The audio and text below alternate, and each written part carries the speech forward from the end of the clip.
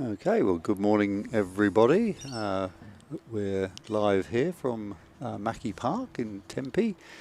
My name's Gareth Denyer, and good morning to my co-host Malcolm Powers. Good morning, Gareth. It is lovely to be here on the third and final day of the New South Wales GC Women's Open Singles Championship.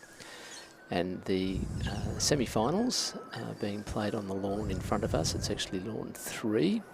We are located on the northern boundary, so we are facing south, and we have Mary McMahon from Queensland playing Sue Sellers from Toronto. Toronto, New South Wales. Toronto, New South Wales, just south of Newcastle, suburb of Newcastle. Mary's come all the way from Queensland and is a very highly ranked player, and Gareth will be talking to us about that shortly. Yeah, it's a lovely day for the croquet today, and the players have played their first couple of rotations at Hoop 1. It looks like the first shot at the hoop is going to be played by Mary with the green ball. She's about 6 yards out in front of Hoop 1.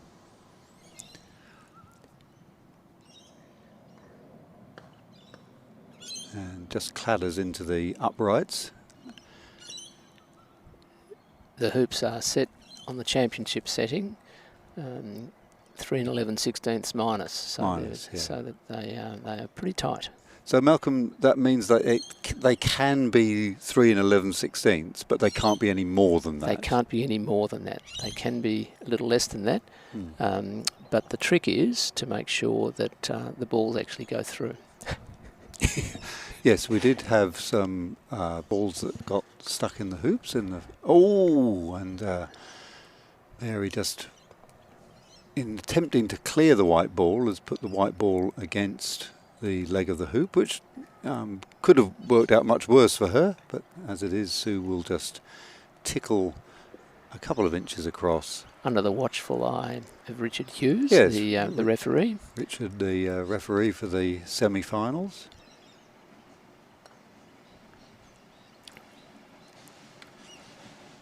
That's Mary. A lovely centre ball clearance from Mary. Yeah, and even better, wasn't it? Because she's put her green ball just south of Hoop 1 and sent Sue off towards the eastern boundary. Sue trying to tickle in front, but this time just nudging the outside leg as she hit that a little bit too hard.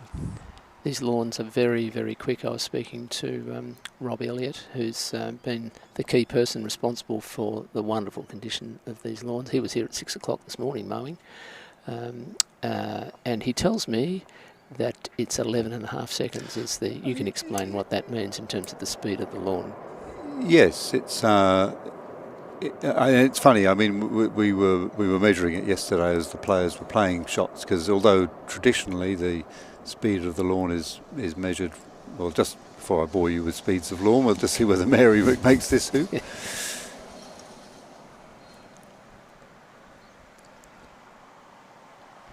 A second shot at the hoop from distance. First one from 6 yards, this one right from the boundary, and sails past on the right hand side of the hoop, and that's going to put a green ball all the way up on the northern boundary, so a good 30 yards away from the action.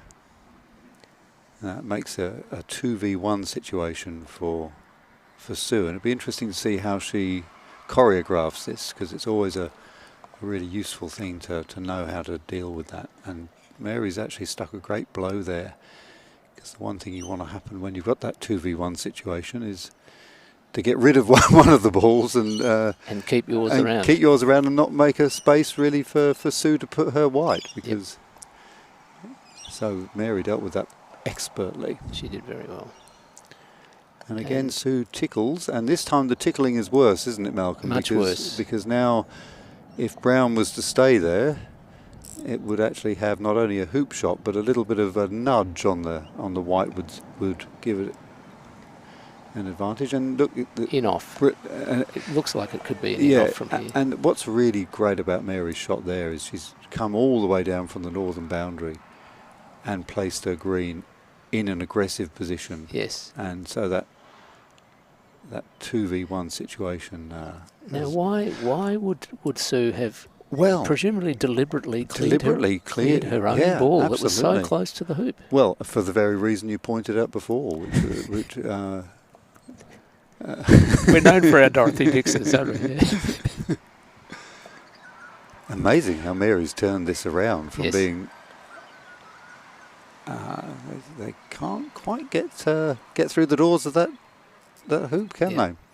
But yeah, incredible how she's. So Sue's brought her white back, but in a very good, strong position, but not on a block, unfortunately. So Mary will have a third attempt at hooping the first hoop. Yeah. And again, hoop says no. That's a lovely stop shot. Yep. Good centre ball. Pink ball only going a foot or so. Well, Mary's had the first 3 shots at the hoop. 6 yards, 7 yards and 4 yards.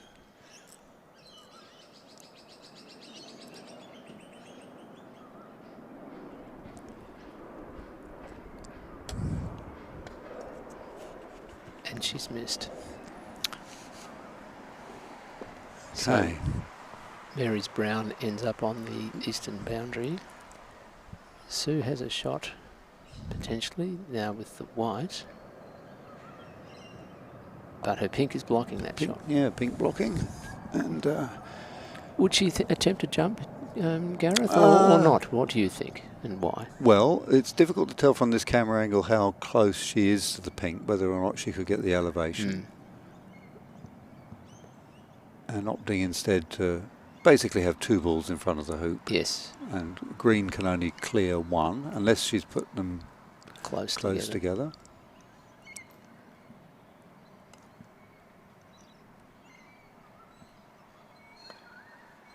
Oh, that is brilliant. A lovely shot. So Sue put the white ball close to the hoop, but it actually just provided an opportunity for green to go into it. And we didn't see that. The double whammy there is that that Sue's pink ball was behind or in front of the hoop, and it means that she now has to go off to the side rather than being able to directly threaten hoop 2. What was a very good hooping position becomes a disadvantage when approaching hoop 2. So Mary's playing across the lawn. Yeah, and that's a good response, isn't it, Malcolm? Keeping a good distance from the pink, but still with a bit of menace. Yes. Lovely. Sue puts in a lovely it's a great ball. shot. For it to be effective, though, Sue will have to clear the brown ball. Yes, with the pink. And that's a very nice response from Mary, because it now means that if Sue was to miss the clearance with the pink, if it doesn't look like she's going to take it, what's she going to do? She might just be putting another ball in. Maybe a block on brown on white. That's a possibility. Yeah. No, she takes the green. She's taking. Okay. And a very strong centre ball clearance. The pink has stayed around. So Mary will be looking to clear the white, unless she has a shot on the hoop, but that would be risky. Well, she's already shown she's the master of the collision, hasn't she? The previous hoop. And a lovely centre ball clearance. Yeah. Leaving her brown close to hoop 2. And leaving white with limited options for where to go. Yes. So, Malcolm, one of the things we can talk about is the prospects for these 2 players. The difference in their grades is significant. So Mary's grade is over 2,000 and Sue's is 1,850. So there's about 200 grade points different between them, which would mean, just on pure probability terms, that Mary should win any particular game between them about 70% of the time. Mm.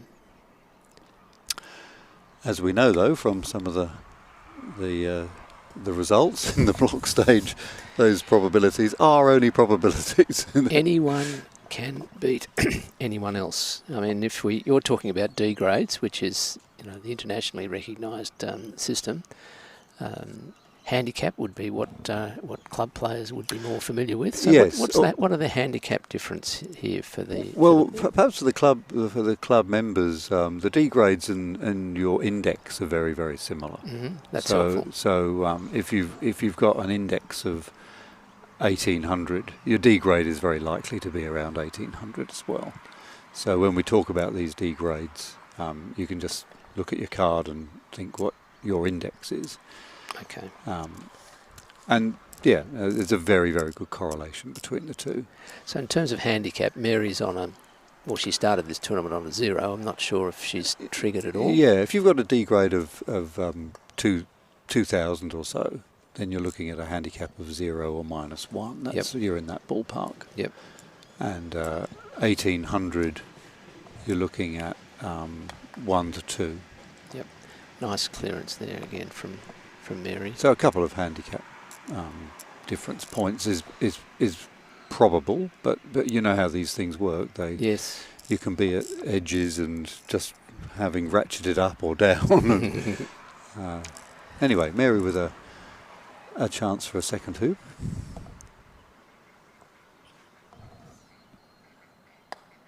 Oh, and she chooses instead to take the white. Which was the safe option, because if she'd missed the hoop, then it looked like white had a shot on it. Although Brown would have had a chance to play before, so I'm slightly surprised, because it was, in a sense, it was a free shot. Yes, that's true. But the players are the ones who can see the situation, and they've got to play with what they feel comfortable and tactically best for their style of play. Exactly. And Mary tries to just smooth that one in, but always difficult, even on these great lawns, to get that just right. It is.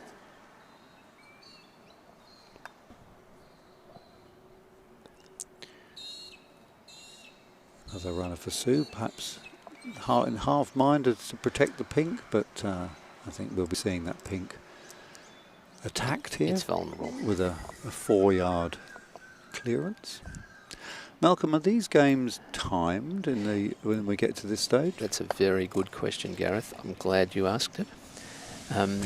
This is the semi-final, and it's the best of 3 13-point games, and the series of games has a cumulative time limit of 70 minutes, 65, okay, and then 60 minutes. Okay, 70, 65. So what that means is that the players, if they finish early, say in an hour, then they bank the 10 minutes that they didn't use in their first game to the second game. So that would become a 75-minute game. And can you run a debt on the first game? If the bell, no, you don't run a debt.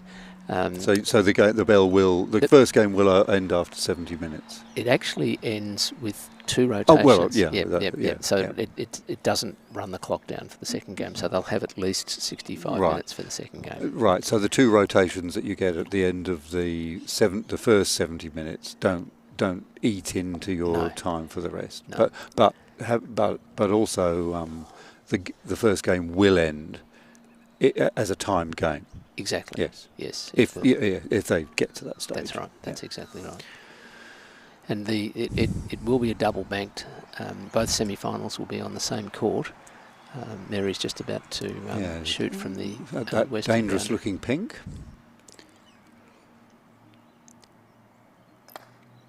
And that sprays wide enough to actually promote the brown. Unfortunately, that won't stop it from being offside. But it would have been a nice little plan B if that was indeed the rule.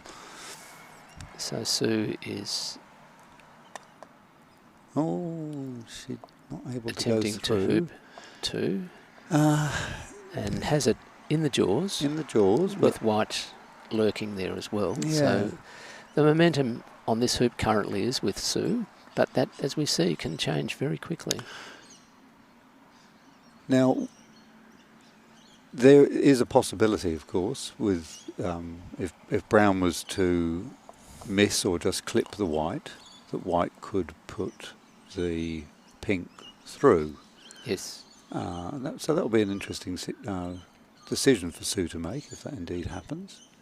But it looks like Mary's going to try and dispatch the pink anyway. Or the white. Seems to be aiming at the You pink. are right. And Yep.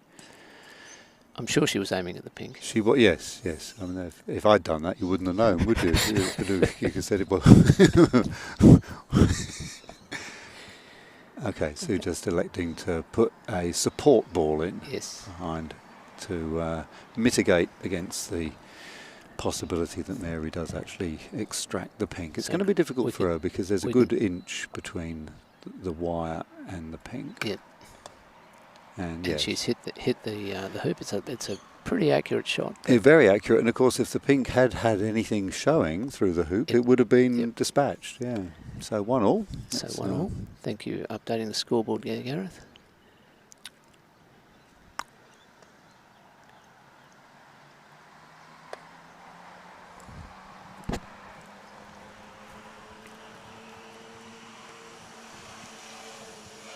So the brown has come across. So this is where you can, we were talking about lawn speed earlier. This is a great opportunity for you when you're just observing a game to get a little cheeky measure of lawn speed. Yes. Because generally the players are hitting the ball 14 yards. And you can, oh, that's close. Although lawn speed is traditionally and as a gold standard measured by looking at the time it takes for a ball to go exactly 35 yards. Yeah, which is north to south or south to north. You can, if you know the distance over which a ball has gone and how long it's taken, you can apply the famous Newtonian motion laws that you would have learnt at school, and and you can determine the lawn speed there. So. We might do that on a couple of occasions during the day, see how things are moving. Because the lawn speed does vary, doesn't it, Gareth? What are some of the things that make the lawn slower or faster? Well, one of the things that normally happens in the morning is that there's a nice coating of dew on the lawn. But as you mentioned, Rob Elliott has been out on the mower this morning and not only shaved a few nanometers off the height of the grass, he's also taken all the dew away. So now we just need to be conscious that we're broadcasting from fairly close to this hoop. So it could be time for the cone of silence. Cone of silence.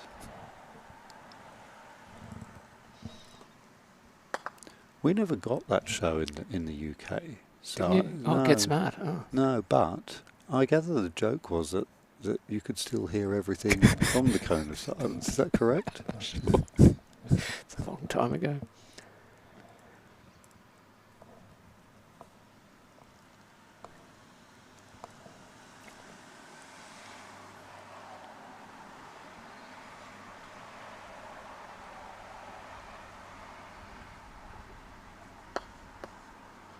A little bit of backspin. Yeah. But sitting neatly in the jaws. Pink may have a shot on it.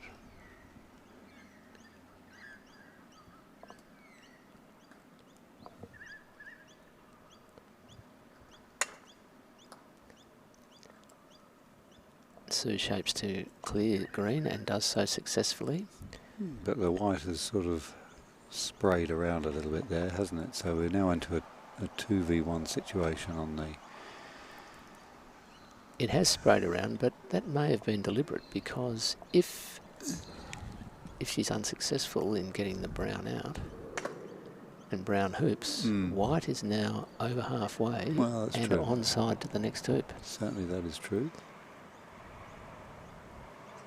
So an interesting choice for Mary here. Just going up to, she hasn't got the block on the, she's blocked pink though, that's the problem. So Well, she won't be able to get rid of. She would have been looking to have thumped pink all the way over to the western boundary, but now I think she's actually blocked herself on that. well, I think she can either run the hoop or jaws it, and pink will have difficulty getting rid of 2.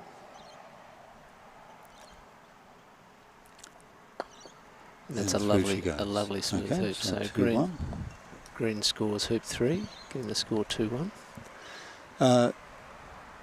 Yeah, I mean that was an interesting tactical choice for her there, because there's a possibility that if green had good visibility of pink, she could have thumped the pink all the way down to. Oh, there's a rainbow up there. Look. Lovely. We can't. See, we can. We can just see the rainbow on the top of the screen there. Look at that, viewers. Above the little. Yeah, thank you, Samuel, for bringing out the Tempe rainbow. And we thank Samuel for his expertise. So the little pot of gold there is just over the Wooleye Creek, isn't it? Yes.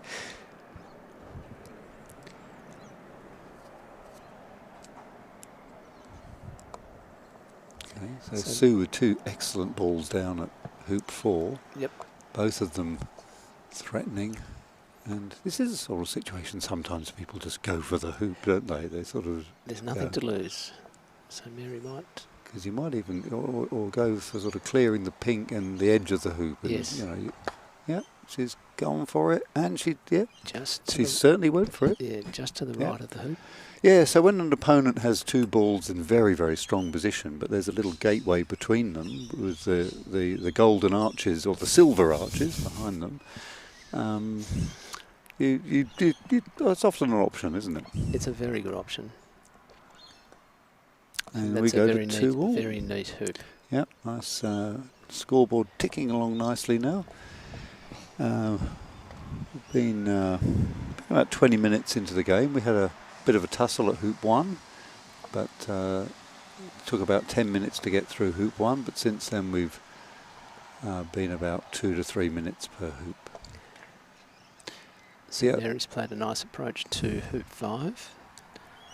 The other game being played with the primary balls is underway, and that's Karen Bisley and Alison Sharp, and hopefully we'll get some good opportunities to talk about that game as a window presents itself.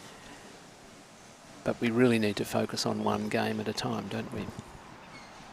Well, I don't know. The world is split on that. Samuel might advise us on what we can do with. I'm sure Samuel won't tell us off if we make the odd comment on the other game. People arriving with coffees. None offered to the commentary team yet, though, which is a bit of a shame.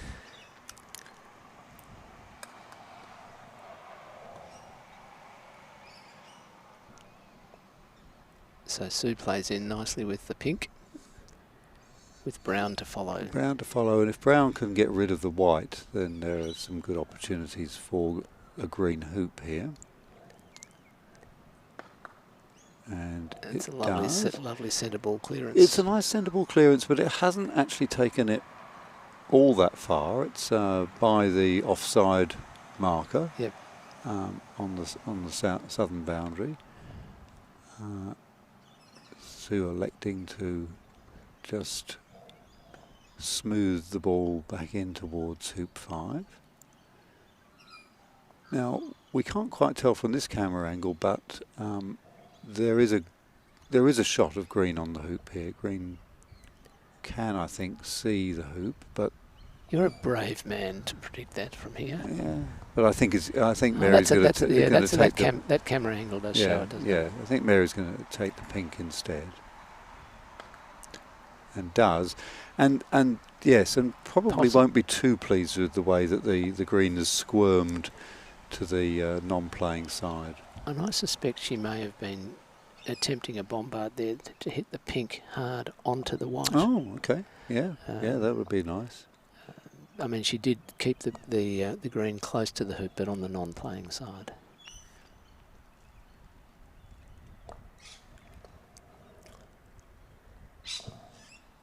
So Sue's out of shot at the moment. Her ball is on the western boundary. Oh, no, thank you. And it comes back in.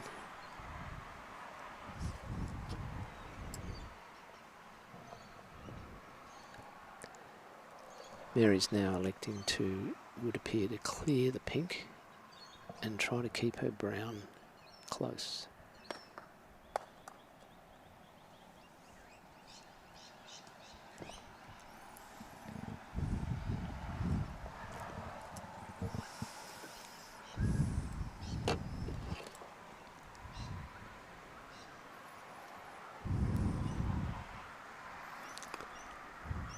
So Sue's looking for a position where she can run that hoop 5, but ideally where she's hidden from both opposition balls. And it would appear that green has got a sight of at least part of white. Yeah, there's half a ball there, isn't there? Yep. And Mary has to take this one because Brown doesn't have. Would have to go through the back, and that's a very difficult and risky shot. And deals with it nicely. Yep.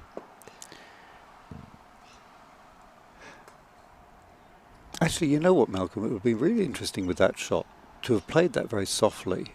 Just nudge the white out a little bit so that it's vulnerable to the brown. Yeah.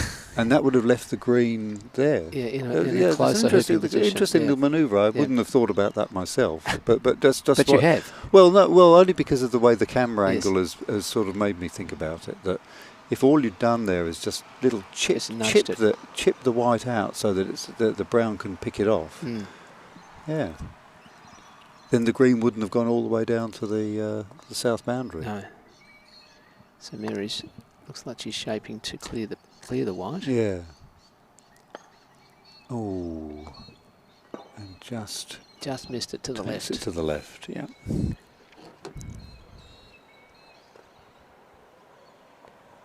Sometimes players at this level are not aiming to hit the ball in the centre. They're trying to hit it on the side because they're trying to position their striker ball, and of course that increases the risk of missing it entirely.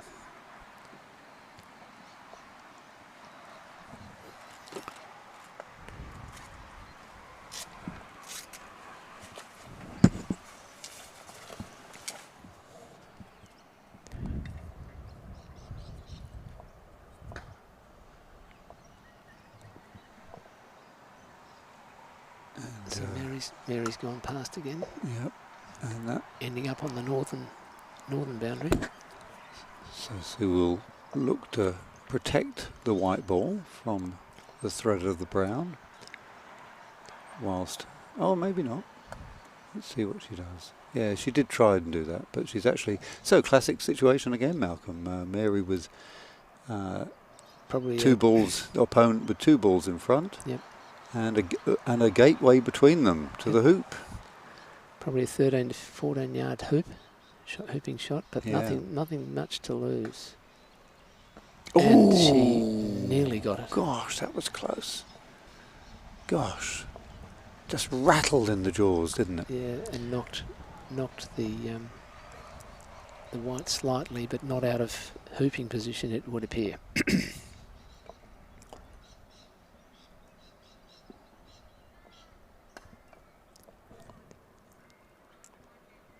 And offside direction being given. And for the first time, Sue takes a 3-2 lead.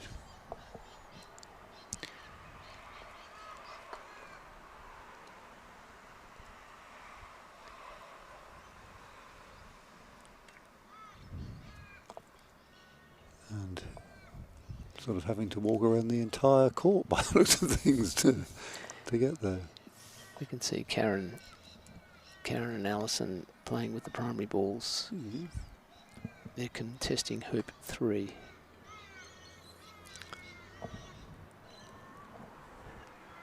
Alison currently 2-0 up in that game, I believe.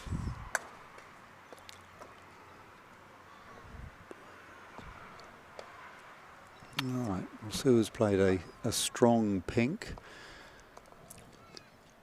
And there is an opportunity for Sue to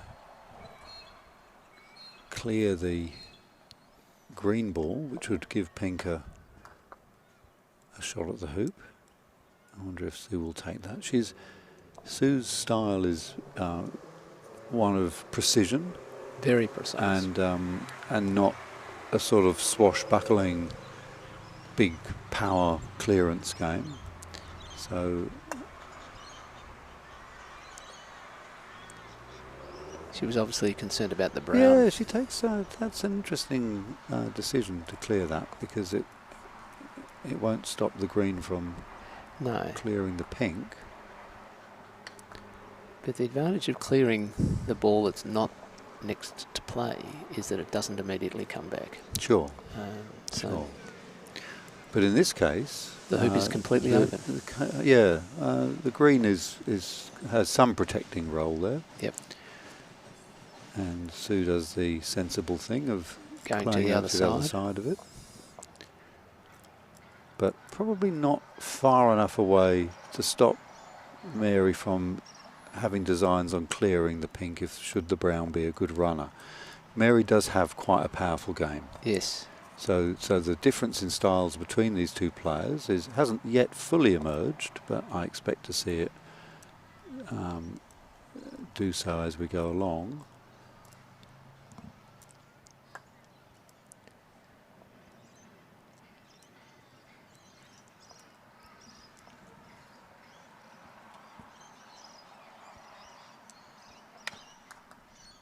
Oh, a double clearance. I don't know whether she meant that, but it's certainly very effective. And you saw the power of the shot. Yeah, yep. and again, I think this is something that is worth everybody noting, that if you elect to clear a ball, you do actually have to hit it. Hit it. Yeah, yeah. Just excuse me a second. So,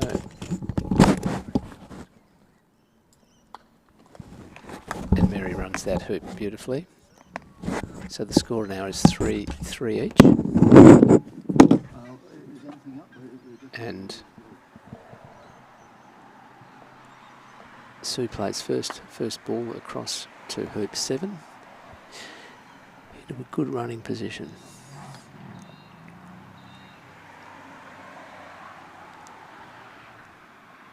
Situation with this hoop, of course, is that it's hoop 7 is not far from hoop 6, and so it's it's a much easier clearance shot if players elect to clear. Sue was attempting to clear the green, I would presume, but struck her own ball by mistake. So Mary comes in to consolidate, puts in another good running ball.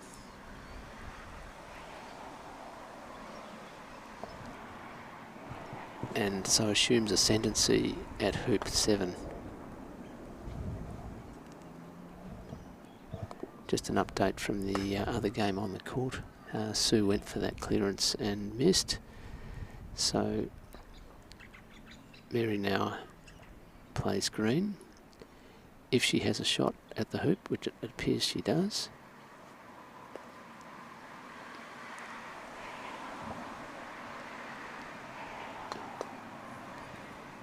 but the hoop rejects the green, which then gives Sue the opportunity to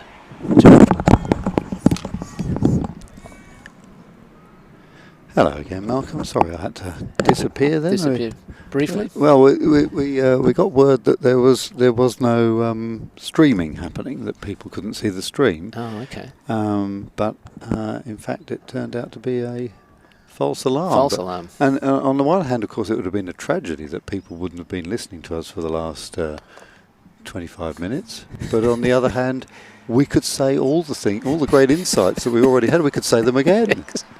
So, everyone's a winner with that one. Yep. Now, what's the score? Is it? So Mary now is 4-3. 4-3 to Mary, okay. Yeah, there we go. Thank you. Oh, so I missed Mary making both hoop 6 and then just came in there for hoop 7. Yep. And Sue, how did Sue find herself offside here? She went for a clearance and Clearance, missed. right. So she was on trying the- to clear she was from on the northern boundary. On the northern and boundary, missed yeah. it. Yep. Okay. So Sue has first shot to hoop 8. You can see the white coming across there. And that Very close to the hoop. it's close. It's maybe not a runner though. It's certainly No. a jawser, Yep. if there's such a word in the dictionary. Should be.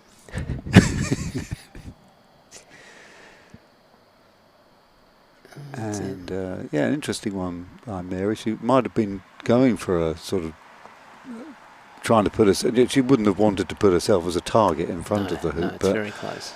but it's drifted off to the side. And that's the pink's done the same. Oh, you can see the curve there. Yeah. Very much right to left. So presumably Mary, if she's wanting to end up near the hoop, will aim to the right of the hoop, as she has. Camera-wise, we've just got the cameras up here, haven't we? Yeah, they're all on the northern. They're all on the northern boundary. Yeah. So when things get down there, the perspective and the parallax sort of are a little bit difficult to unravel. Yes. So you'll have to. We'll be conservative in our predictions. Well, you will. Yeah.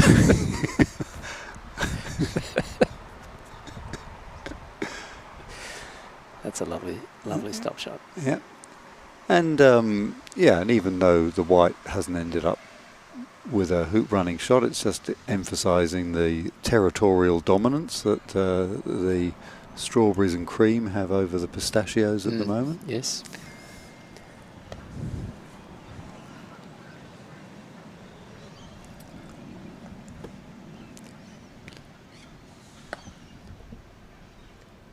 And Mary just misses pink to the right. Yeah, so green sails by. Brown's still in a good position in the sense that it's about 5 yards directly in front of the hoop.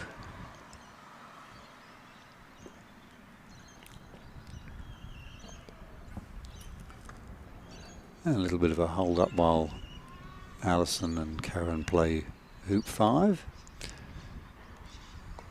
Not an uncommon thing in a double bank game for the play at hoop 5 to intersect with the play at hoop 8. I think Alison might be 4-0 up. 4-0. I think. Right. Okay. Well, the Karen has had a fantastic tournament. She has. Okay, so Sue has put her pink in the jaws. Now what is... Yeah, so Mary electing to get rid of the white.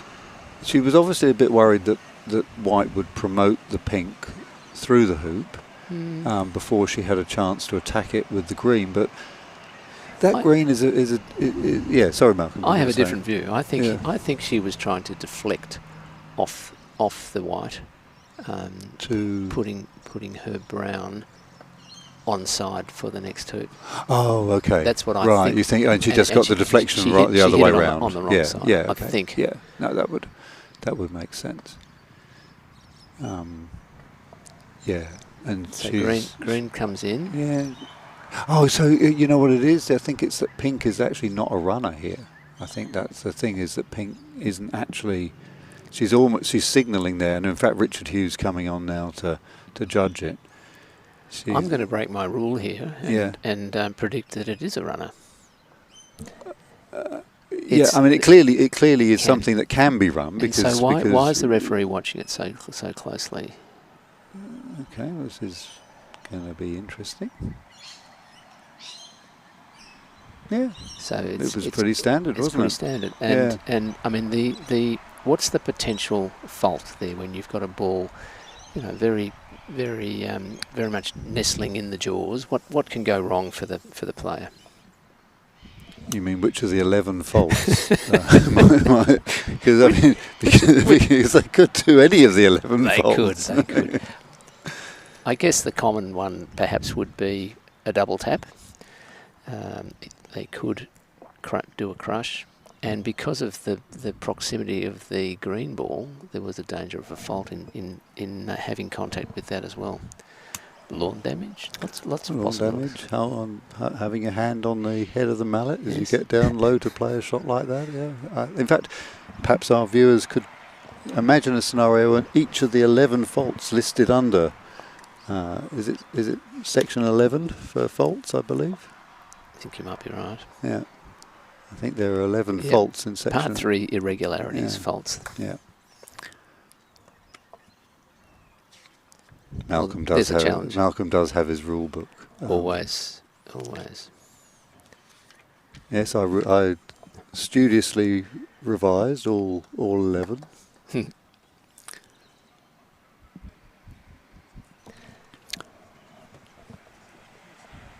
Okay, so I believe the scores are now Oh, sorry. 4 each. 4 each. So we just Sorry, need to two- update two- that scoreboard. Yeah. And Very nice clearance that's of a the brown beautiful there. clearance Yeah, across very there. nice.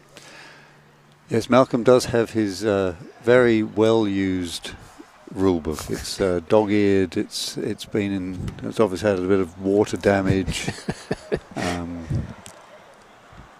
but it's a trophy when you have something that's been so well referred to. Well, I don't claim to remember all the rules, that's the thing. Okay, some good clearing happening now. Very good. And everything very open.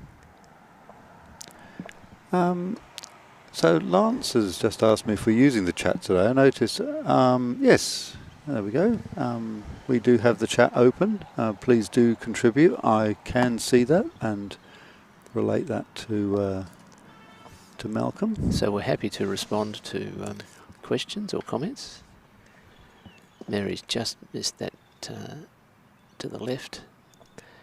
So her green has ended up on the eastern boundary near corner. Yeah, with both four. Mary's balls away, there's a chance for Sue to pile up some pressure now. And the problem when you get into a game where you're just clearing from 10 or more yards every time, you're going to miss one eventually, and even the ones you hit, you end up spraying. Yes. Or missing. Yeah. So, yeah.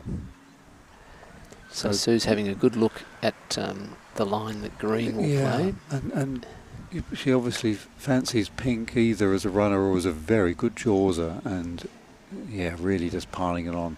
Well, a chance for a double clearance here, maybe. That's the problem, isn't it? If you put your two balls close together, you give your opponent the opportunity to clear both, either with a bombard or a cannon, and she's cleared pink very nicely. Yeah, and pink was the immediate concern because the brown is still a 7-yard clearance on the white.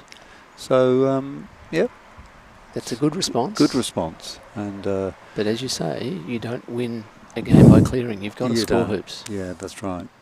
That's right. So the difficulty is that she's cleared the next ball to play pink, and pink can just come back and sit in front, so Sue can have a second option, and possibly going for a block, I think, trying to protect the white from being cleared by brown. Hasn't been successful. Now, the way that Mary can get back into this, of course, is with a good centre ball clearance here. That will help greatly. And she does hit, but it's not centre ball, though. It's a solid clearance, but not centre ball, as you say. And Sue, in opting to try and put a block in with pink, pink is fairly angled. It may not be able to run from there. Well, that's right. And the other way that Mary can get back into this game is if Sue takes a shot and it flops. Yes. And suddenly the dynamic of the hoop changes.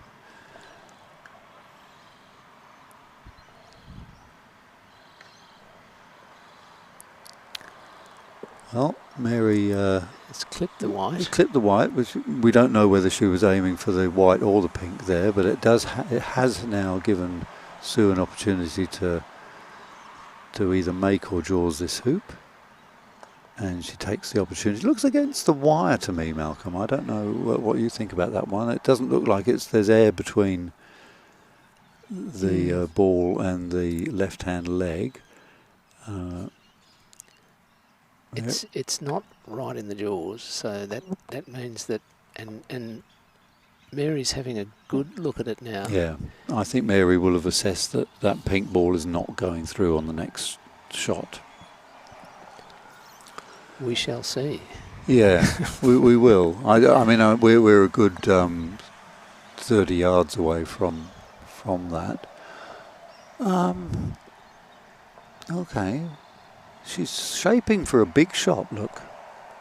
She is. Yeah, she's shaping for a clearance type shot.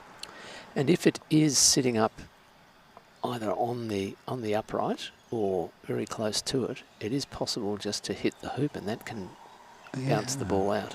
Interesting. Yeah. So missing on the northern side. Yes.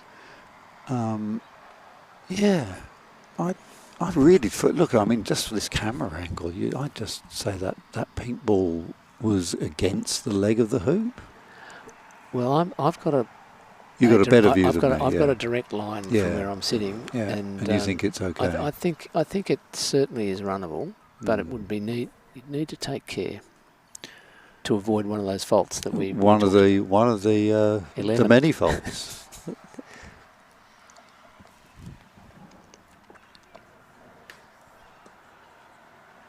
Well, that's a fantastic shot. So, just to recap, Mary struck the green from the boundary, from the eastern boundary, and dislodged the pink and the white. Yeah. So that's the kind of double clearance that can change the momentum. Absolutely, absolutely. So instead of clearing, now Mary is placing her balls in the hooping position.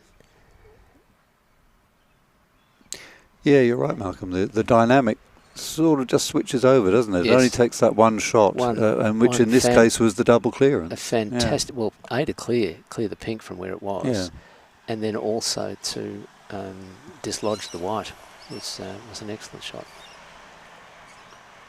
So because pink doesn't appear to have a shot on the hoop, Mary is just putting another ball in.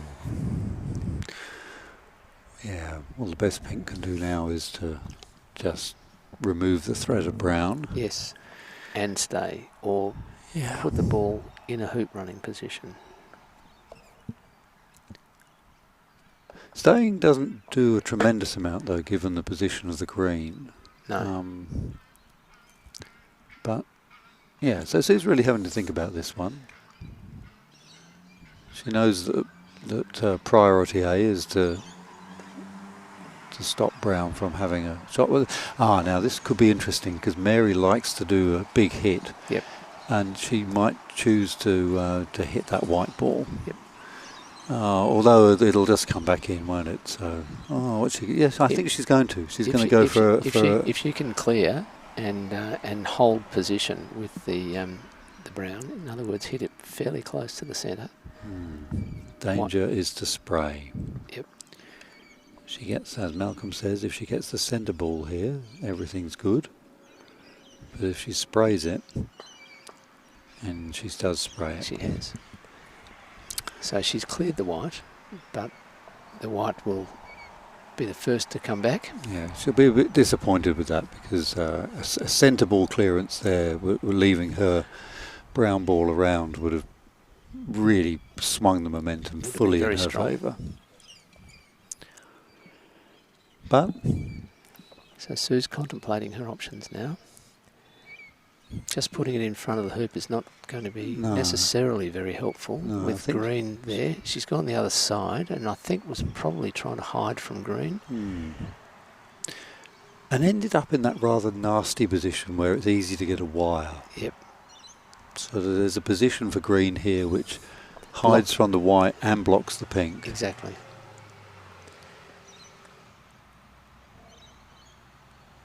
And she achieves it perfectly. Mary's done it. Yeah. absolutely perfectly. Okay. So what are Sue's options here? Well, you feel that she has to try and clear the green, and I think that's what she tried to do. She tried to do, and look, it may not have turned out terribly because now white can actually see the green. Yes. Whereas before it couldn't. But look, suddenly, isn't it amazing, Malcolm, how the dynamic has now changed? We, like 4 rotations ago, we had pink and white in front of the hoop. Exactly, and now we've got the green and brown in front of the hoop. But as you say, white is now open on green. Yep. And double clearance. A cannon. There we go. A lovely shot. So a very interestingly contested hoop. Just to give you an idea of the time, we've been 50 minutes into this, so we've got 20 minutes left. Yep. There haven't been any hold-ups for these players. They were the first on the lawn. They haven't had to wait for anybody. So Sue taking a shot at the green, which squirmed by, and this now gives Mary an opportunity. If she can get some distance on the white, it would mean hitting at an angle. She's decided not to do that, to simply pump the white to the boundary, give Sue a 10-yarder. But Sue has to connect with this now. There is only one shot. She has to clear the green.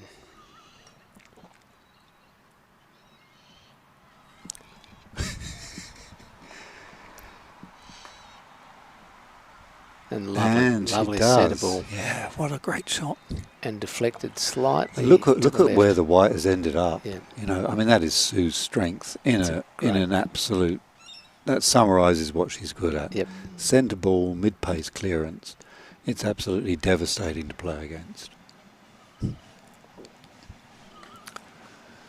Well, I think Mary was attempting to clear the white. attempting to clear the white, and yeah, that's that's opened up the swung it again. Yep. Yeah. Although Mary's green has ended up on the short boundary, and at this level, a 7-yard clearance is very, very doable. Very doable.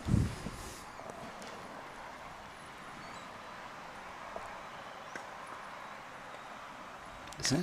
Sue clears the brown. Okay, I'll be interested to see if Mary decides to just block the pink, and she does.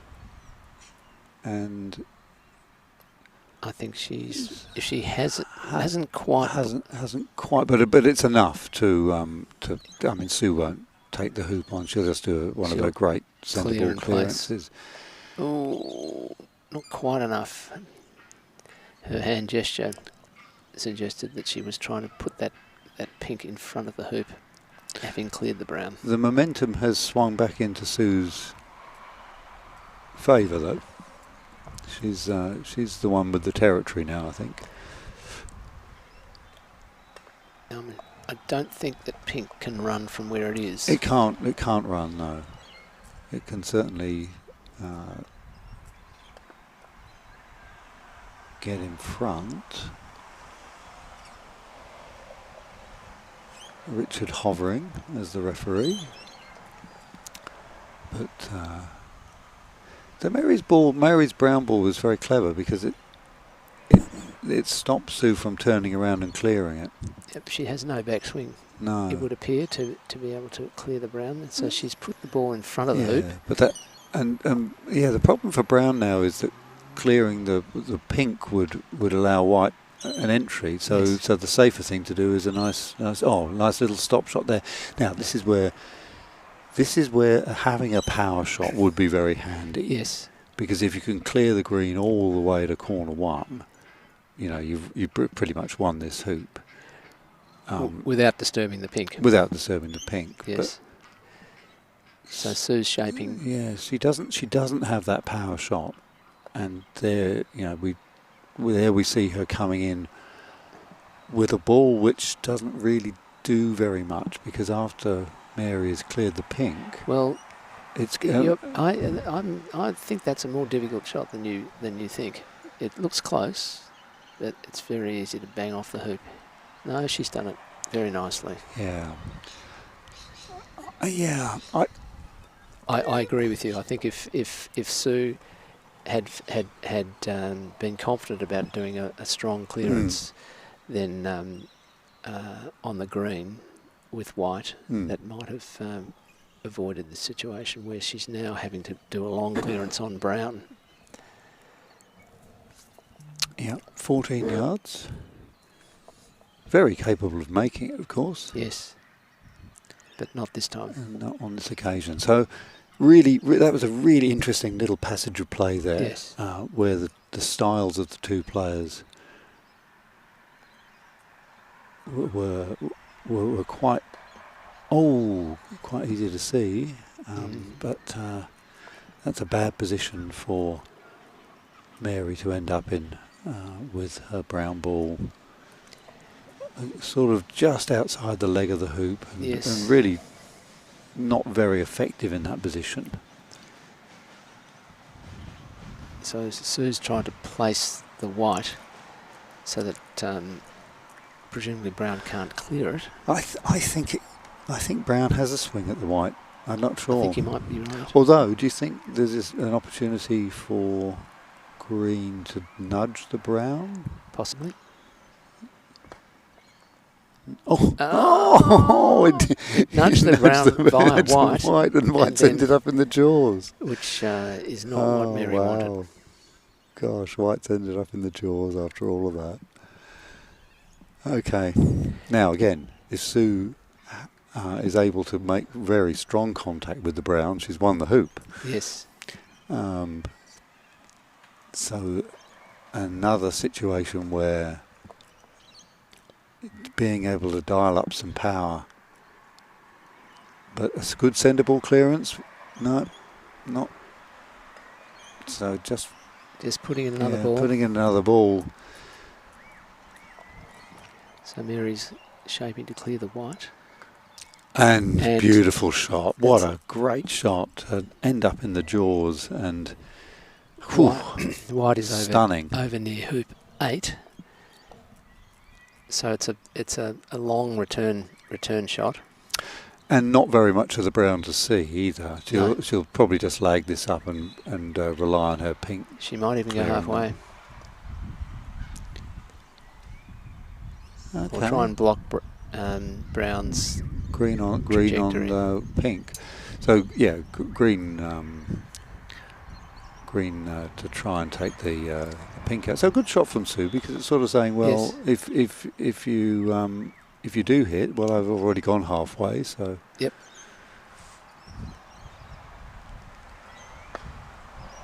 Ooh.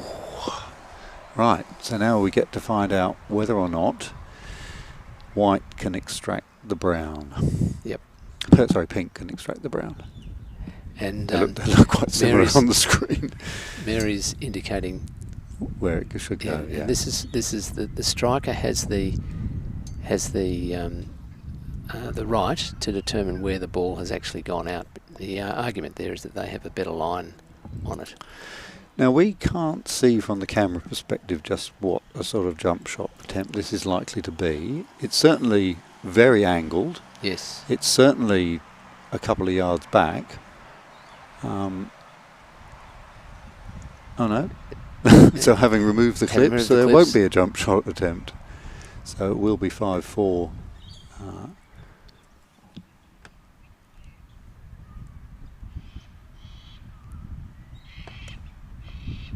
And gets through with distance. Yep. And Richard Hughes, the referee, indicates that it was a clean shot and brown hoop. So Mary takes the lead at 5-4. And with a very good brown as well, because it's really saying, well, Sue, whatever ball you put into this hoop, I am going to be able to run it. Yep. To clear it, run it. Now, can she follow it up with a good green? And the answer is it's a pretty good green. It's a very good green. So Brown now that's has 3 yards away. Yep. Certainly in a very strong hooping position. Oh, and that's put the brown into a better clearing position on the white. So there is a position for Mary to clear the white so that it's snookered from the green. Yep. Putting it behind the hoop. So we're just going to hush our tones as they're up at this end where our commentary position is. And that She's hit it. She's hit quite effective. She's hit it very nicely. There is visibility there. There is visibility. I can confirm that from where I'm sitting.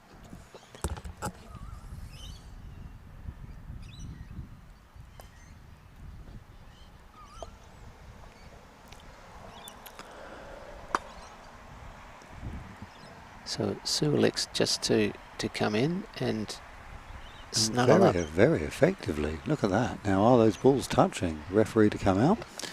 So Richard will come out with his probably a little piece of white paper or the bottom of a yogurt carton or something like that. Mm. Do you have a special little white thing that you... Yeah, from a tea bag container. Tea bag? Tea bag, you know, the liners in the tea bag boxes. Oh. It's perfect size. Okay. Very good. Okay, it would appear that they are touching. Oh, bit of a time for an AC shot here. I can see a nice split into the hoop.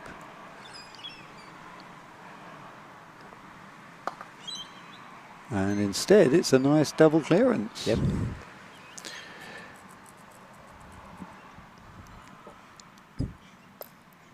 Here's the commentary central there. In the van. Okay.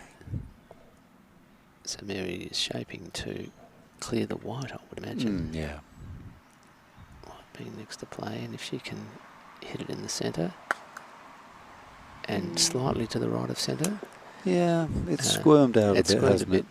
But it's in the right direction, and she did clear the white off the boundary. Yeah. So we can see there Sue's marking it in.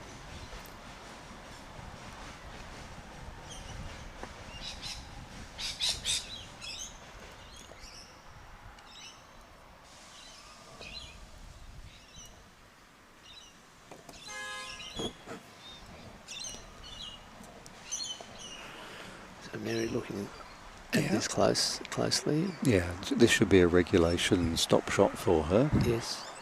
Centre ball.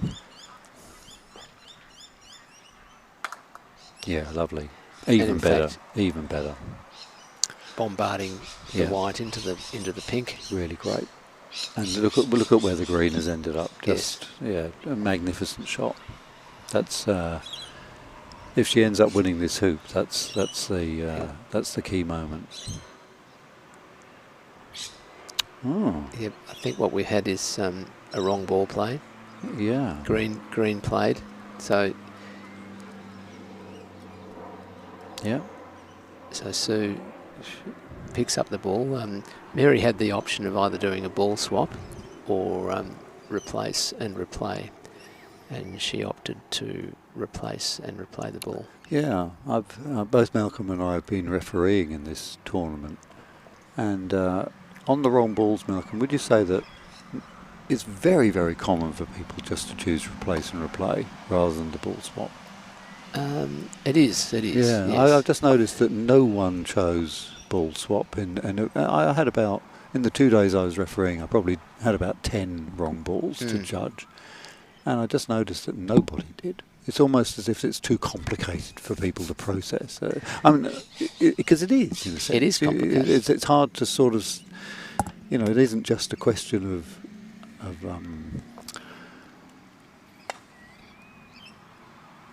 and Sue just losing a bit of momentum here. Yeah. So Mary's putting more pressure on. We're just speaking in hushed tones. Discussion about where the ball went out. I think they weren't quite. Sue's not quite sure. Of course, it was quite critical where it went out, because it's either a wide shot or double clearance or a single clearance?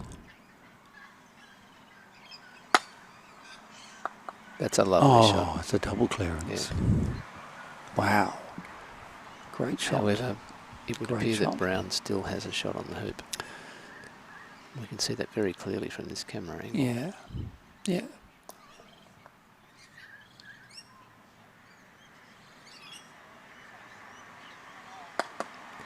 Oh, rejected. Mary hits it quite firmly. And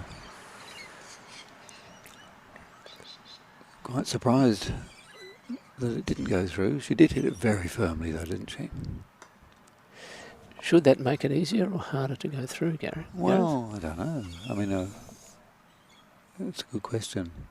I think that one of the problems when you hit it very hard is that the ball is not acquiring any topspin, and so when it clatters into the legs of the hoop, it doesn't have any forward rolling rotation. Correct. If it's just skidding, it just slams into. We'll just pause briefly here as Sue's about to take her shot very close to our position.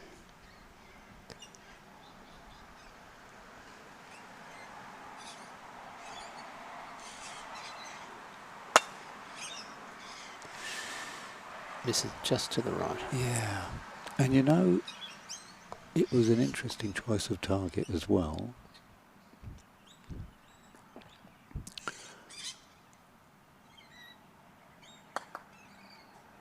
And now Sue now dominating the territory in front because she's got a ball on the short side and a ball waiting to come in. Yeah, Mary, I think you meant. Sorry, Yep. Mary. Yeah, a missed clearance, a missed hoop, it tends to shift the momentum, doesn't it? Yeah.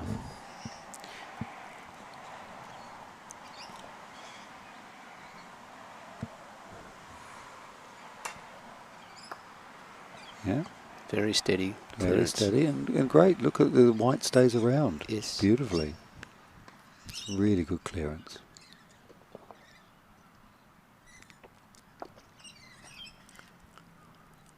So Mary places her green in a good shooting position. It's unlikely to be there, isn't it? The green, the white ball. Well, pink plays in first, and then white is vulnerable to brown. Yeah, 7 yards or so from brown to white. It's going to be quite a crucial shot. Where's this going? Where's this going? Oh, that's a wonderful shot. Into the jaws. Into the jaws from about, I think she'd be happy with that. 28 yards away.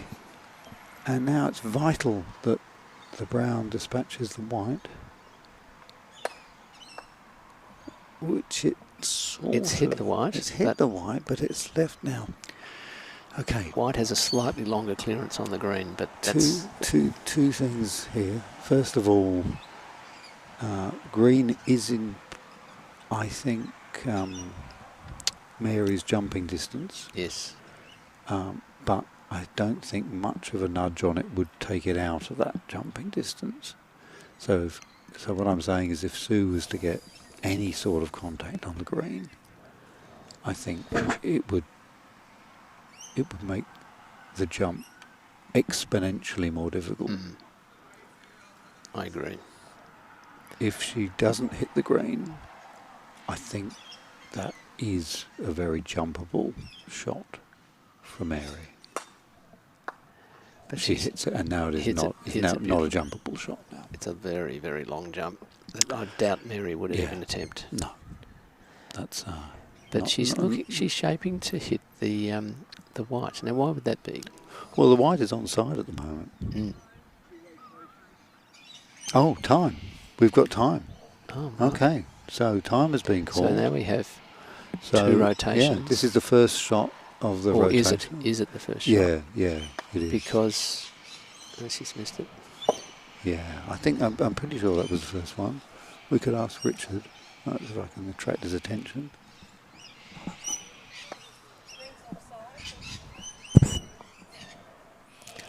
So that Richard is so close but so far away. So I think the first ball in the rotation may have been pink. You think so? Right. I'm one. Okay. Well, Malcolm thinks We shall it was see. pink. We shall I think see. it was. I think it was green. I think green was the first ball. The first. So I think they've all had one shot now, but Malcolm thinks. And I think it will actually not make any difference because Well, the scores are now level. the scores are level. Yes. So there is no. There is no. This is a normal hoop. It's a normal hoop It's a now. normal It doesn't. hoop. It actually Yeah. doesn't matter. Yeah. You're right. Yeah. Yeah. Okay. Yeah, so that little bit of excitement we had there with possible 2 rotations is no longer applying because we've got a 5-all score. And so this is now effectively the deciding hoop, golden hoop. Yeah, and for this first game. Mary will be disappointed with the shot that she just played with the brown there.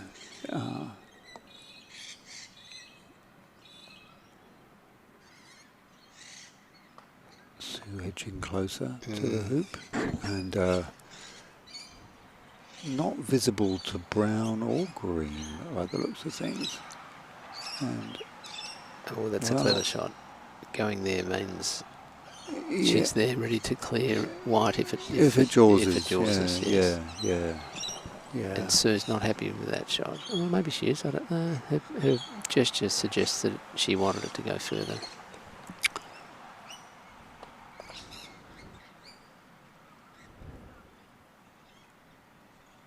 Okay, so let's see if you're right, Malcolm. Let's see if we get a jaws here, followed by a green clearance. No, we're going to get a clearance of the green. Clearance of the green.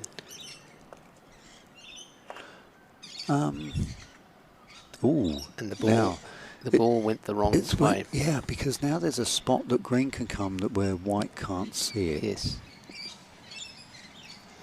Although pink will play next, and I'm not sure that the brown can run hoop 11 from there. I think it can. I think the angle that you can see from where you're sitting is and that looks like a lovely block.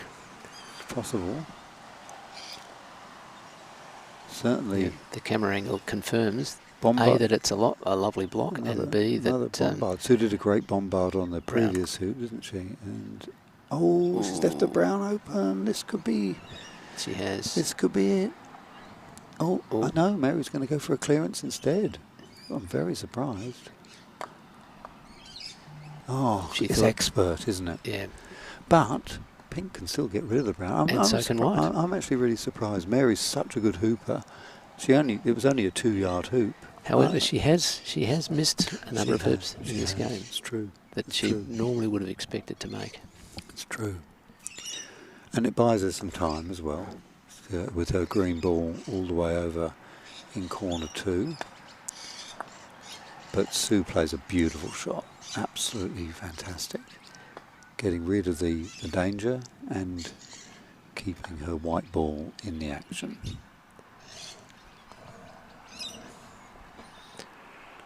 Yeah, so green comes in. Steady green. Will we see the same from Sue? Another one of these nice clearances that she does. Yep. Mid-paced, very controlled.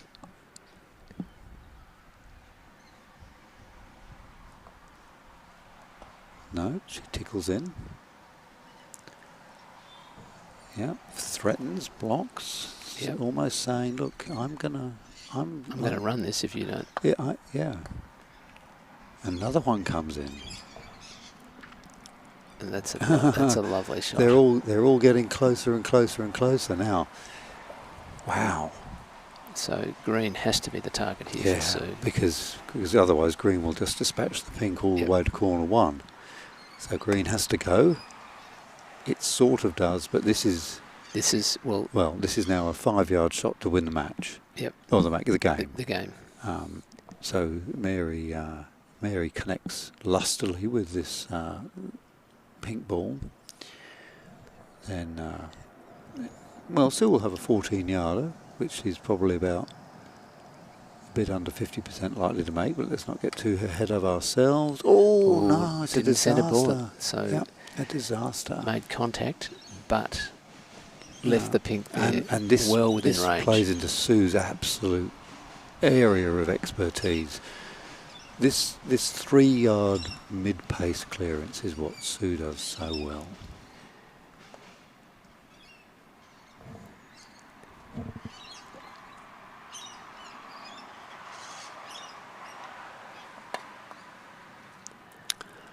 Could have been a case of commentators' curse there. Commentators, definitely a curse on that one, because now every single ball is at least 14 yards away from the hoop, except this brown ball, which is going to come in and be 1 foot away from the hoop. Yep, and probably... And wide from the white. Quite, at least partially. I think Alison has just scored hoop 10, so and has won the game, so it would have been 7-3. All right. Well, so Alison Sharp defeating Karen Bisley in the other semi-final, 7-3, with presumably time to spare because they were held up. They started later and they were held up. So not a very compelling. But this is everything comes down to this now. This 14-yard clearance. So Sue will take her time over this. Yep. Can she make amends for the damage of the previous shot? Just missed. It was very close. Just missed. And so this one to take out a 6-5 first game. And well done. So Malcolm, a couple of key moments for me in that game. Yes. And the first one I'd mention is the one that's most immediately in our memory, the shot that Sue is normally so confident at, which is a 3-yard mid-paced clearance, centre ball thing, just not working for her on that occasion. Flicked off it and didn't put the brown far enough away. And then the other one was that really, really interesting battle that we had at hoop 9, where we saw how things ebb and flow, and that, you know, sometimes you can have both balls in front of the hoop and the opponent does a bombard or a great clearance, or you have a go at the hoop and you fail, and suddenly the momentum's been taken away from you. It was like lead changes, wasn't it? In the game, the ebb and flow of the play. Yeah. Yeah. So, now we're on screen. We're on screen. I'll just adjust the score so that Mary wins 6-5. 6-5. And I'll adjust the games, so Mary's now 1 up, and then I'll reset those. And look, what a master of the scoreboard I am. Very well. So that, so Sue with a lot to take away from that game in terms of she would know that she'd be more than capable of bringing that back. We didn't see much of the other game between Karen and Alison, although, as you mentioned, it did end a little bit earlier on hoop 10, so it must have been 7-3. It was 7-3. Yep. So we can update some scores from other lawns, perhaps. What we have is a competition. We're focusing on the X, the final 4, the X semi-finals, which are best of three games, and then of course the winner of each semi-final will proceed to the final and play off starting, I think, this afternoon at 12:30 is the plan. Yeah, that's the estimate. Of course, it's possible that it's only 9:30 at the moment. If the next 2 games are won by the players that won the first games, then they're going to have quite a substantial break before that. So, Indeed. But I think from scheduling terms, we're looking at a 12:30 start. And we should pay credit here to David Stanton, who is the tournament manager and does an enormous amount of work behind the scenes to enable these major championships and other tournaments to take effect. He's provided us with a lot of documentation about the scheduled play for today. So we have the X X semi-finals, which we have been watching, one in detail and one not. Then we have the next 8. The losers of the X final, which is the Z. So we have people like Julie Toms and Brenda Lee Peat, who were very competitive yesterday. Julie took a game off Alison Sharp in her quarterfinal yesterday. Really remarkable, because the difference in grade between those two players is something around 700 grade points, which effectively means that on any particular game between them, there's much more than a 95% chance that Alison would win that game. But that wasn't the biggest upset, was it? It wasn't the biggest upset. Alison had a game against Leslie Saltzman, who is an 8 handicap, and Alison is a -2 handicap, and their difference in grade, I think, would probably rate as one of the biggest upsets ever. Yep. And I think the tragedy here is that it will never be recorded as that, because Leslie doesn't have a D grade. So it's really unfortunate for Leslie. Her name would literally be in the record books. But as it is, when her name gets entered into the system, into the worldwide system, the system will assume that she's a very good player, because the very first game that goes in there will be this victory over Alison Sharp. So instead, if Leslie had played at a smaller tournament first, played games to her normal standard, she would have probably had a D grade in sort of about 1200 or so, and it would have been a 1,000-point difference. Yes. Well, it is a great encouragement to club players to go into open tournaments. I mean, we have a number of players here. I mean, Leslie's, you've mentioned it, a handicap of 8.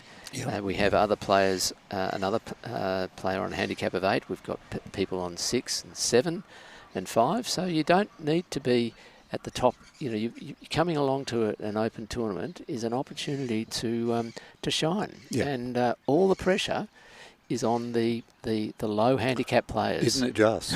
I mean, don't you just hate playing someone who's like a 7 or something? You just think, well, I can only have egg on my face at the end of this, and. But anyway, we're about to start the second. We might actually start. We might cover this other game now. Yes. Okay. Yeah. So this is so Alison. Let me go to Alison the details. Is just about to have Karen Bisley and Alison Sharp are just hitting off in their second game, and I think they're actually the first semi-final. What we covered was the second semi-final. Yeah, that's right. And for some reason, the secondaries started the action today. So we can see Karen is playing the red and the yellow ball, and as the loser of the first of their first game, she hit off first with the red, followed by Alison with a nice black. So Karen now is hitting her yellow ball. And I do like this, that we've purely by luck, we've ended up being able to cover a game of the secondaries and a game of the primaries. Yes. Often when we're doing the stream, we end up focusing on just one game and or one match. And you're doing very well to manage the scoreboard here, Gareth. Look, it's. I don't know whether to be appreciative of your compliment or worried that I'm that old that I wouldn't be expected to be able to manage the buttons on this. So we'll park that one. Yep. So Karen is playing the first ball with the red. Is now playing in. And puts a block in on the black. Yep.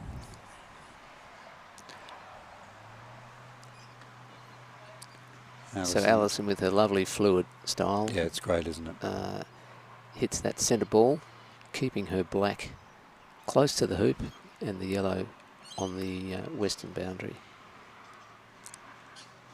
So yellow would have, what, about a 12-yard Yeah. 13, maybe even 14 yard clearance if it's going to try and remove the blue.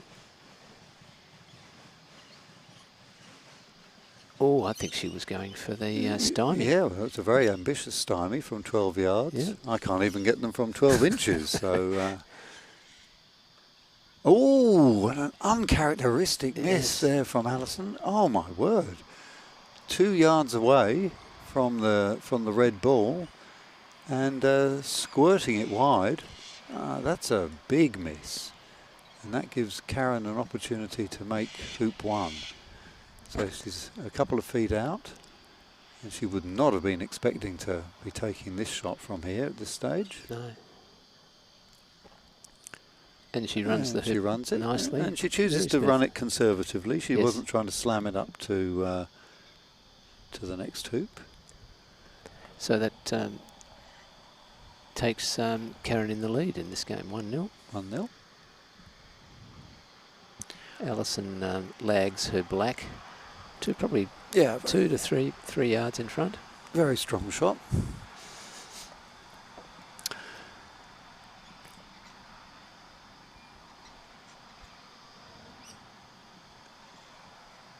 Karen comes up alongside, but in a position that is going to be cleared if Alison is able to put this blue in front of the hoop. Yes. And she isn't. She's actually sprayed it a little bit wide. It's probably not one, but she does still have the hoop runner on the black. Yeah. And Karen with a slightly hampered shot, which causes Richard to come out of his cave, but doesn't actually have a look as Karen knocks that one up. So, yes, if the blue had ended up plumb in front of the hoop, then I think we could have expected to see that yellow ball jettisoned to corner 3, but as it is, I think Alison will have the shot at the hoop.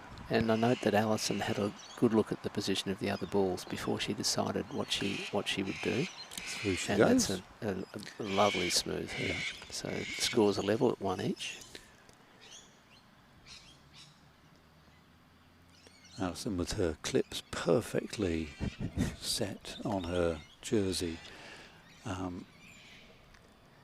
So this is what I was talking about before, Malcolm, with the lawn speed. That when they're playing the balls across this 14, you time the ball as it goes across from one side to the other.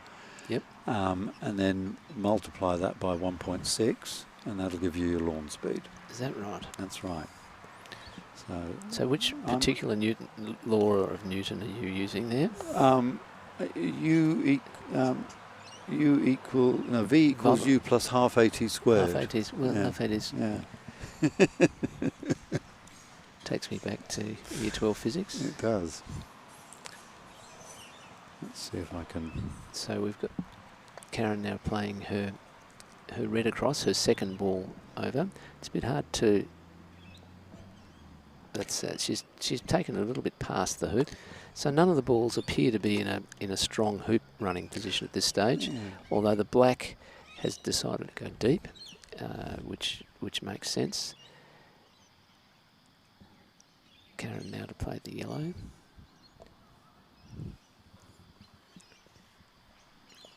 So if she can clear the blue and place her yellow in a good hoop running position, and she's achieved that by doing a good stop shot.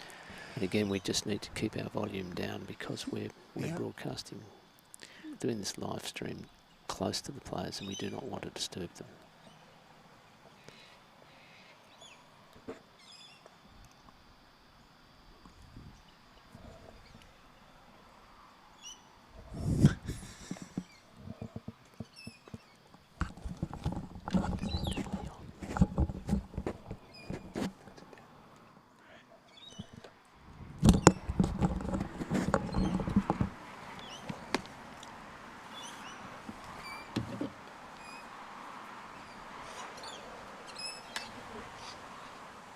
So Alison just misses the attempted clearance of the red to the left.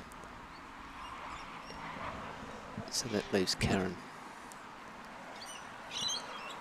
with a shot on the hoop, or perhaps an attempt to jaws with the red. It's just squeezed past. Alison then has black in a position to attempt this hoop.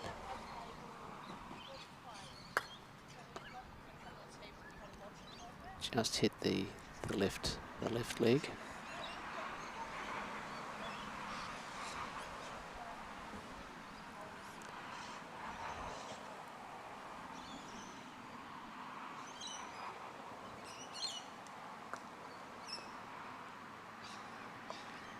I'm not sure if that was an attempted hoop shot or a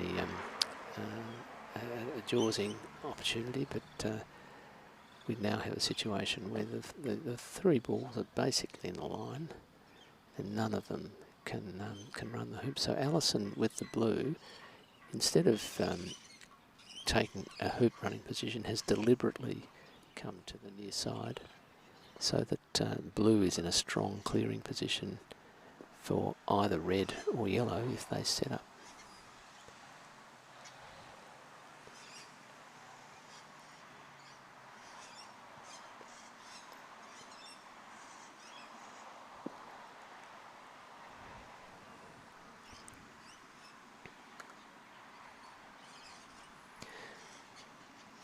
So Alison, just a soft clearance on the yellow. The key thing she was trying to do was to control the position of her black so that it could not be seen by the red.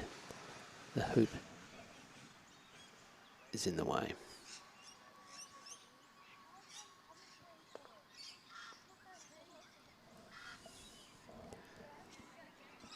Karen has a few options here, and she's thinking about them. The problem for her in just setting up with the yellow, unless she goes very deep in a hoop running position, is that she becomes vulnerable to being cleared by blue. So let's see what she's doing. She's hitting the yellow. A little bit shorter than she would have liked. Alison can now clear with the blue and hold position with the blue. So she's cleared the yellow, probably 12 yards west of hoop 3, and importantly left her blue in a hooping position 5 to 6 yards south.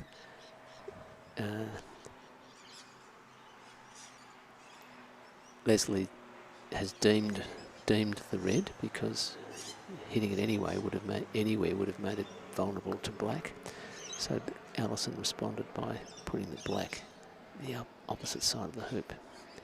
So now Alison does have a free shot with the blue, and does not quite make it.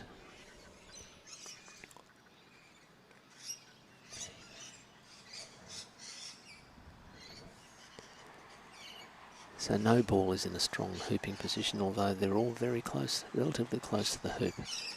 Leslie's looking at the position of yellow and deciding whether yellow can run that hoop or not.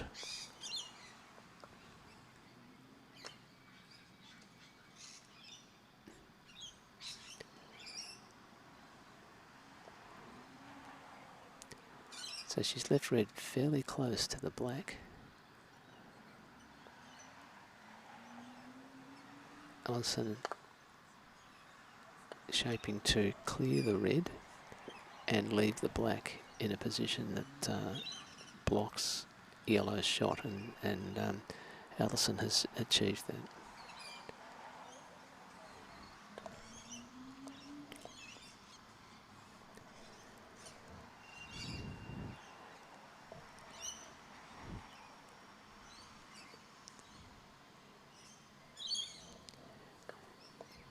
Karen thinking about her options again.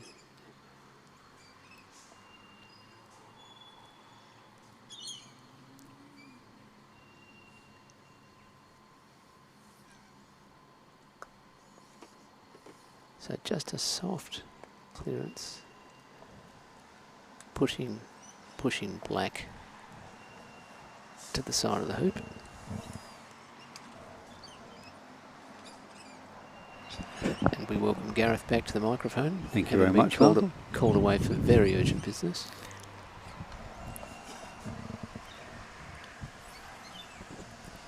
There's a real game of cat and mouse been going on around this hoop since you've been away, Gareth. Which one is the cat?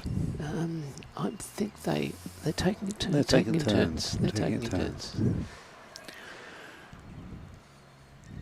And unusual at this level to have balls around the hoop. Often you would see balls further away and longer clearances and hoops being attempted, but the hoops are proving to be pretty tight. So Karen's playing red.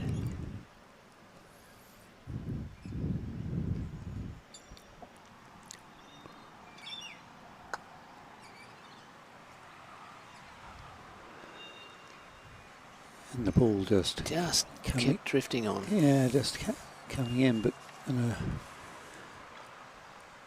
it's sort of blocked yellow on blue, actually, hasn't it? Yes. So it's black to play. And black can really double that block by if black sort of just cozied up to the red, it would make it impossible for yellow to get them. So. Yeah, okay. Interesting that Alison's chosen that. Maybe she feels the block's already good enough. Yes. Yeah, you could just imagine if you just put the black next to the red there. Then it would be impossible to get the yellow onto it, wouldn't it? Although even with you a could bombard. Well, not if they were it was actually next to, because that's anyway. It's happened. So that was yellow. It was yellow, blue to play.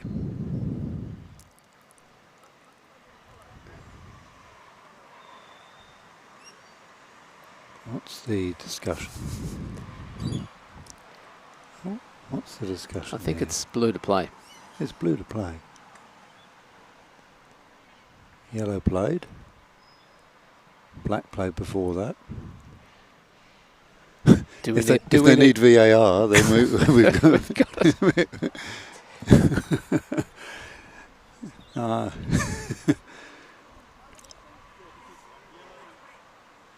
what are they doing?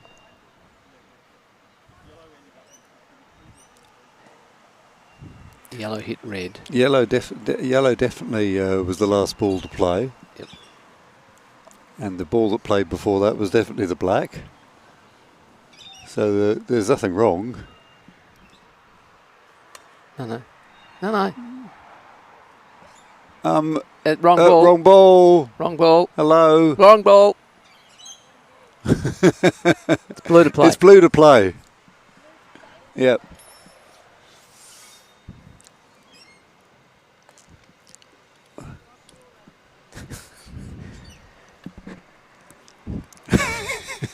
Well, we've never had the commentary team interfere with the game before, have we? There's always a first. Hey, wouldn't it be terrible if it wasn't that way round?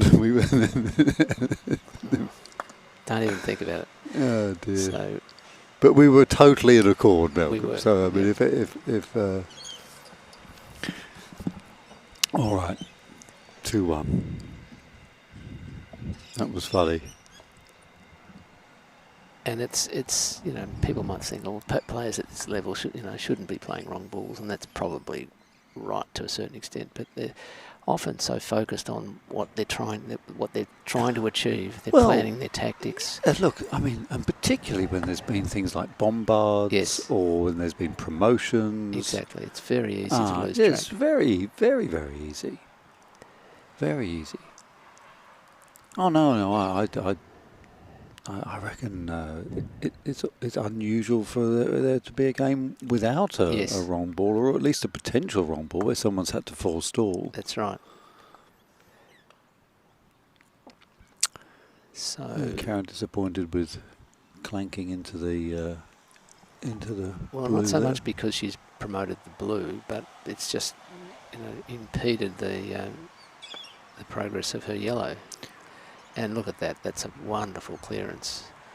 Not only just to hit the red from what would have been 7 yards perhaps, but to put it so that it's wired from black. It's hidden behind the hoop. and black is in a lovely, would appear to be a lovely hoop running position. Yeah, it does look only about 2 yards out. And also the other thing that's not good for red here is that where do you go? I mean, the best you can do is go to the side, really. Some people would go through the back, and I think that's what Karen was trying to do. But it's a very low percentage. It's a low percentage shot. Because if one of the literally a long shot. Well, one of the things that I think is really good to do in coaching and in your own reflections is to say to yourself, 3-1 now. 3-1 is to say to yourself, okay. In my mind's eye, I see myself coming through the back of the hoop, and landing 6 inches in front, and that's my fantasy.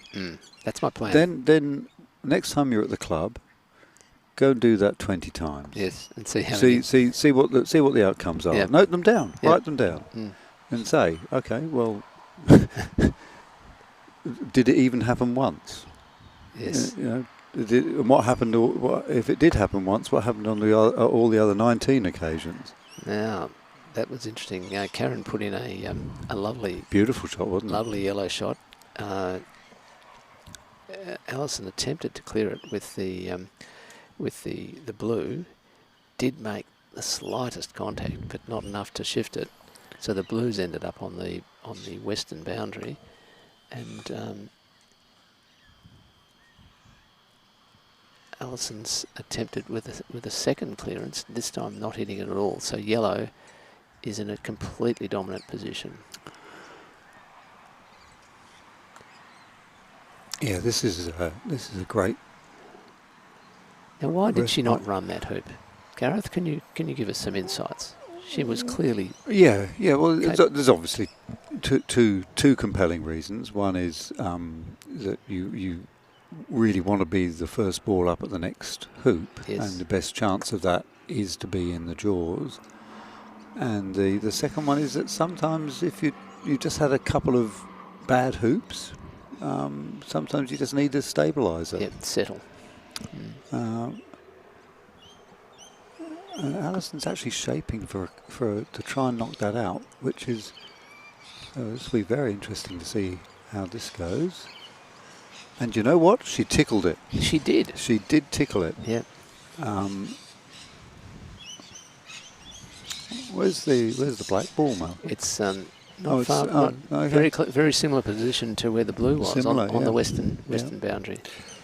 Now, what a few club players would do now with the red is that they think, oh, I've got to promote my yellow through. What do you think about that, Malcolm? Well, I think there's a risk in that strategy. I mean, if you do it, but the risk is that you could dislodge the ball if it's not right in the jaws, and you could clear it out of the jaws. Secondly, you might peel it, hit it through, but leave your ball in the hampered position for the next hoop. So Karen's opted for a very safe play, putting her ball just short of halfway.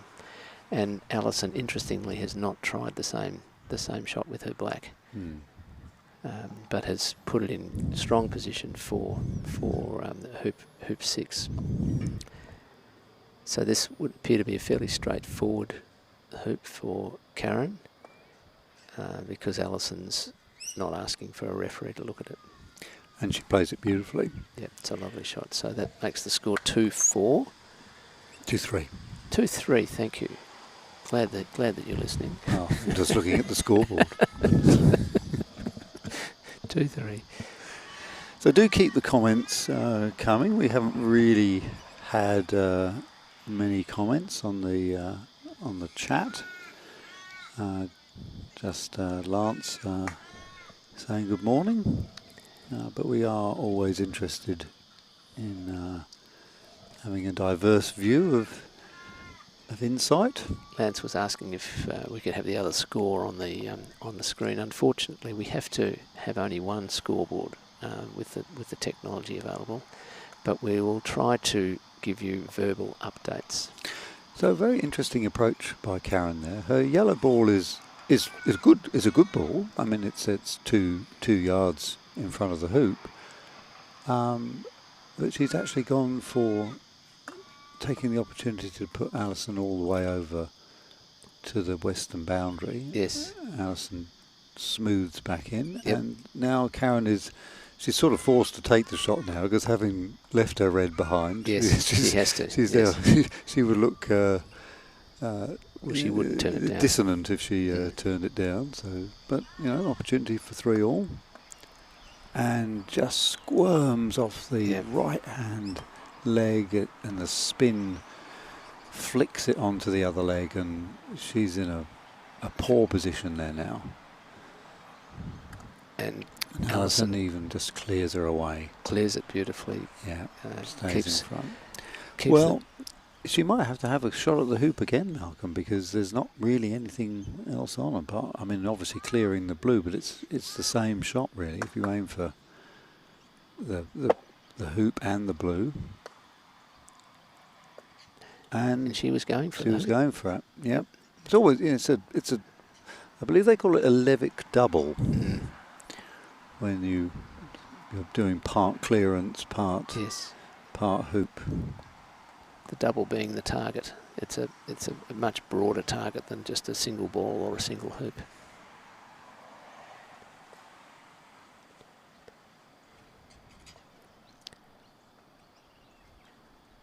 We're just conscious of the other game playing right in front of us at the moment. Yep. Playing hoop 3. And the score there is it would appear that 2-0 to Mary. Mary's 2-0. 2-0 up, yeah.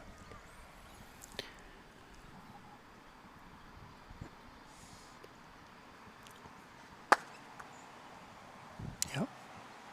Yeah, Mary 1 game up and 2-0. 2-0 at the moment.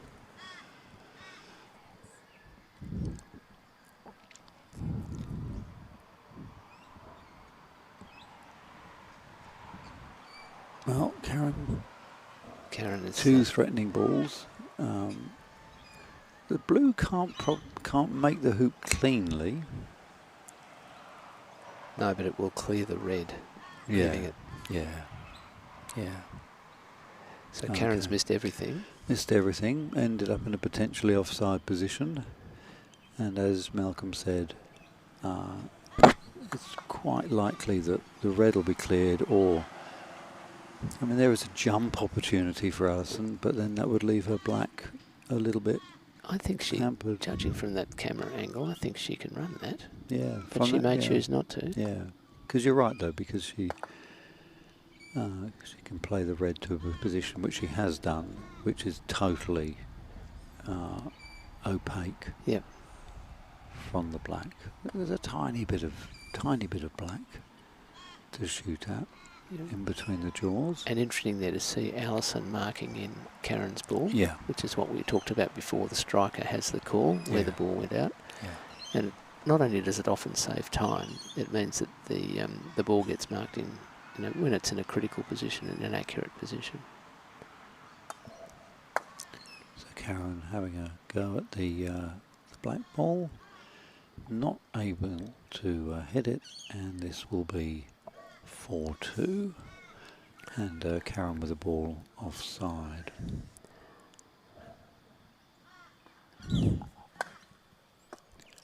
It's a bit hard to tell from that camera angle, but it would appear that black can run this, and it has. So that takes the score to 4-2 on the scoreboard. 4-2. Yep. Thanks, Gareth. And Alison directs Karen's yellow to the eastern penalty area.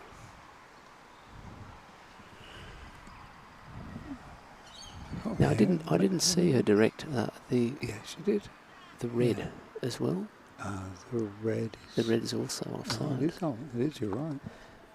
Yeah, I didn't see direction. So we've got a bit of a clattering of the balls. Now Malcolm, this is another interesting. This is really interesting. Okay. So in the last 2 days while I've been refereeing, been in the double bank games, lots and lots of occasions where balls from one lawn has clattered into another. Yep.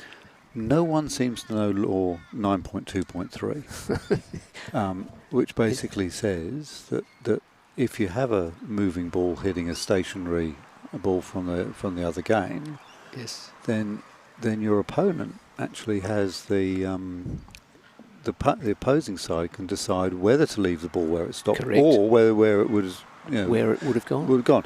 Everyone goes for the latter, for B, because they don't know about A. Yeah, that's right. They don't know A. Yeah. And I had to pull people up constantly, saying, no, don't run and replace that straight away. Yep. We'll ascertain where I think it will have ended up as the referee. Yes.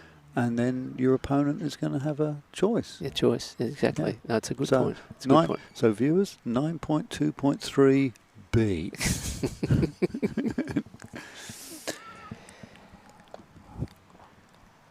Though to be fair to Mary, I think she was just apologetic because she should have, in retrospect, waited or warned them that the ball might have come over because she was doing a clearing shot. But that's always the case. Yeah. That people, quite rightly, are going, "Oh, I'm terribly sorry," and they take action. Yes. Quite justifiably, but they precipitate action.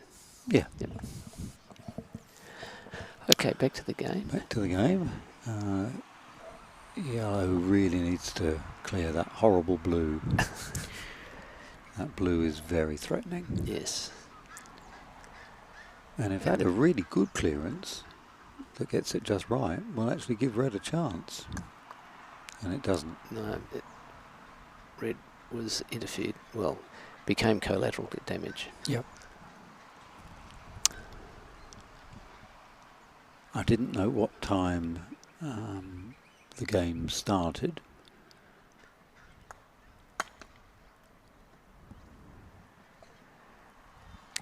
So an update from the other game is that Sue just scored hoop 3. So Sue Sellers is 1-2 down to Mary.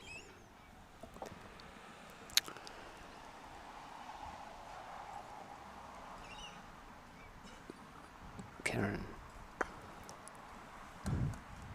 playing the blue. Good clearance as well, very wasn't nice. it? She kept held position very well, and is on the other side of the hoop to the black. Yep. And the black comes in, but yeah, there's a good opportunity here for Karen to come in.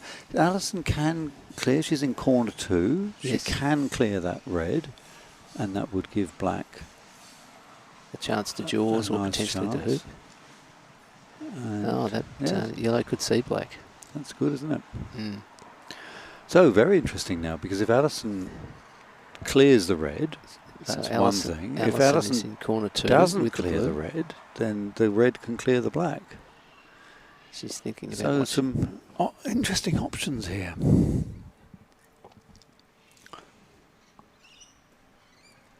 Having to think about it.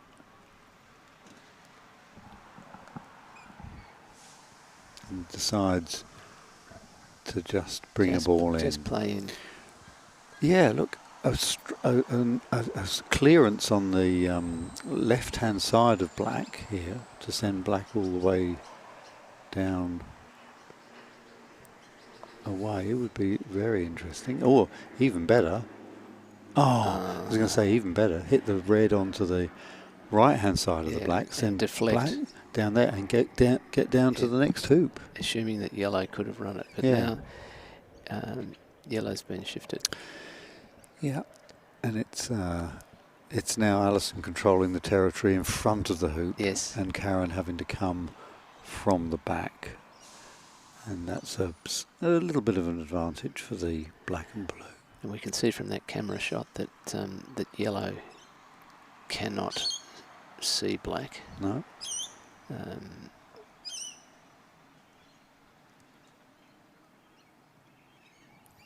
Yellow could potentially clear blue, but not very far. It's a not great advantage.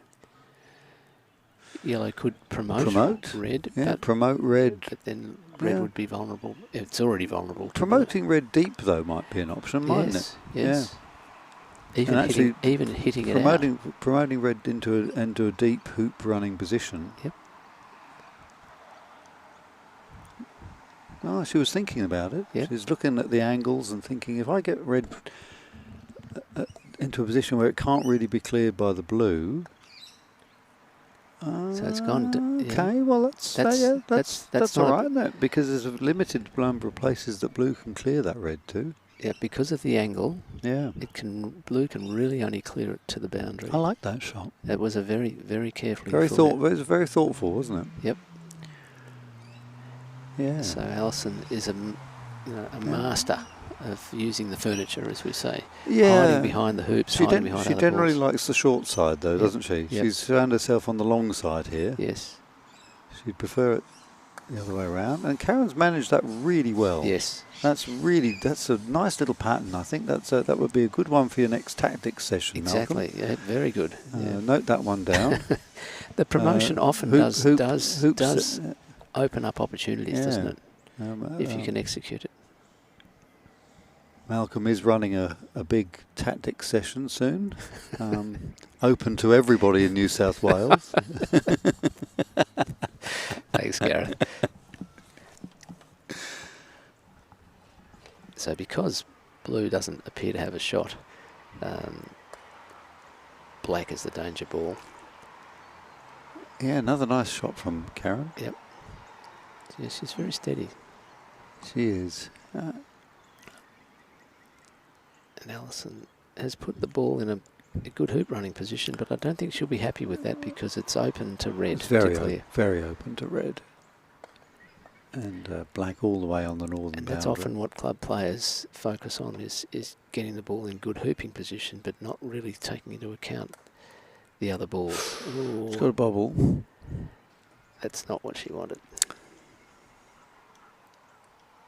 Yeah. Okay. And a nice mid-paced clearance. Yep. Very powerful.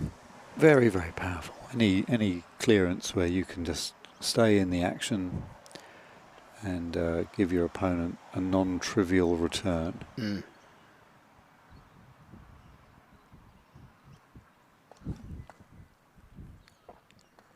So Karen comes back into what appears to be an angled hoop running position. Yeah. Exposed to the clearance again from blue. Blue, but the blue ball squirms didn't behind. hold position. Yeah. So very open, very interesting contested hoop. But I think I'll certainly be going back to have a look at that little sequence of play. 'Cause I think there's some very good. Well, Karen's promotion there. was very effective. Yeah, so Alison in front of the hoop, but as Malcolm said, the red has very good visibility of that. So I think Karen's got a good chance here actually, because I think Karen can put the ball hidden from the blue. Mm. There's nowhere that Alison can clear the red to where it can't see black. No. And then, so if Karen's got a yellow that's in a hoop running position, then it all comes down to whether Karen can clear from 8 yards. Exactly. And she can. She's She better than 50% chance. Yep. So with a good yellow here, she puts herself in a better than 50% chance, and she hasn't done it because she's left it a little short. It's short, and it's it's open to blue. There's all sorts of complications. But you can imagine if she'd put that slightly behind the black, and then cleared the black with the red, then it would have been her hoop. So Alison's putting in a block on the hoop, and of course black can be seen by red, it would seem. Yeah, and but yellow is vulnerable to being collateral damage. It's collateral, but if red comes off nicely, oh, she got the wrong side of it. Now she's in trouble. If black has any visibility on the yellow at all, which I don't think black has, looking at the way Alison's sizing it up. Mm. I think if black had got reasonable visibility on the yellow, Alison would have taken a millisecond to have made a decision. Yes.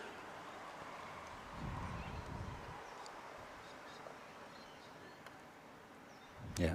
Yeah. Oh, nice shot. There's probably a little gap there. So Richard will be called on to make a touching ball judgment. He's already shaken his head. So this is, yeah, there's nothing. Very little that Karen can Very do. little, yeah. Because when there's only a millimetre between them, yeah, I think this is even a. I don't think this is allowed either. Oh, that is a stunning shot. Well, yeah. From there, I mean, yeah, putting in a block on because red otherwise had the hooping opportunity. Blocking blue, I meant to say, had the hooping opportunity. Yeah. So Alison has gone for a wide block on red, clearing black. I mean, I couldn't see what the distance was between the two balls. No. But yeah. Anyway. All right. Well, black to play. Black to play.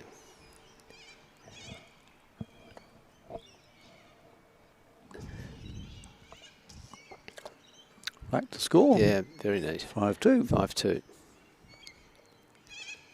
Difficult to come back from 5-2, but not impossible. No.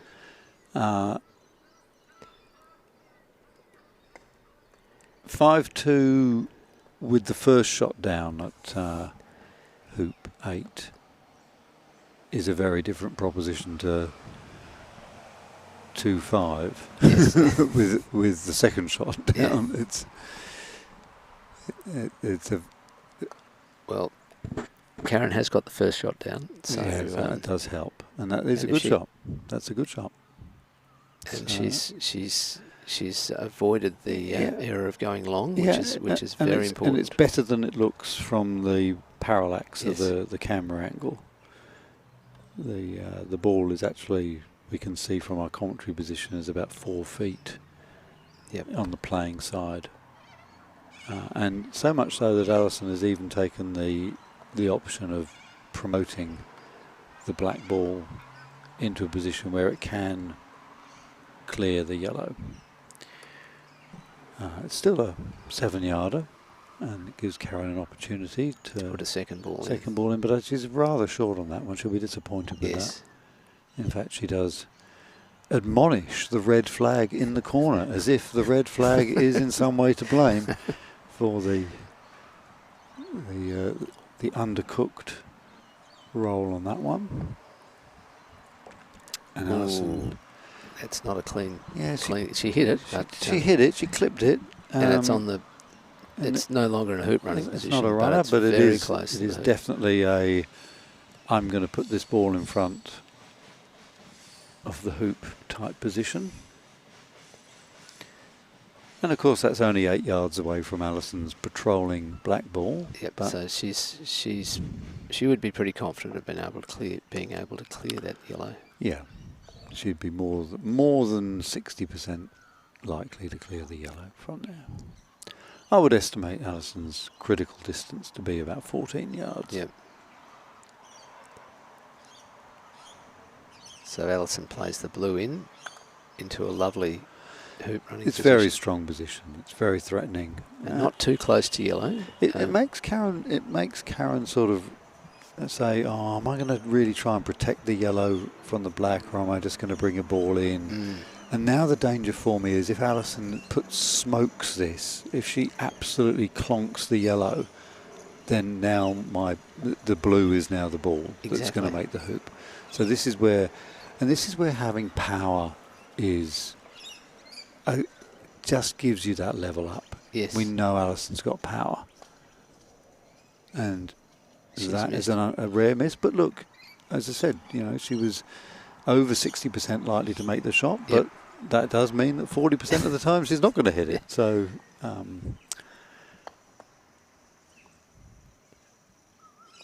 And Karen makes it, and Alison's offside. Yep. So she's directed her to the western penalty area, and that's a lovely smooth hoop from Karen. So she's trailing 3-5. And she has given an offside direction. Yep.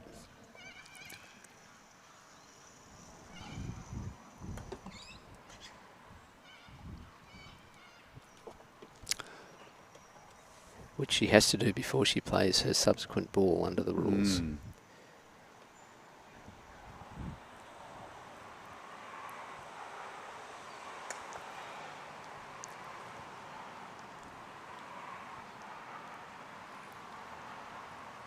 I do like the way the offside rule is written. I think it's tremendously efficient for students of the game. I think there's a lot to admire about the offside, the way it's written in the rule book. It's very clear.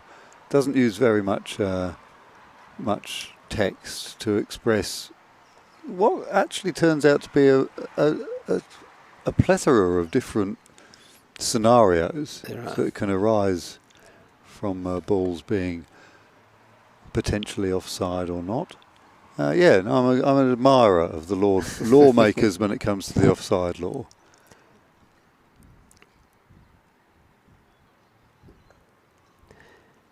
So Karen plays her yellow in. And very much in the game at 5-3. Yes. It's the problem with that yellow is it went very short, and it has given Alison a chance of 6-3. And she doesn't make it. But red is nicely placed to do something about that. Yeah, we can't tell from the perspective that we've got on the. That's a better angle. That's a better angle. Thank you, Samuel. Yeah. She was hoping to play one of those little dinky shots where you get your red to land in, but Alison has another chance of a hoop. Yep. Slightly more difficult than the blue one. And similar result, almost a little bit worse because the black seems to have ended up against the leg. Yes, although the other balls are close by, so Alison has a lovely hoop running swing where she'll tell you that she's holding the mallet so gently as she's going for a hoop that you could grab it out of her hands. Yep. Now Karen has cleared the black, but she hasn't left the yellow where she would have liked. See Sue playing across from the other with her pink with the other game. Yeah, they appear to be on hoop 6 in the other game.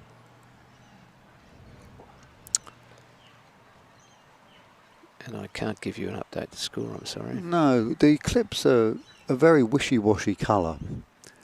I know I've got old person eyes, but and that sometimes the clips are sort of at strange angles and whatnot. But I don't find the.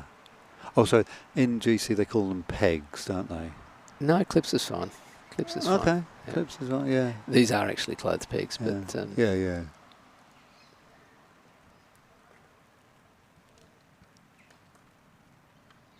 That's a nice shot.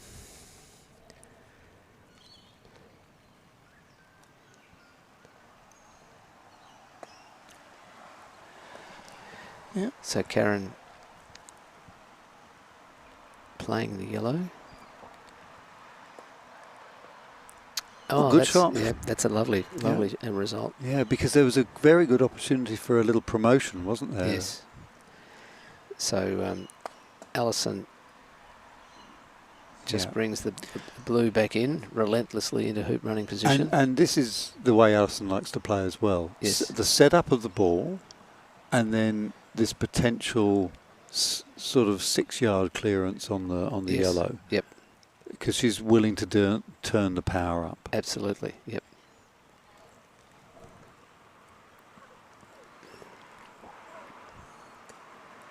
So Karen's. It's a good effort. Red comes in, but it's just. So this is where Alison might say, "Look, I'm going to back myself to run smack with the this blue. yellow, and then, yeah, and that's worked out well, because I think it might even be wired. I Or don't think block. so, but it's quite a lengthy clearance, and Karen's capable certainly of hitting the centre of blue. That would be her target, I would imagine. And then that puts her in a nice Yep. position.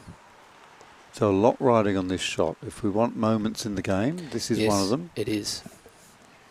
A miss here would be... It's a chance to strike back.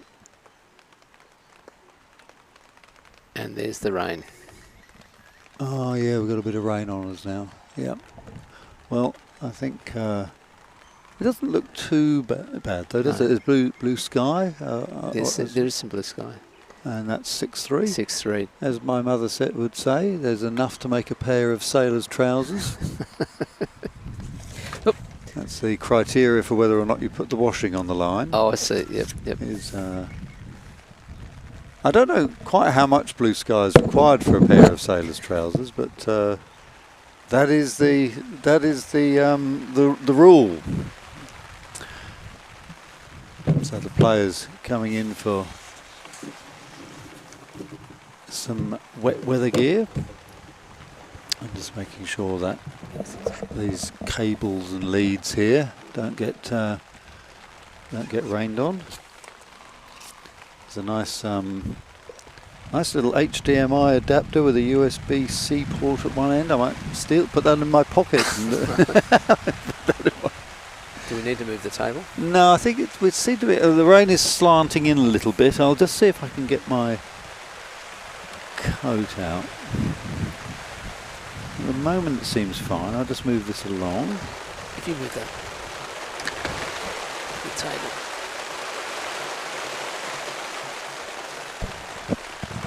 Oh, that's an easy one. Oh. And the rain starts pouring down. That's why they pay Samuel the big bucks. Yeah. So we just have to do a little bit of readjustment here in the commentary area.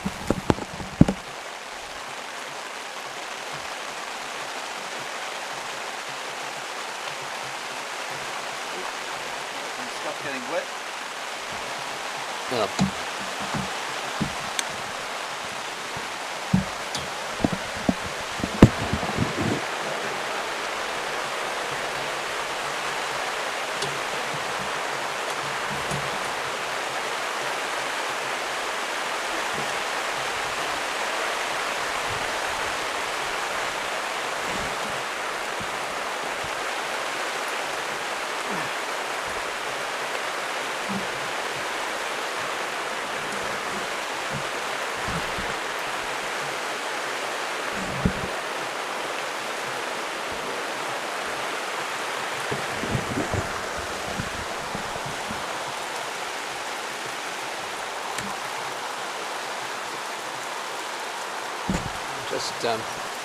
we still on?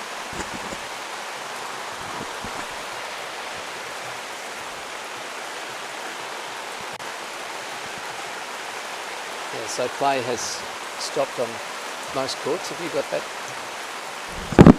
Oh, that's better. We can really hear the rain coming through on these headphones now, can't you? Yes, we can see it on the camera. Yeah. So we had a lovely rainbow a little while ago, but now we've got grey precipitation. So the players have taken a little break while it passes over. What does the radar look like, Malcolm? Well, it's passing through. Yeah. It's all a bit fuzzy, isn't it? Oh, that's strange. I'm not a great fan of the new site, I have to say. The bomb. The bomb.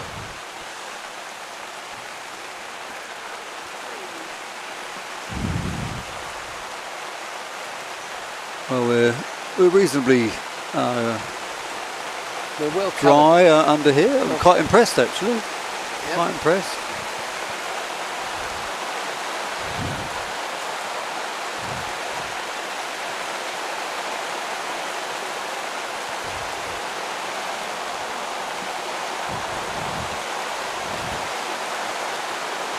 So we can just consult Croquet scores.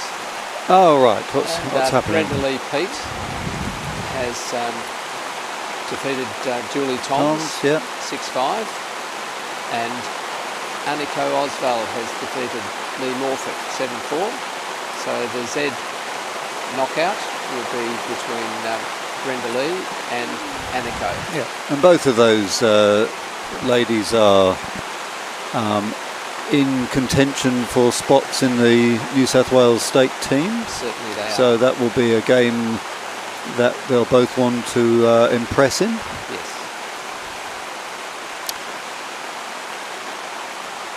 So they are effectively playing for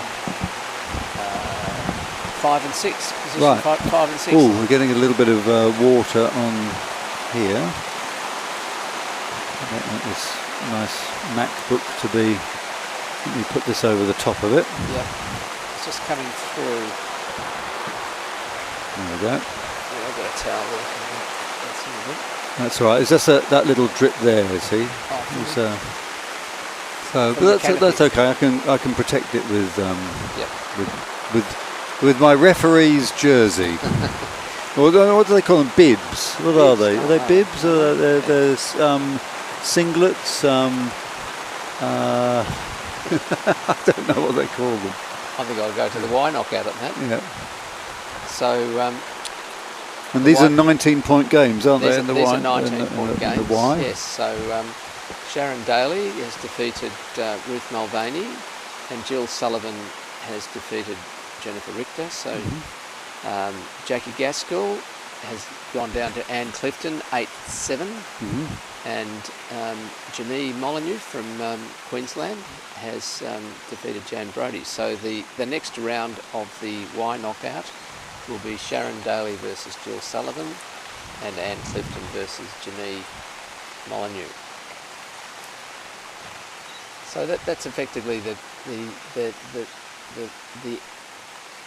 places 9 to 16, isn't it? And some good players in there. So interesting, actually, Malcolm. I noticed the play on lawn 4 is still doggedly going ahead. I think that's Brenda Lee. Brenda Lee Pete. Yeah, she's not going to let a little bit of rain. Bit of rain. Get in the way. Spot of water. There she Brenda is Lee, down there. Yep. Playing what shots from what appear to be within the bushes. I like it. Who's the referee there on the right hand side of the screen? Well, it looks like the worst of the precipitation has gone. I would imagine the players will be told to come back on and start playing again. Yes. I think Mary's there. Mary has come back out. She's accustomed to wet weather. There's lots of the wet weather gear there. Yeah. Do you mean because she's from Queensland? I think because she's a seasoned player. Right. Who plays in all weathers. Right. That's what I meant. Okay. I wasn't making a comment about the Queensland weather. Because I was going to say, if we're going to go for some stereotypes, I'd say that because it's only 25 degrees here, they would all have the Arctic weather gear on. Yes.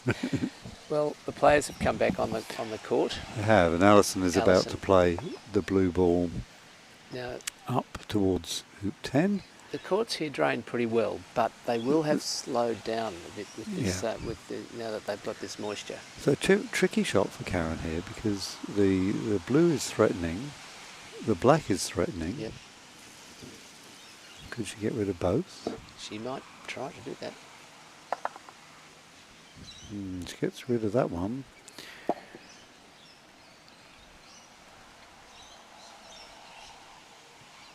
So Alison's having a good look at yellow's shot before she chooses to play the black. I suspect the black is going to be wired or blocked by red from hitting yellow.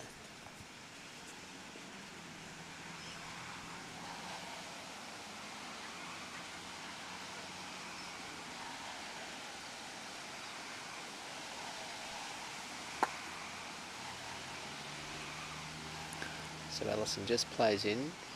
Yeah, it's a great shot. It looks good. Now, if Karen can see the hoop, she might choose to go for it. But it looks like she might be clearing the blue. Yeah. Oh, And double black. clearance. But Okay. not very far. Not very far. But it has put the pressure on Alison to clear the red ball. Yep. And black is not in hoop, no longer in a hoop running position. That's right. Oh, that's a good clearance. It is. And there's a bit of sun shadowing. Yeah, excellent. All right. Sure.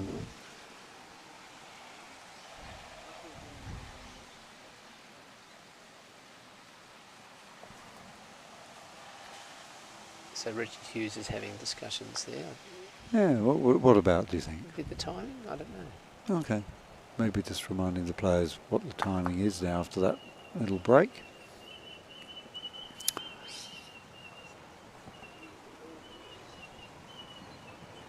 So there's going to be an interesting decision for Karen in a minute, I think, because it's quite likely that red will have a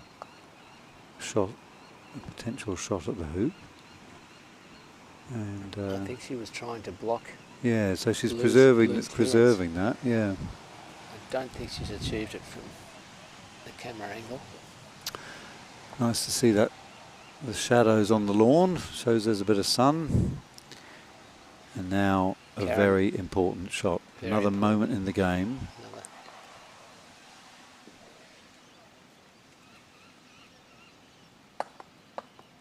Just slightly to the right. Squirts out.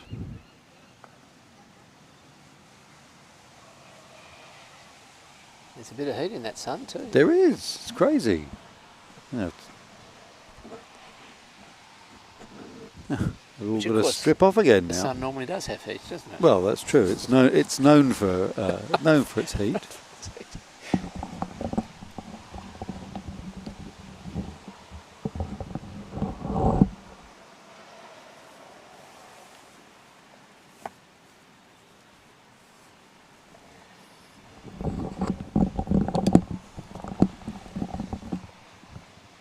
So Karen appears to be electing to clear the blue. Yeah. The problem with that is that blue can still clear the red. Well, yeah, that's right, because there was only a limited number of places you could put it.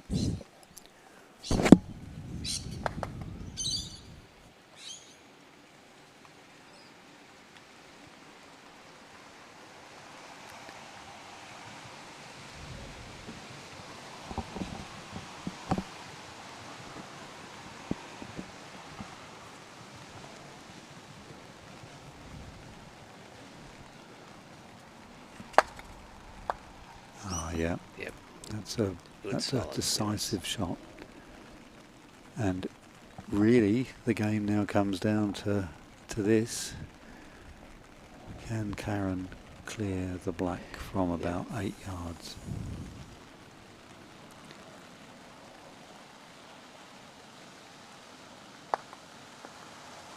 Not that time. And the answer is no, and this means that Alison now has an opportunity to take the game and the match. And a place in the final. Place in the final.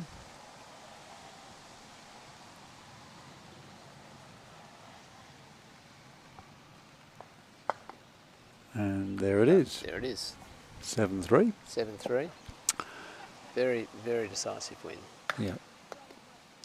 So we will be able now to go to the other game. So I'll put their names in. So 2-0 to Alison in terms of games. Yep. We've got... I might just find out the score in the other game. yeah. Excuse me.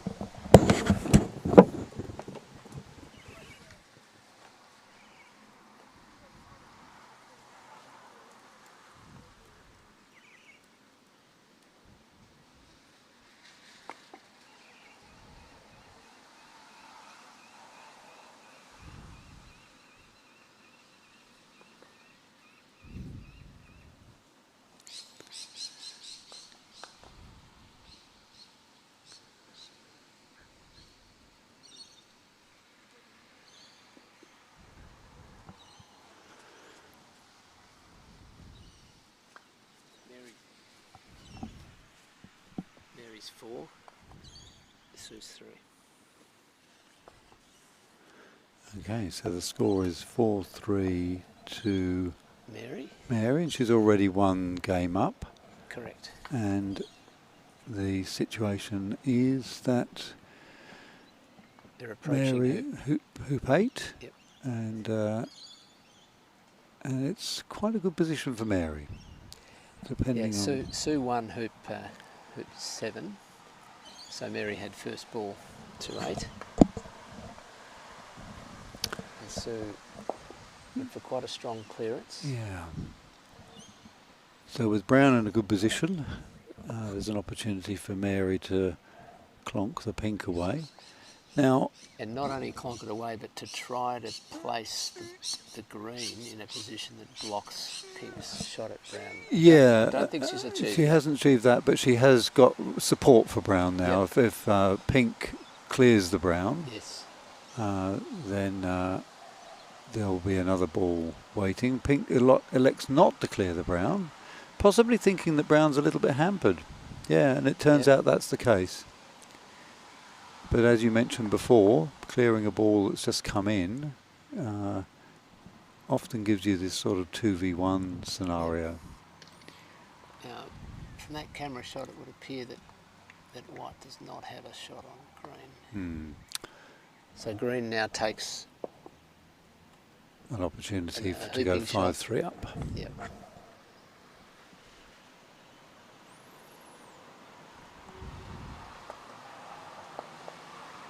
And not taken. No. It's an interesting hand gesture. Yeah, it's funny. What's your little tell for when you want to admonish the croquet gods? I raise my eyes. You raise your eyes. You don't slam your mallet into the ground or knock over a hoop or anything like that. No. No, maybe in my head, but not in reality. Yeah. Croquet players are generally pretty well behaved, aren't they? Yes. Yeah. And most of the top players give little indication of emotion on the on the It's true. court. It's true. A raised eyebrow, maybe. A slightly twitching eyebrow. So Mary's playing the brown here. Is she going to try and peel? No. Ooh, that's an interesting outcome, isn't it? She's effectively taken both her balls 14 yards away from the from the hoop. I think she was attempting to peel her own ball and wick off with the brown. Well, I mean, it didn't pay off this time.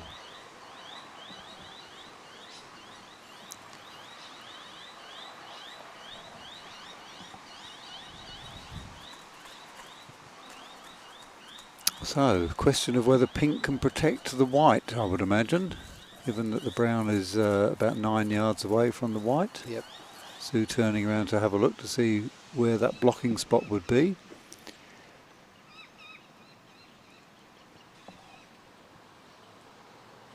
And because of the rain, this can be a very tricky shot. Oh no, she's not. She's actually gone for the hoop. That's very interesting because it was a difficult hoop. It was quite angled, and if I would have had to call, I'd have gone. Sue would gone for the block I would have every predicted day. the same. Yeah. The same. But so Mary's got a big shot for her now. 9 yards. 9-yard clearance. And she's hit the wrong ball. Make it.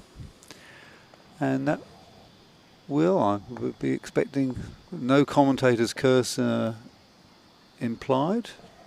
But Sue does have a shot with the white. Yeah, to make it 4-all.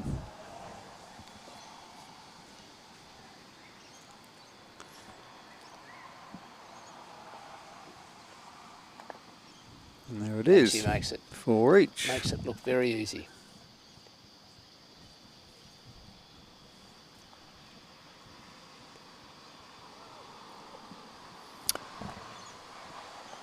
So Mary's got a hampered shot here. She does, yeah, she does. So she can't get in front of the hoop. So doubly good outcome for Sue. Yep. She's been forced to go deep and wide. And wide. And I think Sue earned herself a chance of putting the pink right in front of the hoop, which is going to do, I think. just a little short. Just a little short, but pretty good. Pretty good. Richard Hughes, the referee, is moving marking the green in. It certainly is in a critical position. Mary comes in the other side. So again, the perspective is difficult to see with the camera, but I would say the pink is runnable, Malcolm. What do you think? Well, the white certainly is. The white certainly is. So there's a bit of work for green to do.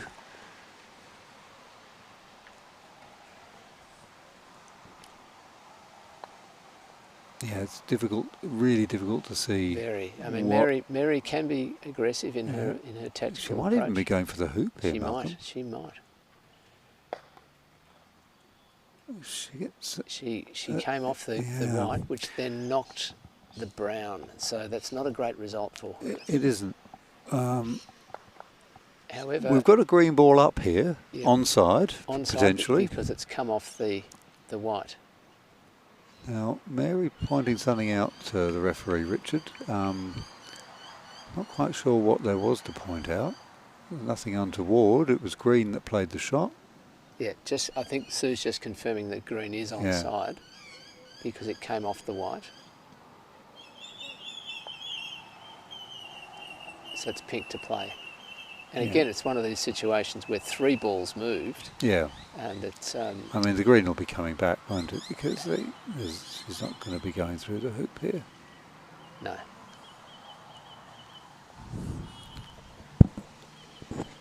So is Mary going for the white?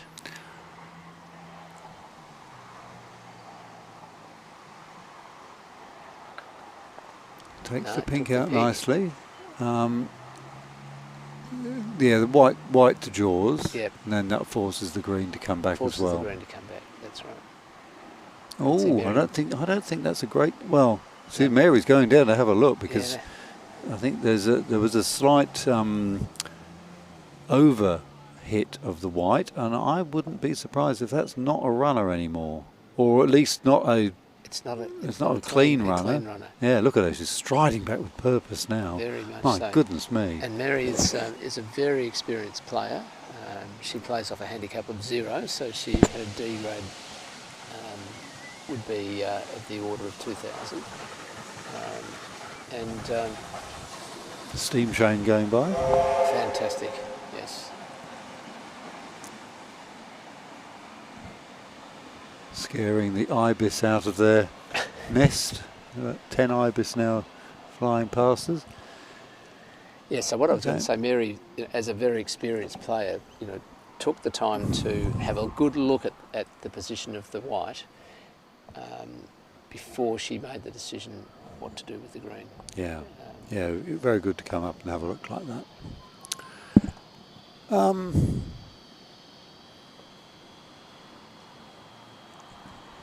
So I think we'd say Sue's still in the dominant position here. The pressure is on Mary to clear.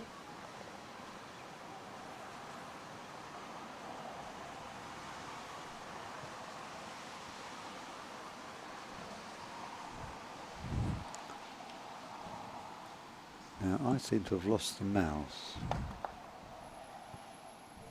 So Mary's played brown and again has cleared 2 balls. So the green is over halfway, and Sue is checking with the referee its status, whether it's offside or onside. Now I would think that it came off its partner ball,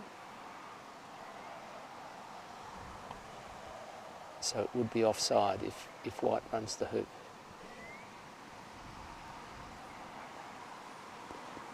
And Sue has elected to do that.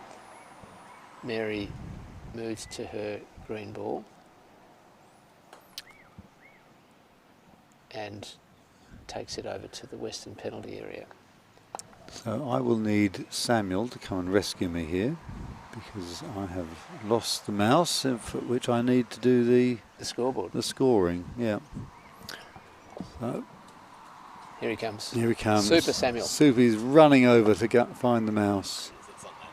Oh, it's on. I moved it onto the other screen. Right. Yeah. That's good. We've got multiple displays here, so. So you're all sorted now? Yeah. Well done. Good. All good. So 5-4 to Sue. Is that right? That's all right. It's a strong result. Ah, now I can. So she's won the last 3 hoops. She has. She was 2-4. She has. She was It's 2-4 4-2. down.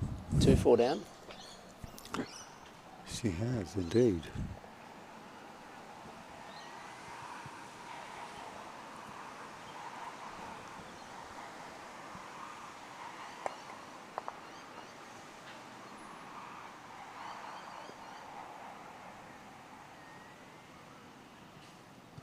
It's nicely positioned. Yeah, However, it's got a huge target on its head. If a nice centre ball shot is possible here, and that's great. That's a lovely shot, Yeah. and placed the green in a blocking position for Brown. That's an outstanding there's shot. some challenges for pink here. Bombard is possible, of course. It's probably the only way to shift the Brown. Good camera angle. And the she's bombard is achieved that. successful. Very good. Yeah. Leaving herself holding position with Well, the pink, temporarily. but vulnerable to the counter clearance. Yeah. And the way that Mary is clearing them. Another centre ball one now. And okay. So now we've got Mary dominant.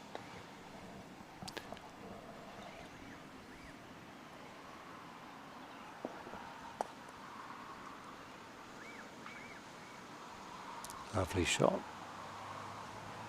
Putting some pressure on. Yep.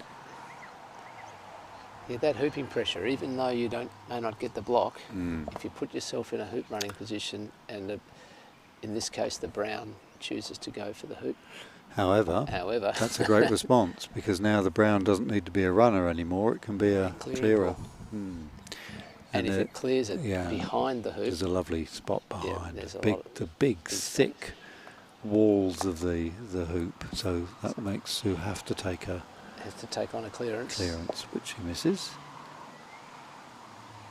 So the perfect position is right in front of our commentary place, and she doesn't get that, and she actually knocks the green away, so she'll be very disappointed with that shot.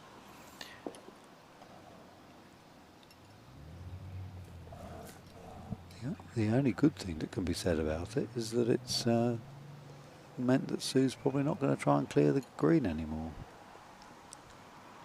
Sue's doing some running repairs on her mallet. Just must be loosened a little bit. Oh, there's not many people that would take an Allen key out with them, but she is.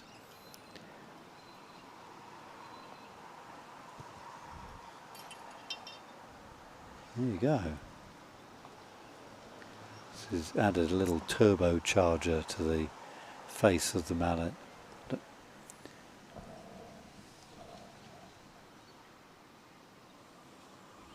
She's going for the green. She's making the green. There we go. I didn't think the green was available anymore, but it certainly was. So Michelle, Alex and Darren, good morning. Thank you for tuning in.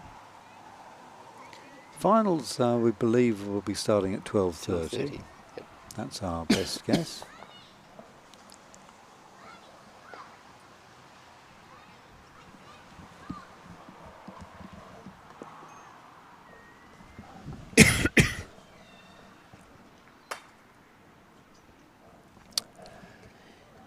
And Sue slightly losing territorial advantage there by spraying the pink all the way down towards hoop 1.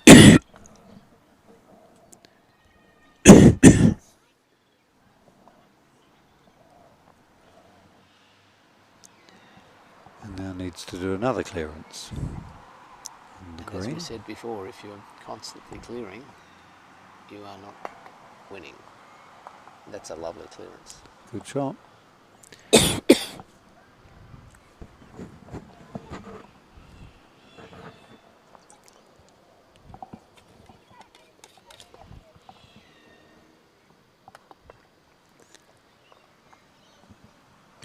Mary has to do is keep bringing the ball in, leaving the other ball with a clearance on the white. Which she's doing beautifully. I mean, Sue now so far away from the hoop, you might as well just bring this in, mightn't you? There's not really any... Well, she's got to give herself a chance to run a hoop. Yeah. Okay, well... So what would be nice for Mary here is not only... Oh, she's not going to clear. She's going to go for... She's going for the hoop. I'm really surprised. Really surprised.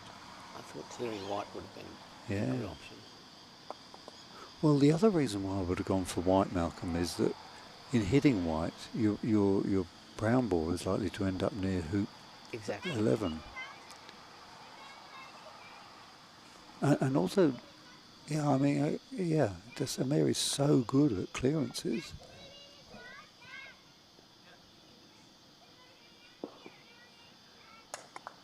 And here we have a perfect example of how the momentum shifts from a hoop that doesn't get made. And I think Mary's choices have contributed to that when she accidentally knocked her own ball out of a running position. Yep. Yeah, nice.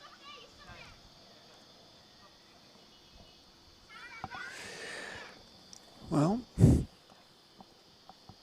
mean, Mary's she's a very experienced player, and she's still got the green there. And is that going to be a block? Is that going to be a block? Is that going to be a block? It's so close, my word. In fact, I think Sue's going to go for the hoop. I think she might be. I think she's going for the hoop now. So that was what an amazing block from about 18 yards or so. Yeah, very effective. Incredible block. And so Sue clangs into the post. Sue to take wow, wasn't that amazing? Yeah, that was really good. That was a...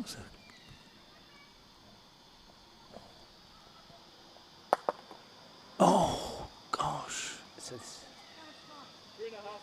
3.5 minutes left. Wow. 3.5 minutes left. The clock could well play a role here. Yeah. So just asking for the time.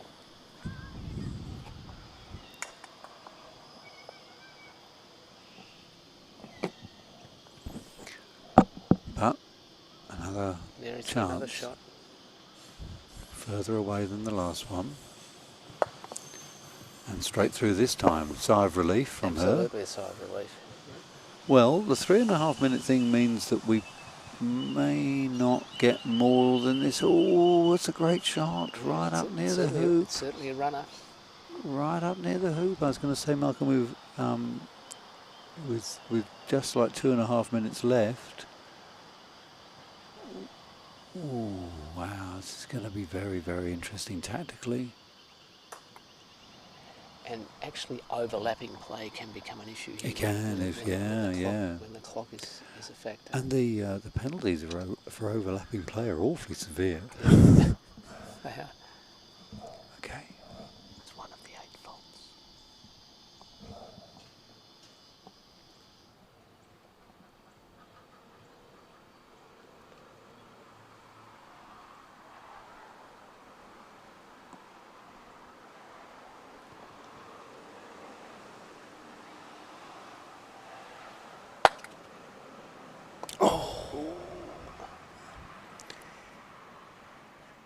Wow. It was close for the clearance, it was close for the hoop. Yeah, it was very close. Sue in two minds, but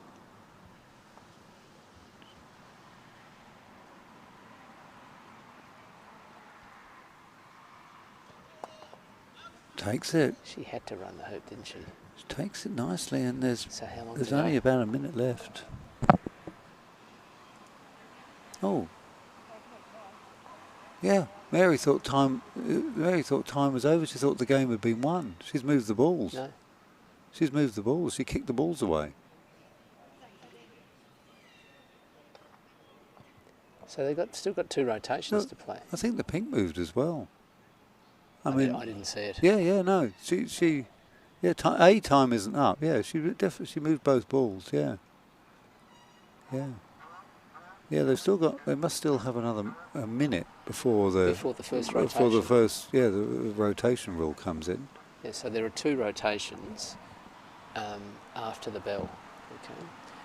So my understanding is that.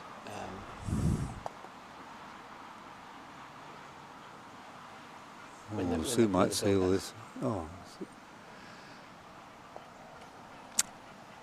So I do have a comment on the what happens after the bell. And I don't know whether this happened in many of the games that you were refereeing yesterday, but players are not generally used to how to manage that scenario. No. And they time now. Okay, so time now. So this is the first shot. This green is the first of the. Well, I think it's not clear to me whether that's the green or the pink, because time was called after the. I take your point. I take your point. It may not. I believe I would have. My interpretation was that the green is. And you may well be right. Is the first to play, But the pressure now is on Mary. She has to win this hoop within these rotations and to continue the game. That's right. And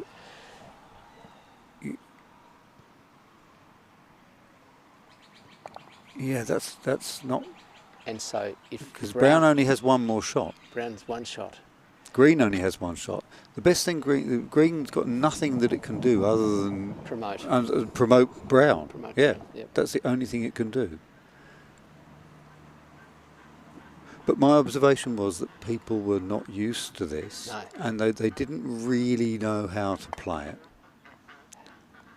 Well, it looks like so you've got. Now Mary, I'm sure, is very experienced. So we think this is Green's last shot. I believe this to be Green's last shot.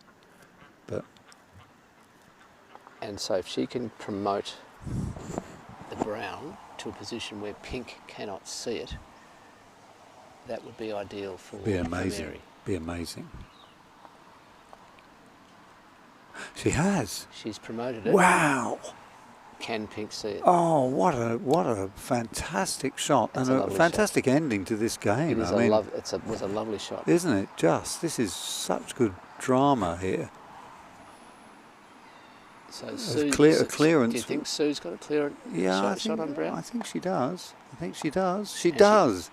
So Mary has to score the hoop here. There's no point in riding in. She has to score the hoop. She has to score the hoop, and if she does, has to shoot. If she does, we go to 13. We go to 13. And we're in the box seat. We're in the box seat. We're in the box and the seat.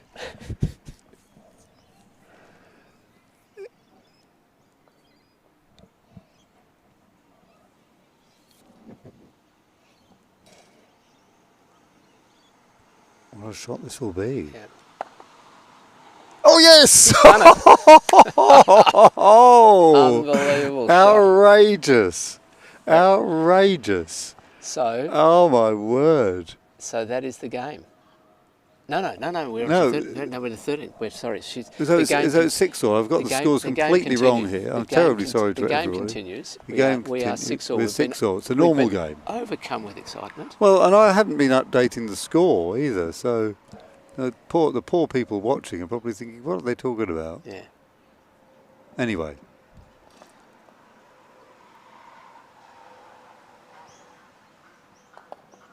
Yeah, good shot from a hampered position. Mary's position, experience just shone through then, didn't it?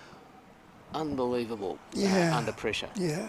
And she knew what she had to do. She knew what she had to do. I mean, what I was sort of saying earlier was that people would find themselves in that position, and then they just lag up to the hoop. Yeah. And you think, well that's it.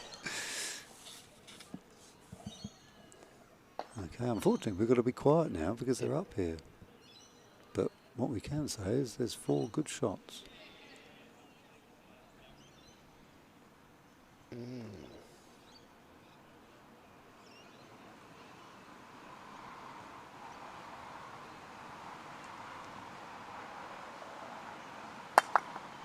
Well, the challenge for Sue is to recoup from this the situation where she was odds on to win it. Absolutely odds on.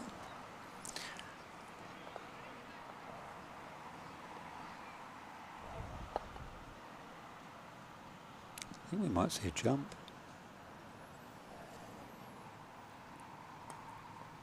No. Mary's gone short side. That's a good outcome. Yeah, but the brown will come deep and probably over this side. Would think so. Yep. No, over your side. Other side. Surprising. But the deep was a correct prediction. Now there is a spot here, but the green can't see.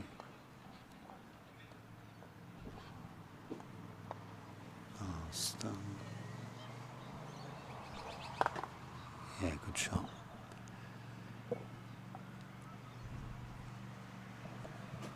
Gosh, still even money this one.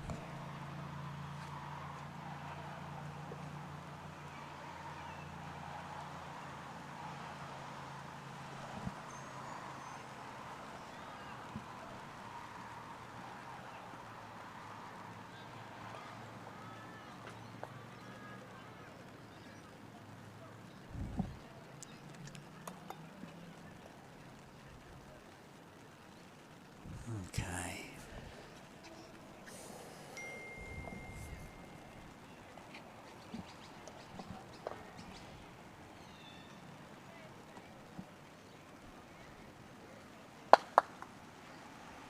Yeah. Yep. And unfortunately for Mary, not blocking green's clearance on pink, which was always a possibility as soon as they started bumping into each other. That's right.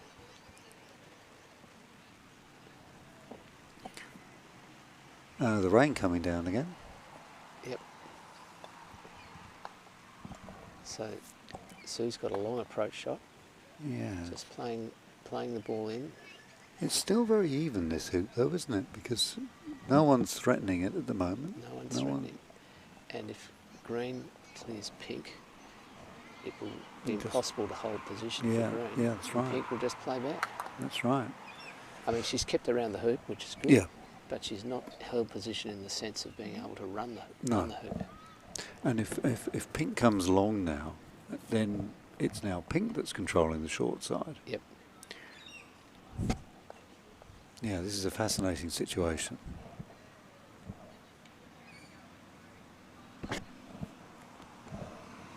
So the key for Sue is to put herself in a hoop running position without providing a target.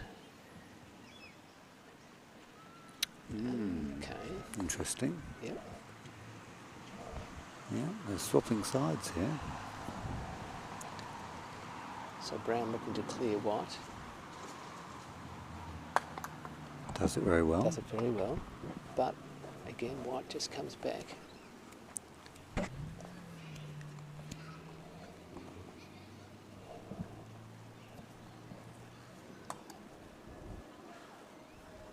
And a bit, oh, is that a block? Is that a block? I think that was an Not attempted quite. block.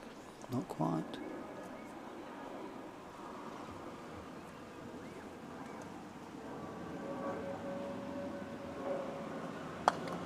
Oh dear. Mary doesn't like that Doesn't one. like that one. No.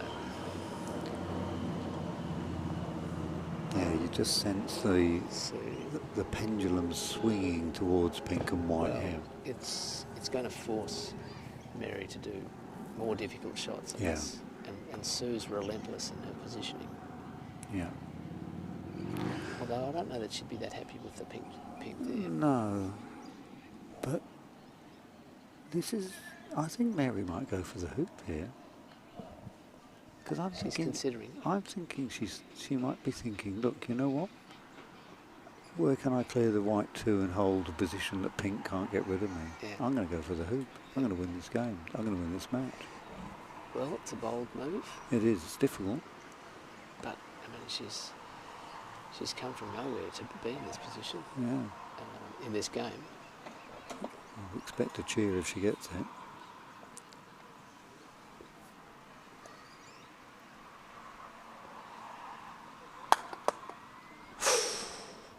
Clatters into the side, and that gives Sue now a chance. Yeah, so there was always the feeling with the way that this hoop was going that shot by shot, pink and white were just clawing back, weren't they?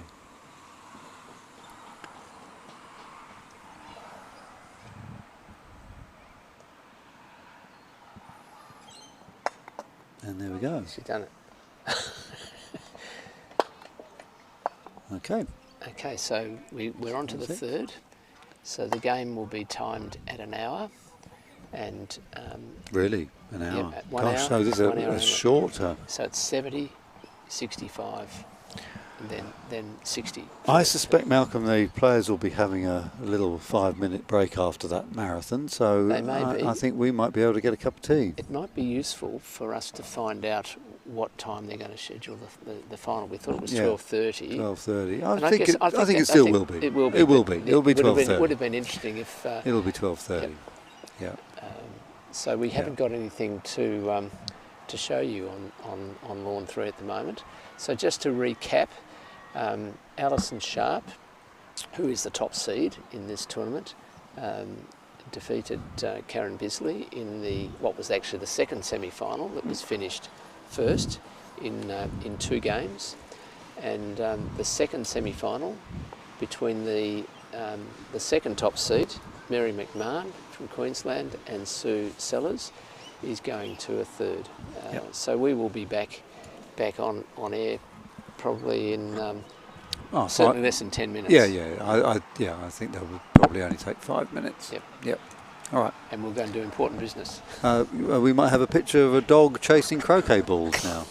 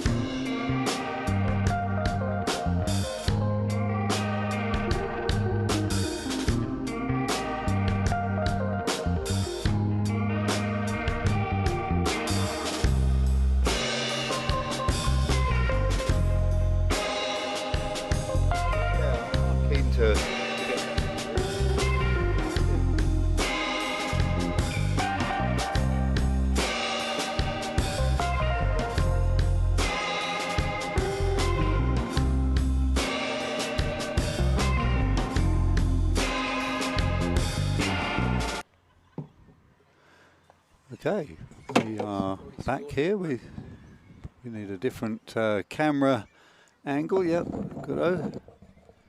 And we've started again, and we've already got a hoop. Yep, Mary's 1-0 up. Mary's already scored a hoop. So.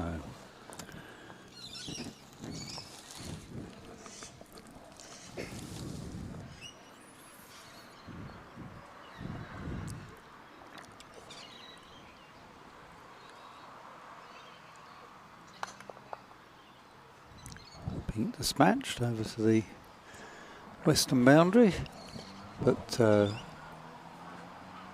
Sue looking good on this hoop. There's White in a strong position, albeit with Brown breathing down White's neck, and plays a lovely hoop running shot. And I think Mary's going to be ambitious and take on a hoop again. I think that's right. That seems to be her style, doesn't it?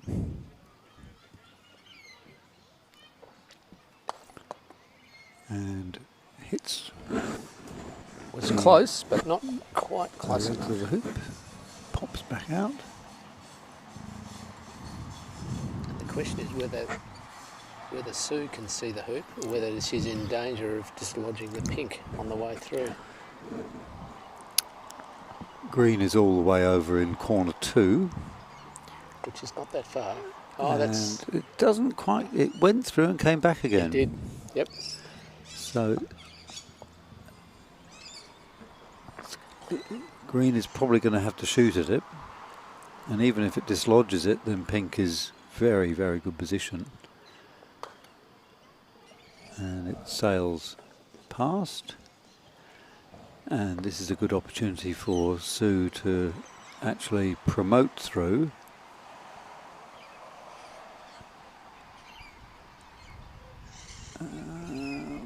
Yeah. Yep. Lovely shot. So that's 1-1. 1-1. And interesting, the people might wonder why Sue was waiting to take the shot there. Green's missed clearance took Green over the eastern boundary, and it was still moving. And, I didn't see that. it was. So, wow. and Sue was very, as a very experienced player, was watching it over the boundary. I would have been caught out by before that. Before she took a shot, because of course that would be overlapping play. And Wow. as you said before, the penalty for overlapping play is Well, it's a loss of turn. loss of turn. That's right. is. So explain to us, Malcolm, what would have happened there then, in actual practical terms. Well, if Sue hadn't been watching, and if the referee had picked it up or the opponent had picked it up, which of course is also another question, then the balls would have had to go back into their positions, and the pink, I think it was, would not have had the hoop would not have been scored with pink peeling the white. So the pink ball would have gone back, Pink right? would have gone back, the white would have gone back. And then it's Brown to play. Brown would have played, Yeah. that's right. So I'll be quiet while this happens. Very clean hoop. Beautiful. And they've come out blazing, haven't they? Yeah. So effectively, all that really happens is that the overlapping shot is annulled, That's exactly right. and the opposition plays the shot next in sequence. Yes. Yeah. So Sue's placed a beautiful lag here, in a good hoop running position and hidden from Brown. Hidden from Brown. So Mary has to shoot at it, and she hits And it. does. Beautifully shot. Beautiful. Yep. That's a great clearance. Gosh, they've really come out with all their best moves. I think Mary in particular is looking very, very determined. She's looking like she wants it now. I'm sure they both do, but Mary's body language is saying that loud and clear. Yeah.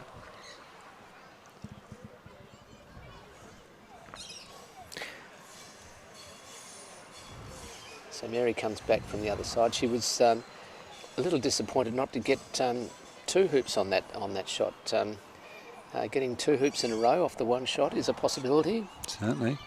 but a fairly rare occurrence. Have you ever done that, Gareth? 2 shots. 2 hoops from the one shot. Possibly once or twice in, what, 20,000 shots? So.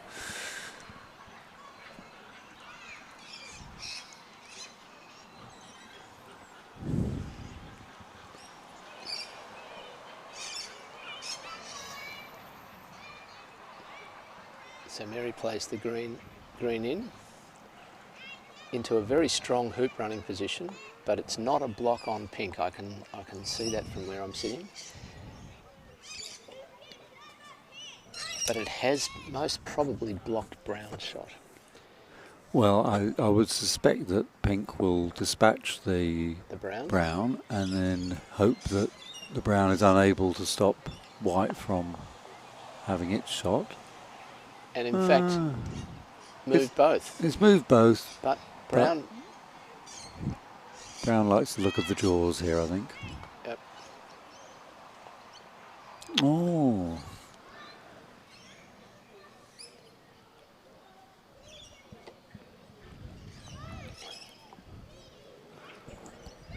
It's for 2-2. The pace of the game seems to have picked up as well, doesn't it? I agree. They're playing. I agree, though. The tempo. Yeah, the tempo of the game.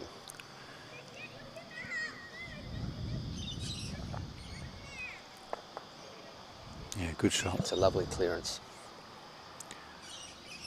So Very good shot. White is on the eastern boundary, and green stays in a close hoop running position. Oh, that's a nice clearance too. Yeah, as you say, Malcolm, suddenly the frequency of shot is just gone to a new level. It has, absolutely. I mean, I suppose in both the games they've gone to time, and Yes. so the players they're not naturally slow players. No, you know, no. they're not the sort of people that you would expect to see games not going to 7 hoops. Yes. So maybe There've been tactical battles, lots of clearing, accurate clearing. So Sue's had a good look at this, the position of this brown ball, and it could actually present a bit of a double target. No, she's just playing in.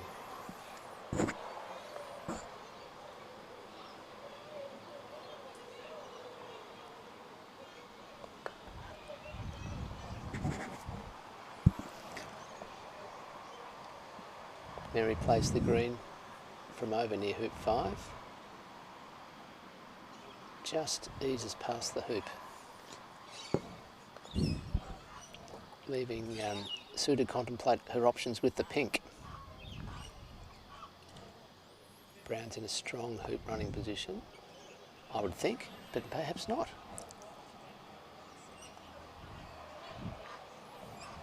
Well, I was completely fooled there. I thought, well, it's so difficult to tell from the distance, isn't it?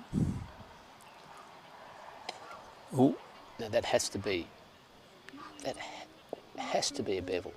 you would think so. For it, well, if the mallet has hit the ball and the leg simultaneously, then you'd get that effect. So the question is whether it was struck with the full face of the mallet. And look, the reality was, if it had it been a bevel and been called a fault because it was a hampered shot, Sue wouldn't have put the ball back anyway. So it makes no difference.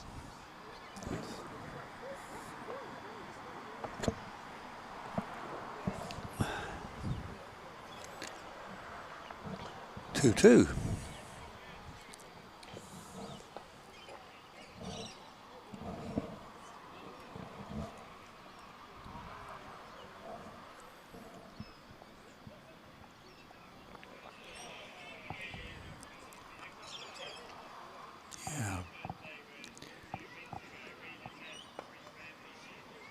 And now there's a strong clearance of green on pink.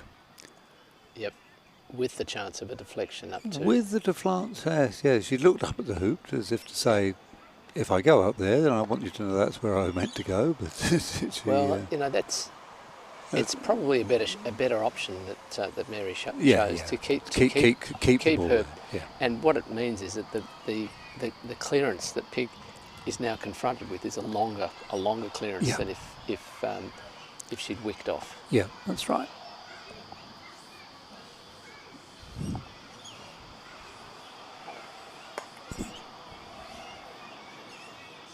Nothing wrong with that. No, that's a very good clearance. Great shot. Worthy of a semi-finalist. Well, I thought Mary was shaping to pump the pink ball away, but in fact she's... I would appear that green is very angled. Yeah, and it looks worse on the TV screen as well. Yep. Green is actually a yard in front of the hoop, but as Malcolm said, at quite an angle.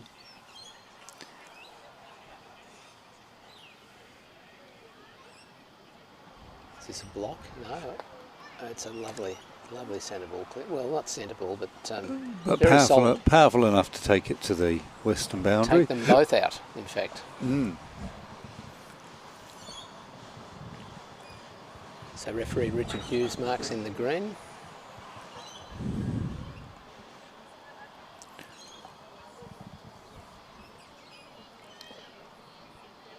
So Sue's facing another 14-yard clearance,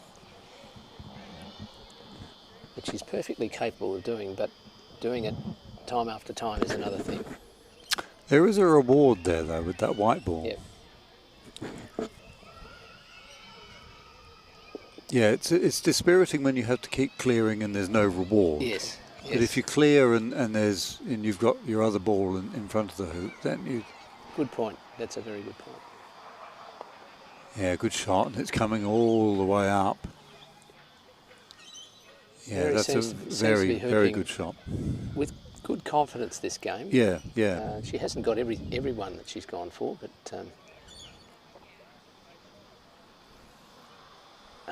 just drifted past. And there's a big difference, isn't there, Malcolm, between a ball that is 6 inches in front and a ball that's 6 inches behind. Exactly. Yep. Oh, great shot! Look at that.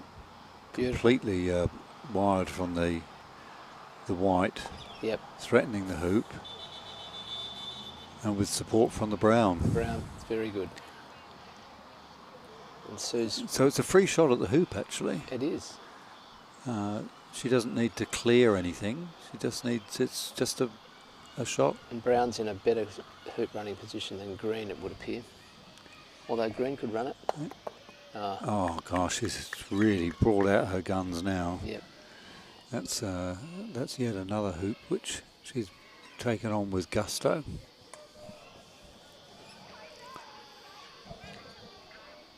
So the score is 4-2. Yep.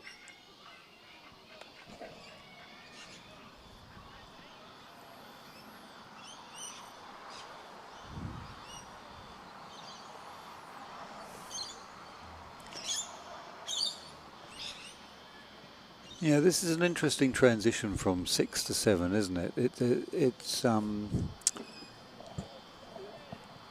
It's always difficult to know how to approach this particular combination of you're sort of going backwards. There's something about something odd about it. Not as long, are they? And I think that's a lovely shot. And Sue was, I think, placed her pink there with the intention of trying to block that opportunity for Mary.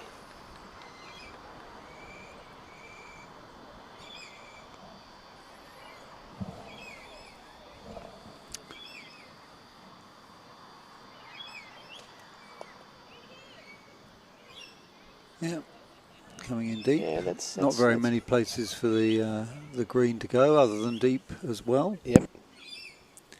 And if she elects to clear, it's going to be 7 yards only, and probably in a hoop running position. Good shot. I think we can expect the pink to tickle in front of the hoop now, Malcolm. I think so, yeah.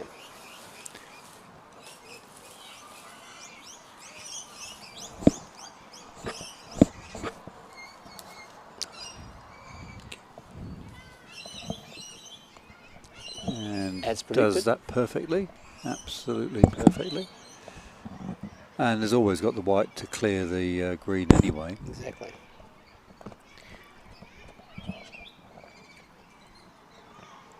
And that's a slightly surprising shot, because if Sue absolutely pumps this green ball away, it's very, very likely that pink will make it. So I'm surprised that brown just tickled in. Yeah. It wasn't an aggressive shot. No. And that's why. Because things like that can happen. Yeah. And actually that's the first time Sue's really tried to play a very strong shot. She's, you know, as you know, her absolute speciality is the mid-paced, controlled shot. And now she's on the back foot. And now suddenly, yeah, and yet it was absolutely the right shot to take. Yep. So she's facing an 8-yard clearance. Pink onto brown. With a potential blocker in the way. Yeah, enough of green was enough of a distraction.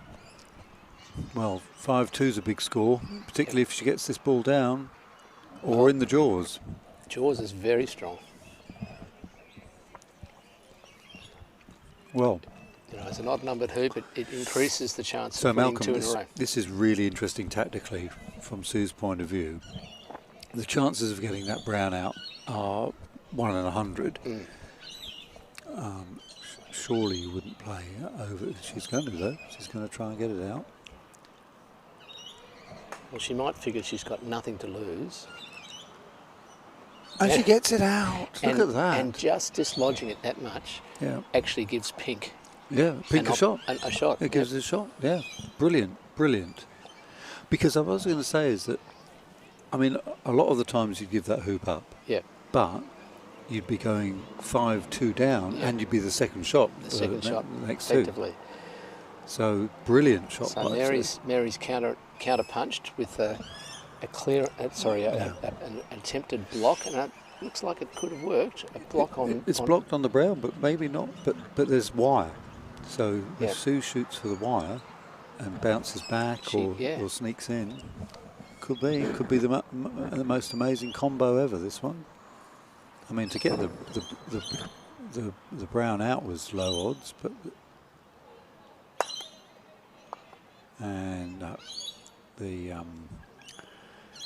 so Mary's tactics have been vindicated, even with Sue's remarkable clearance. Yeah. But what Sue has gained though, and if this only just goes through, no, it goes down, and she does get some distance. She gets great distance. I mean, that is a wonderful shot. Yeah. So she was effectively the first ball down, and it's now 5-2. That's exactly right.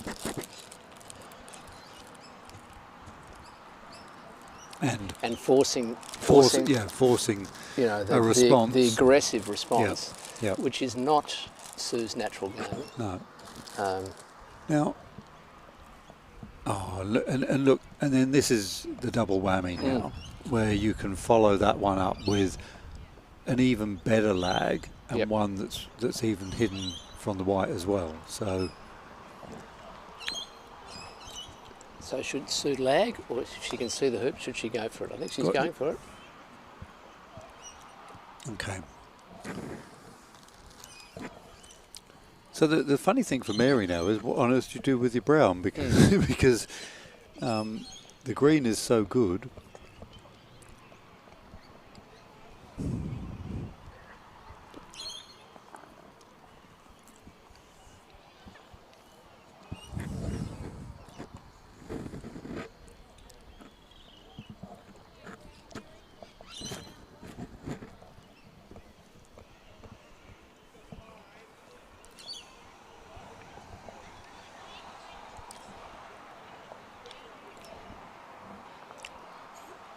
Okay.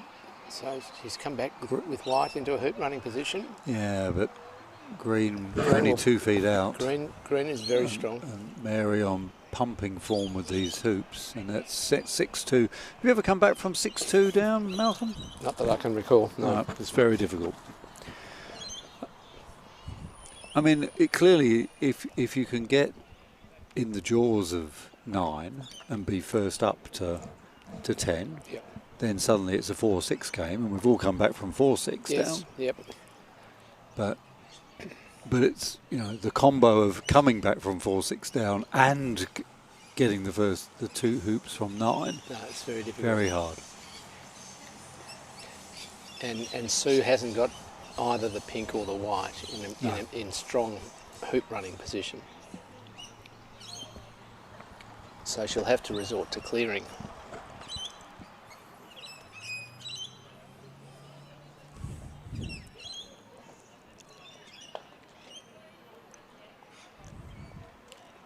And that's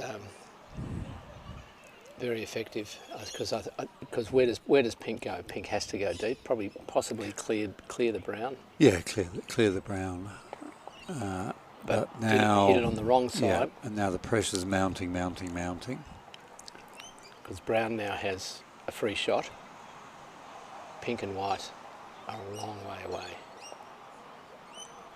And Mary's just turning the screws. You know what would be a fascinating tactic there? And I don't know whether Mary was even intending it, but to actually put the brown so that green can promote it. Yes. And then there's nothing really that... So then it wouldn't, you know, hiding it behind the leg of the hoop. Yep. So white can't get rid of it. Yes. and then having it promoted into a hoop running position. Sue's countered by actually clearing the brown, but her pink is still a long way away.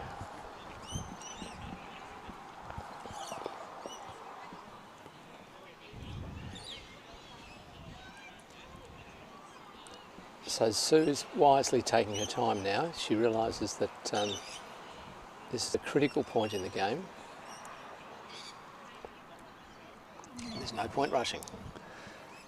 No, if this one goes to time, then Sue would have done very well. Yep. Yeah, green looking threatening, but the white is patrolling. Be interesting to see whether we can get their camera shot to see if green's got a shot. Although I think brown's probably got in the way of it. Yep. Sue's checking it out before she decides what to do with the white. Actually, the problem for Sue now is that if she clears the green, then it will be cleared to a position where it can clear the pink. Yep, that's and then exactly brown's got, so it's a tough one. Yeah. Now, so she has cleared it. Yeah, but I think Mary's in the mood. I think Mary's in the mood to smack the pink. I think so. She's 5-2 up. She's 6-2. 6-2 up. Thank you. I'm glad we've got a scoreboard there that I should be able to read. But she isn't in the mood to do that. She's in the mood to just put in a nice, steady, threatening ball, which has maybe gone a bit too far.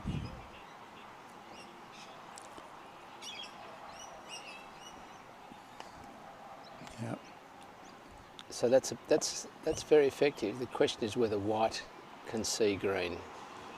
Well, you know what though, Malcolm, I think even if white can see green, I don't think that Sue is of a mind to try a shot of power. No, because at it. That's not her style. She's just devastating at the mid-pace clearance. Yes. But really, when something's already 8 yards away,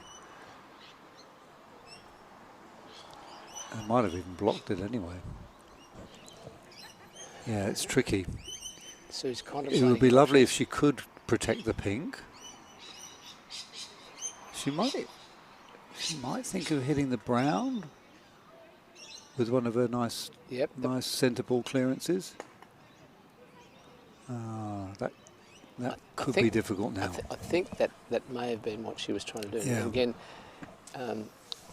Mary is looking at the ball, and it's just stopped now. So if she'd rushed her shot, gosh, it's well, and this is the irony of a fast lawn, isn't it? That it can take 12 seconds for the ball to stop. Exactly. Yep. Yeah.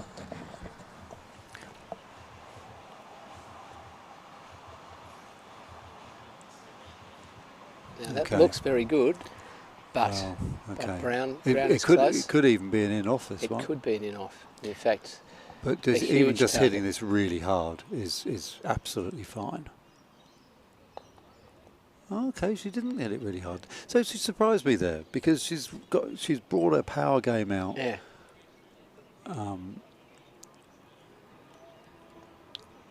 But I mean, she's in the box seat, and with green there and white. White is, as you can see from the camera shot, is actually north of hoop 2/7.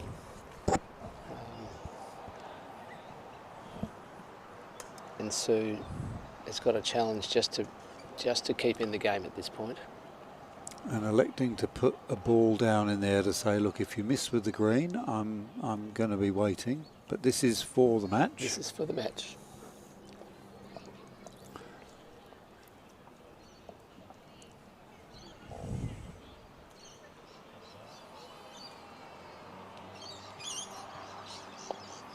And that There is it the is. match. And a very, very good win, very solid performance by both players in what was a very tight encounter. That second game in particular was... Well, it was an incredible yeah. finish, wasn't it? Yep. With the aspects of the timeout, the rescue hoop at hoop 12 Yep. from well over 10 yards. And then a really interesting tussle at hoop 13. So, Yes. and Sue's played really nicely. The difference in their grades was about 200 points or so. So in fact, it was 200. So that's, Mary was expected to win. Mary was an 80% likely to make that. But so Sue will be very pleased with the way that she's performed in the tournament in general. Yes. And she might have even made a few points profit out of that one too. I think she probably would have, and she would have done her chances of selection in the New South Wales team no harm at all. No harm at all. No, indeed. So I think we'll have more dogs now. Yep. Just to let you know that David Stanton, the tournament manager, has advised the players that the final will commence at 12:30. So we've got about a 45-minute break. Yeah. Thank you for your attendance. Was there any questions? or No, comments just some that nice little introductions this morning. Yep. And we'll. I mean, maybe when we have the dogs on the screen, if we were able to say that play will start at 12:30, that would be fantastic. Excellent. But otherwise, we will enjoy the cute sight of small dogs chasing heavy croquet balls around a lawn. Indeed. Yeah. Indeed.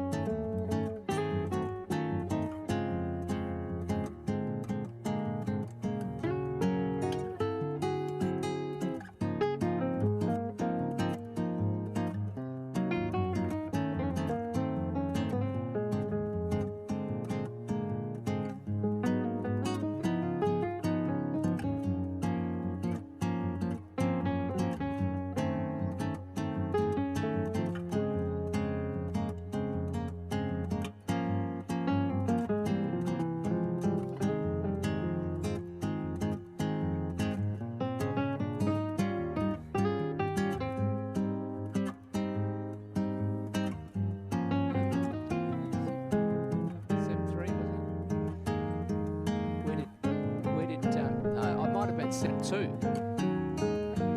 7-2 is the last one. Thank you. So is this real? This is the real countdown? It's the countdown to when. Oh, It's here on we now. go. Yep.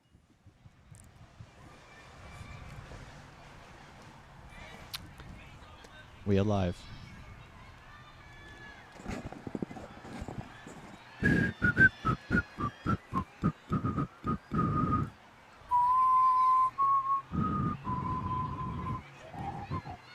Just waiting to see who's won the toss.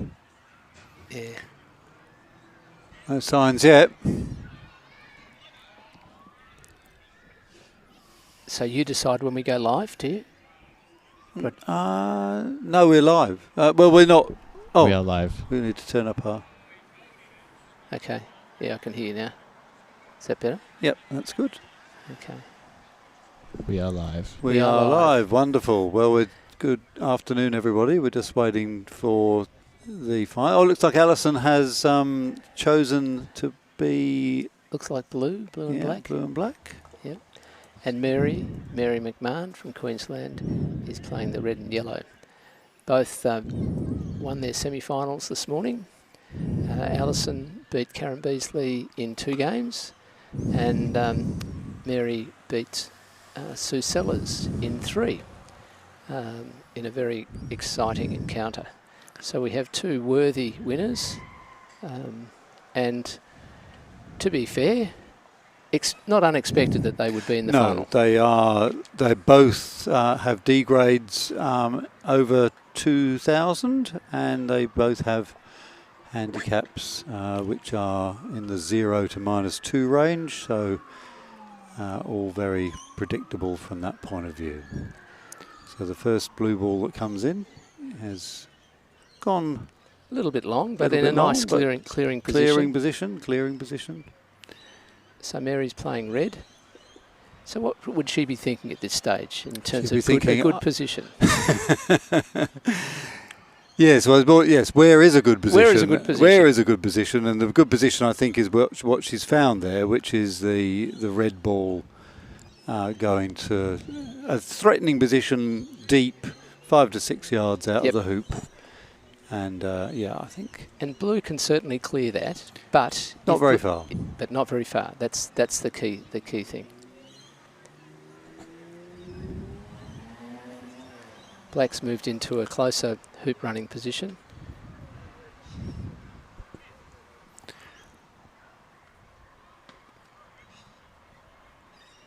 And Mary plays the final ball in the yellow, also deep and But a and bit wide. short. Bit short. Yep. Yep. Yep.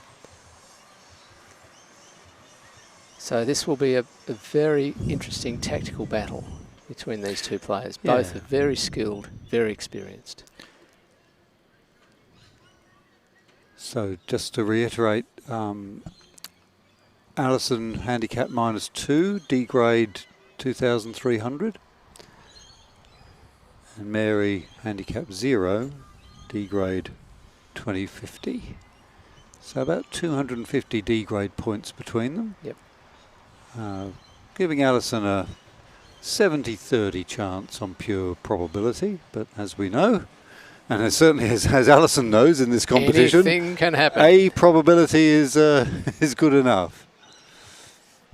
And this is a best of 3 final, best of 3 13 hoop game, and the timings are 70 minutes for the first game, 65 minutes for the second game, and then 60 minutes for the third game, with cumulative timings. So if they happen to finish before time, then they can carry forward that time to subsequent games.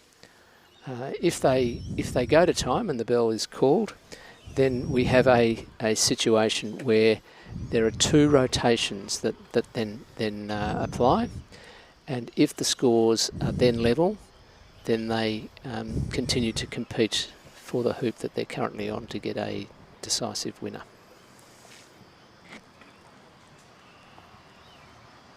And at this point, we might just pay credit to Rob Elliott and his team for their magnificent work in preparing the lawns for this championship.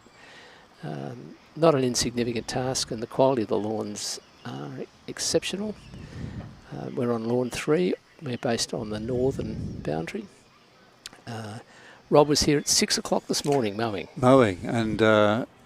And didn't leave us any dew, so we couldn't see the trajectory of the ball, so we couldn't see if they were curving off at any stage. So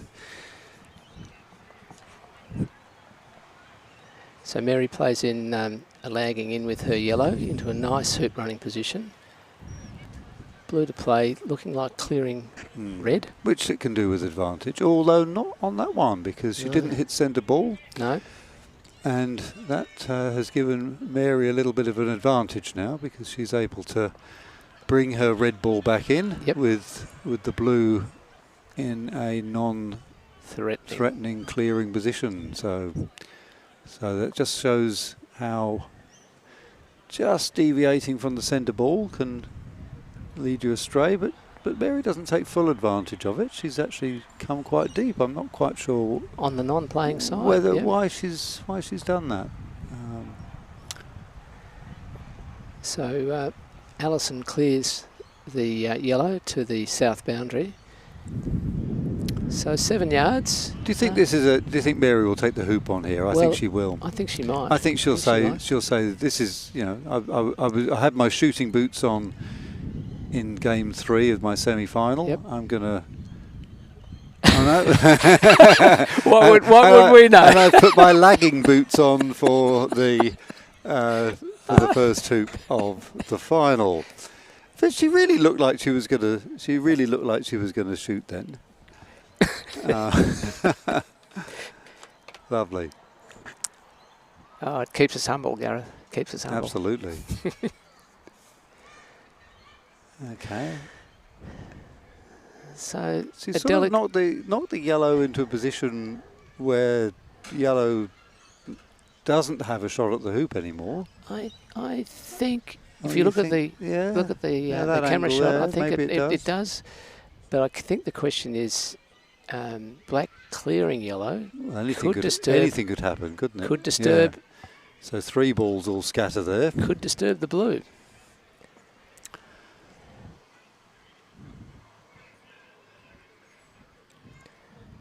So it looks like red's in a very strong hooping position. If yellow can either block, stymie, or distract, or clear the blue to a position where it can't see red by blocking it. So it's a good centre ball clearance. Now, has the yellow gone out as well?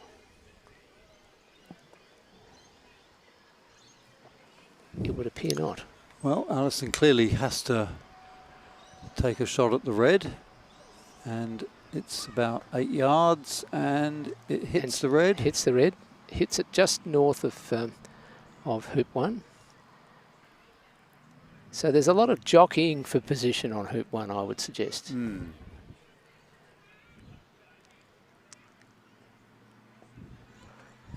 So Mary's... But Mary with effectively the first ball in now. Yep. So after 3 rotations from the start, we've ended up with a position where it's the red and yellow that are the balls that get to call the shots here. That's a good lag. It is, but there's a very good chance here. If yellow comes into a position that's hidden from blue, then red has gone in a marvellous position to clear the black or take a shot at the hoop. So yeah, this is quite tricky for Alison. I think that if she doesn't hit the red now, and even if she does, then the best she can do is hit the red to the boundary. Yes, and then red will have a shot back on the back. Mary has shown us that she's got the power to dispatch the black. Okay, so there's the red being hit away. Yep.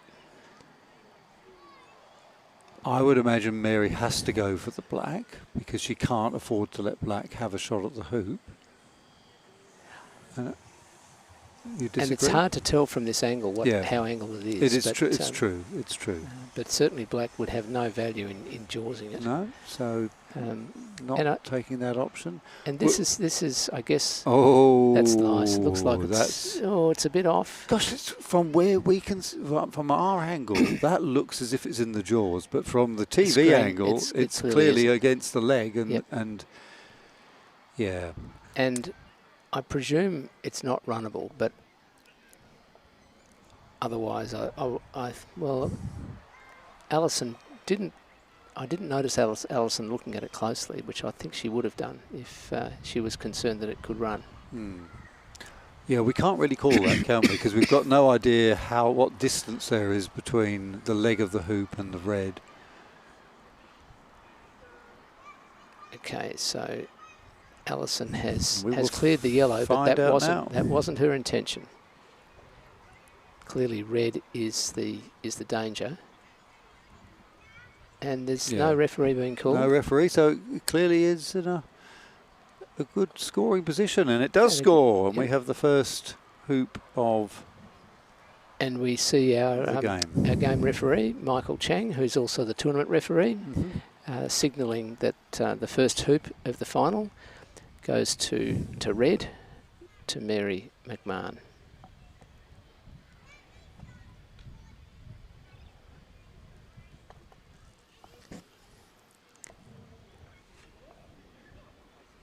And just while they're lagging up to the next hoop, we should also acknowledge the work that Michael Chang has been doing as tournament referee. He's been here every day, very early, setting the hoops. Perhaps not on day one. Michael Chambers was the tournament referee. We acknowledge Michael Chambers for the Friday. Also, a lot of people volunteered to referee in this tournament as well. So basically there have been 5 available referees at least on each of the 3 days. Which has meant the tournament referee has not been required to oversee a particular game. That's right. Alison now with a shot on hoop 2. It just squirms out. Yep. And the honour will pass over to Mary. About 4 feet out. Straight through, 2-0. Now, she hit that very hard, Gareth. We had this conversation this morning, but I think it's worth having it again. A lot of club players would say when you hit the ball hard and miss the hoop, that's why you missed it, because you hit it hard. What's your opinion about that? Well, younger players in particular are very effective at sort of bullying the hoop, aren't they? They hit it very hard, and the ball, their opponents, in my experience, the ball can't, the hoop can't do anything other than resist the tremendous force of the ball, is it? But one of the key things about making a hoop and what makes it different to a normal sort of shot is the top spin that you want to get. And I'm sure all croquet players have had that experience of hitting the leg of the hoop and the ball then sort of spinning on its axis and sort of finding a new place. And often, to their great glee, finding it going through the hoop. And that top spin is produced because of the friction of the rolling ball on the surface of the grass. And one of the problems when you hit a ball hard is that for the first, like, maybe even 2-3 yards, the ball is just skidding. Now we're just pausing here because the players are right in front of us and we do not want to distract them.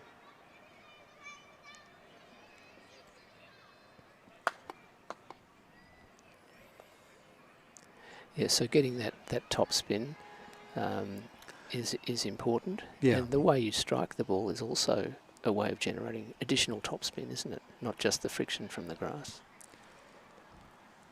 Yeah, there are a lot of people who do push slightly down on the ball as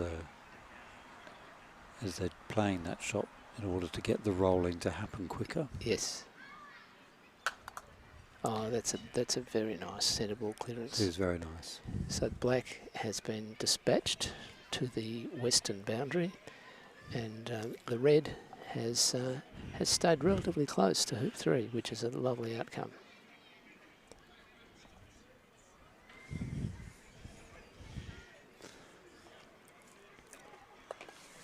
Yeah, we've got a bit of sunshine now. Yep. We've had all 4 seasons so far. I've had my jumper on, I've had my coat on, and then we've got screens to stop us from being burnt by the sun. So.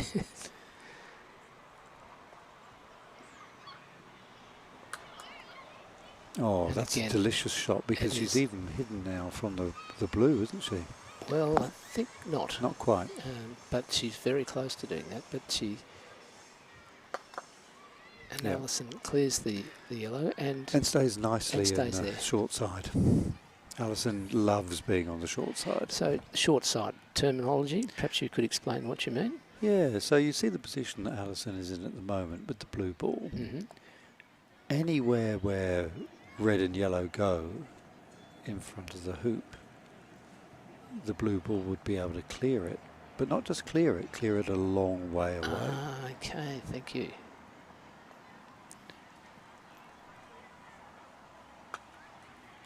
So if you contrast that to the position that red's in, red is also patrolling the territory in front of the hoop, but red can only clear 7 yards, whereas the black and blue can clear 21 yards. Yes. Which, if you have the power and the accuracy, is a significant advantage. That is where the power comes in.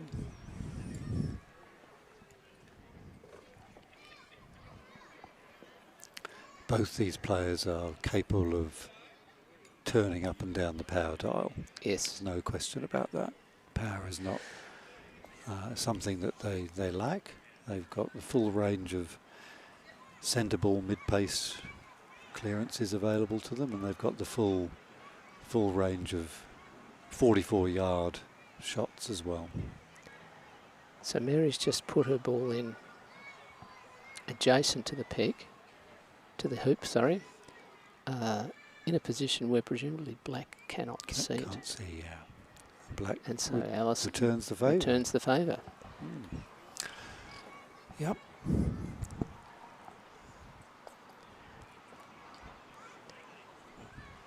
So Mary is shaping to clear the blue here. She's off screen. Oh, no, there she is. Thank you very much, Samuel.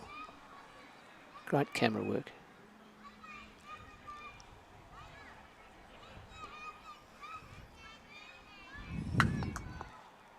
Oh, great shot. Lovely centre ball clearance. Yeah. So keeping yellow in a good hoop running position, not too close to the black.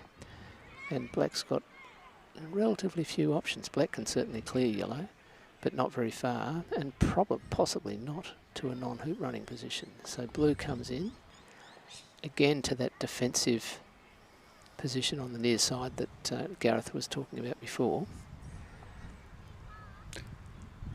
It may be that... We don't know how much red can see of black.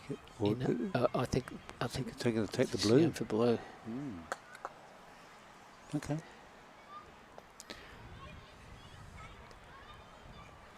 So what we would see the vast majority of developing players do now with the black would be to roll the black in front of the hoop. Yep. Relative merits of that, Malcolm? Well, it can put pressure on yellow, particularly if you get it close to the hoop, because then there's a risk that the yellow could knock it through or peel it. And that's the choice that Alison has made. And that's a perfectly executed thing. So as you say, it's tricky now for Mary because she could put this through.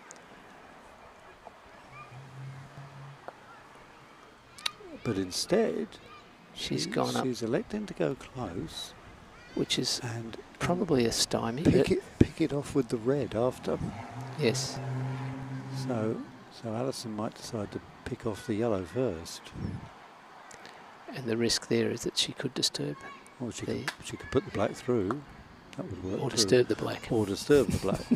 So yeah, great little tactical sequence. I think that was a very good turn. Mary was going for the setup followed by the clearance. Yes. And Alison was wise to that. Yep. And now we're getting a short side ball. And this time, Alison with the position of the black, cannot clear. No, just has to go So deep. she'll go deep Yep. and on the other side of the centre line through the hoop, so that if red decides to clear, it's harder for it to hold position. Yeah. Mary comes in now with the yellow. And, oh, she might have blocked the red on the black there, maybe. Possibly. She may not be too concerned about that, although it looks like she's lining up black here.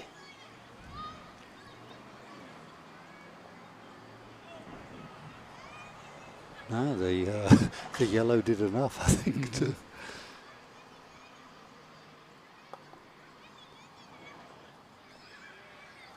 So she went for the block. instead. It's very successful. And Alison will have to take the yellow now. Yep. So that keeps the rotations going. And again, Alison won't be very pleased with that. No, it's the situation we had there. Many players would go for the easier clearance, which would have been black onto red, but red wasn't next. Yellow was next to play and could potentially have hooped. And again, that's good pressure that Mary's applying. She's now got 2 balls in front of the hoop. Alison clearing the next ball to play the red and keeping her blue in good position.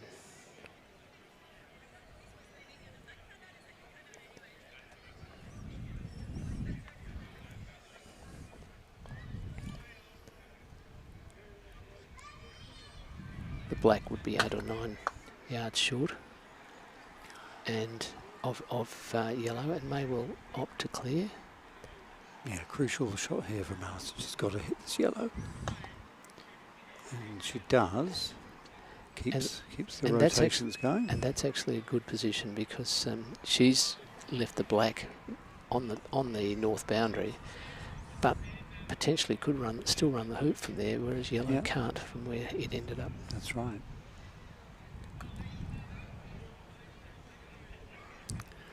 Yeah. Well, it's an interesting shot. It's still threatening the hoop. It's hidden from blue, but it has opened the door for black.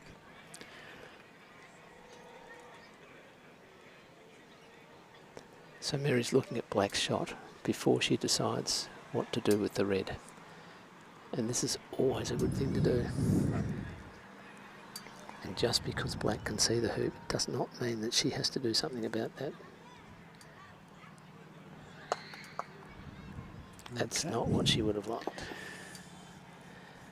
Again, she's cleared the blue, which was not next to play, but into a pretty straight hoop running position. But yellow is threatening enough that Alison has to do something about it, though, doesn't she? She either has to score the hoop or get rid of the yellow. She can't leave the yellow there.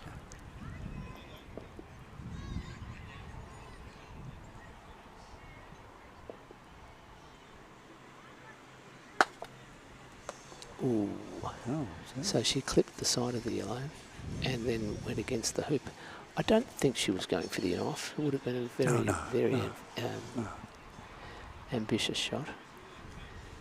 So now Mary's got the dilemma. She knows that blue can run this hoop, but black is loitering there in a good position to clear.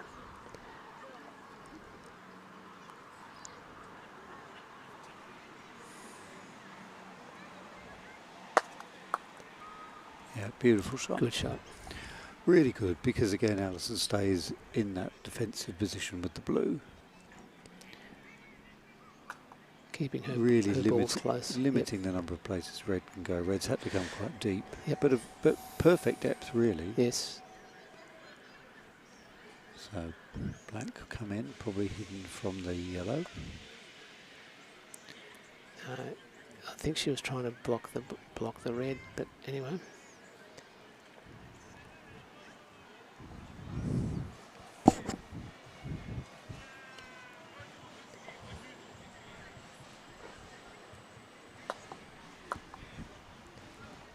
So good solid clearance, but unfortunately for Mary, putting black out off the boundary, but in a hoop running position, which of course is a very safe position because can't be cleared. Can't be cleared.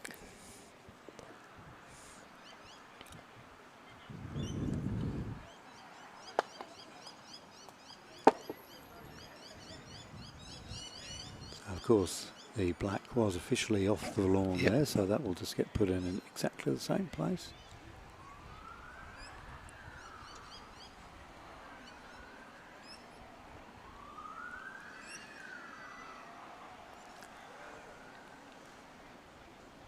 I think she's going to take the hoop this time.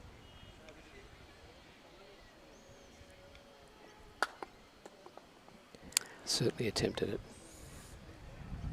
Okay.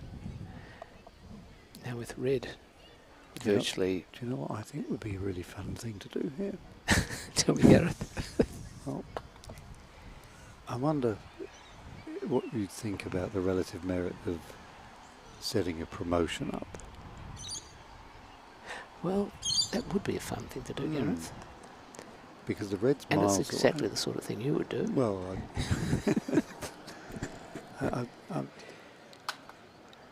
I'm going to go and practice that just to see. Because, I mean, I know this has worked out brilliantly for Alison now. Look, she's got a black in front of the hoop. She's got... The only thing that you can do bad here is actually mess it up for yourself, isn't it? And in a sense that is, because she's if Mary hits the blue, it could actually disturb the black. Yeah, it could disturb. Right. So it's a. She's actually going to give up the hoop. Yep, she's just holding position on hoop 4, so she'd just come back over halfway. But I think that would be fun to try. In practice, I think that's a really. Yeah. It's a fun thing to do, to set up little scenarios like that, and.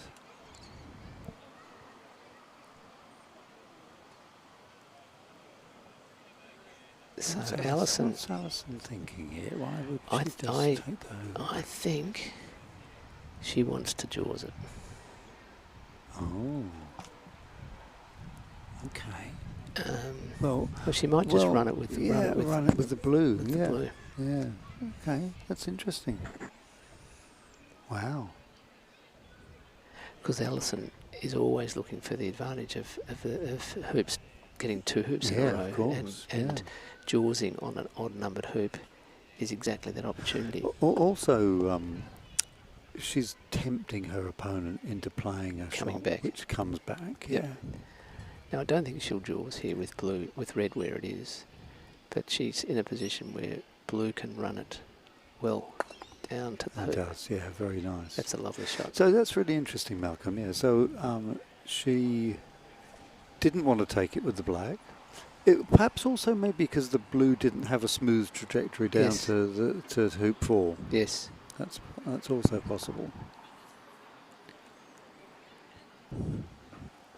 And a lot of the tactics are about, forcing your opponent to do things that make them uncomfortable. Longer hoop shots than they might like to take, longer clearances, longer placements.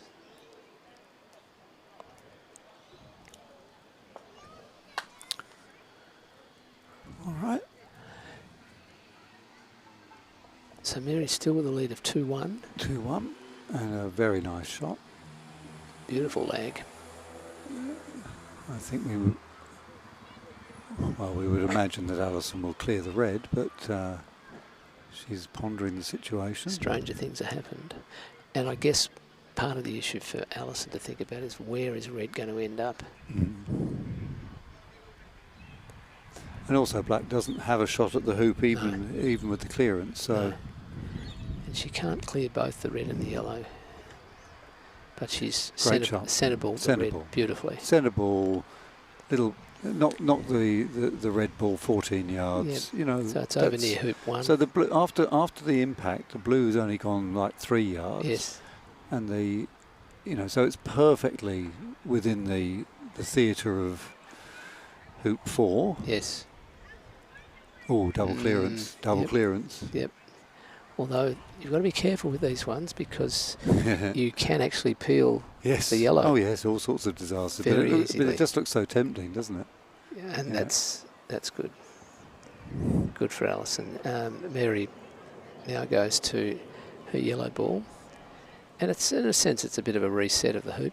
Although blue is quite close and threatening. If yellow decides to set up in front of the hoop. Yeah. Yeah, we're going to see Alison just hitting. The other thing Alison likes to do is hit a ball that's just come in. Yes.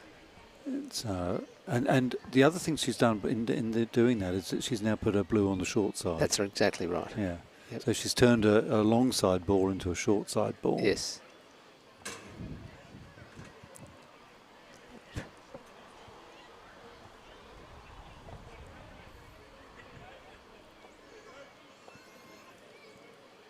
Yeah, and that's got the blue all over it, I think. So which may mean that yellow will try to clear the blue. Yeah, because or the black. Yeah, clearing the black would be fine as well. Yes. In a sense, clearing the black would be better because you might get an in off, Yes. and also it completely removes that particular danger. Yep. We'll see what Mary decides. Yeah. She goes for the blue And the clears the black. Well, there you go. Brilliant. Well, that was a Brilliant. very, very good outcome and great shot. And I'm sure she intended it. She's got that level of skill.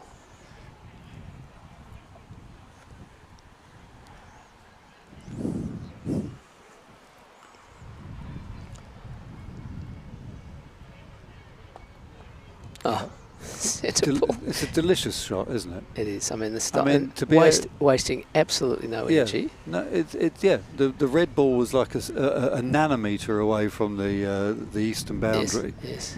So she literally hit that no harder than needed. The blue ball has ended up on the short side, patrolling the zone in front of the hoop. Yes. And well, that red has now just fallen into the trap, really.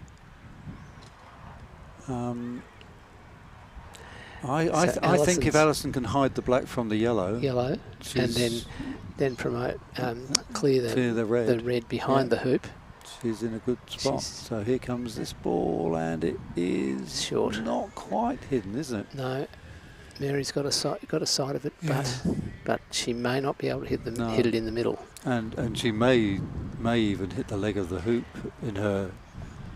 And you'll often see the top players go right down like this because they're looking for such precision in their shots that they need to know how much to clear that hoop Stalking it like a lion stalks an antelope. Exactly.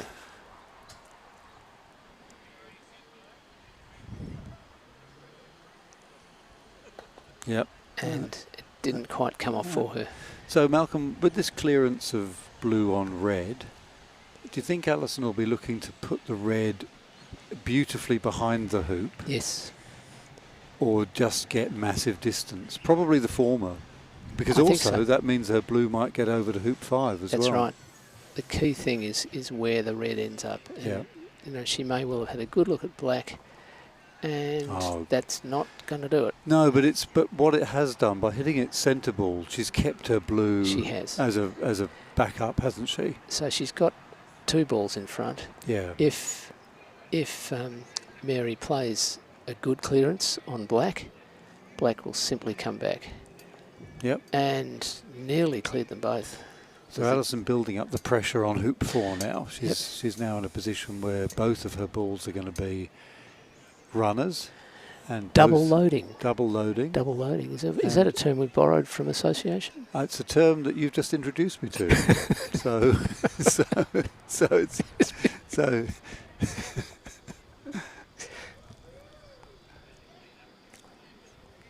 we borrow terms from everywhere, don't we? Absolutely. Yeah.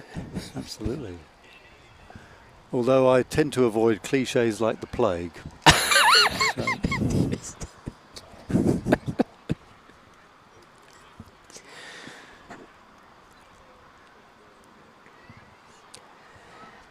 So Mary playing the yellow. Yeah, and there's got to be a power clearance here. Yep. Here we go. Well, and I suspect she could see the hoop. I reckon you're right. She had nothing to lose. She just thought, well, by going for it. You know, maybe it was a shot at black in the hoop. Maybe it was a shot at the hoop. But she's given very little away by missing and ending up on the south boundary. And that's a disaster for Alison if that blue ball has ended up on the leg. If it's exactly. Yeah. Because it starts to make an in-off possible. We'll see how hard Mary hits it. Yeah, Mary doesn't want to clear the blue, does she? Because No. otherwise that would just open the door for black. Oh, she has cleared the blue. Well, she has, which you'd think, okay, now you're quite correct, it's opened the door for black, but look where red has ended up. Yeah. Red's come off the blue, deflected off the blue, so it's onside for 5. Yeah. So 2-all. 2-all. Onside for 5 sounds like an election slogan. it's Vote for me. Yeah.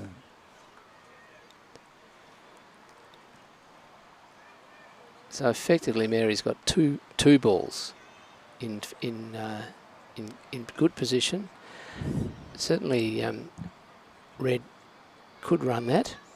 Alison's having a very good look at yellow, wisely, to see whether that can run or not before she decides what to do with the blue. So if yellow can run, what should Alison do with the blue? I think you've got to clear the yellow. If Hard or soft? Oh, look, Alison is fantastic at the mid-pace, but she's clipped that one, and even though it was hit with a sort of firmish mid-pace, because it didn't hit centre ball, it's sprayed off, and Mary's putting the pressure on, forcing Alison to do a 7 to 8 yard clearance. Yeah, another clearance, and Alison will. Well, she's capable of getting control over that, and she has. She has. Centre ball. You know, Malcolm, if you can do that sort of shot, you're always going to be so strong. Absolutely. So Mary's cleared the black, but I think she's not hit it on the side that she would have wanted. She'll be a little bit disappointed with that. Yeah. She would have preferred to have... She lost a bit of power, Yep. and she didn't, as you say, she didn't get the yellow. Clear in place. Yeah. Controlling the back ball, as some people say. Yeah. The striker ball, putting it in a good hoop running position. So really a totally open hoop now. It is. 2-all. And we started at 12:30, didn't we? Well, I'm glad you remembered that. Yeah, it was pretty much 12:30. So we've been going at least half an hour. Yeah. Yeah, the time limits are quite strict, aren't they? Yes, and 70, 65, 60. And I know when you're running a complex tournament, you have to run it to time. But I always think it's unfortunate when the clock intervenes in a game. And perhaps in a final where there aren't the same pressures, because it is by definition the final game, it's not like we have to keep our advertisers happy, is it? If we had them, we'd want to keep them happy. Well, exactly, yeah. Okay, Alison playing the blue, and another. And it's where when you know you've got that shot, when you know that you can clear a ball and stay around yourself. Yep, 95% of the time hitting it in the middle. Yeah, it's a very. It becomes a no-brainer really to think. Yeah, I'll just keep my dominance of the hoop open. Yes, and wait my opportunity to run a hoop. Yeah. And Alison is. That looks nice, though, doesn't it? I think. Do you think the red has managed to hide itself from the blue there? Maybe not. Can't quite tell from this angle. It's hard to tell from this angle. Alison thinking through her options,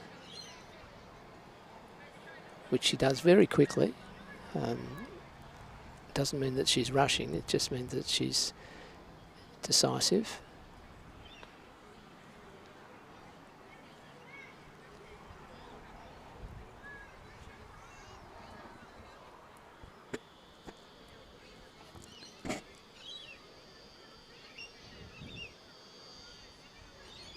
Ah, no, that's interesting. Promotion to hide it from blue.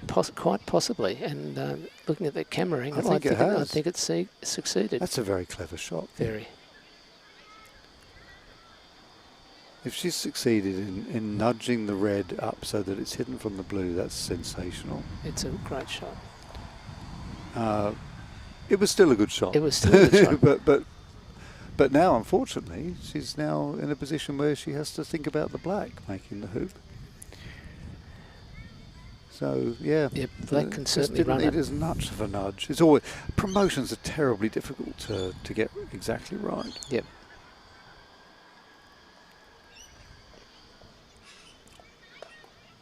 Yep. Nice play. But not enough energy in the black ball. Oh, is that red going to end up? It looked like it was going to end up in the jaws of hoop 3. Red came down very close to hoop 3.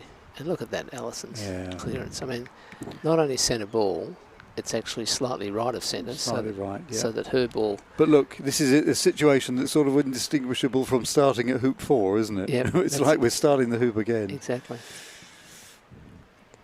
And Mary's first ball in. Yeah. Allison Yeah. will probably put a ball in. Now, why do people often put a ball in rather than try to clear with both? Well, it's a very common strategy if you're a good, strong hitter, because Allison now knows that if she can hit the yellow away with the black ball, and she's only 8 yards away from it, unless that hits, which it doesn't. Yeah, so Allison knows that if she now hits the yellow ball away, she's not guaranteed, but she's a very high percentage for the hoop. Yep. So it's a living blue there, but she's not done that. Elected not to do that. Fascinating. In fact, she's come deep. That's why. I can't answer that question. I'm not sure if that was her intention. Yeah, I don't. Very interesting, because I can't. She's go on. No, I'm intrigued, because she did it deliberately. I mean, it looked for all money like she hit it with a pace that. And you would think that it was done deliberately, but I don't understand what the tactic was if it was deliberate, because now we've got all 4 balls on the non-playing side. Yeah. And red is perhaps positioned to be able to go through. Well, is positioned to be able to go through backwards, but that's why Allison's put the blue where it is, and why Mary has deliberately gone deep rather than just through the hoop. I'm trying to remember the situation so I can record it for later, but I can't remember it now. So Allison is looking at her options here. Again, she's got the option of going through the back of the hoop.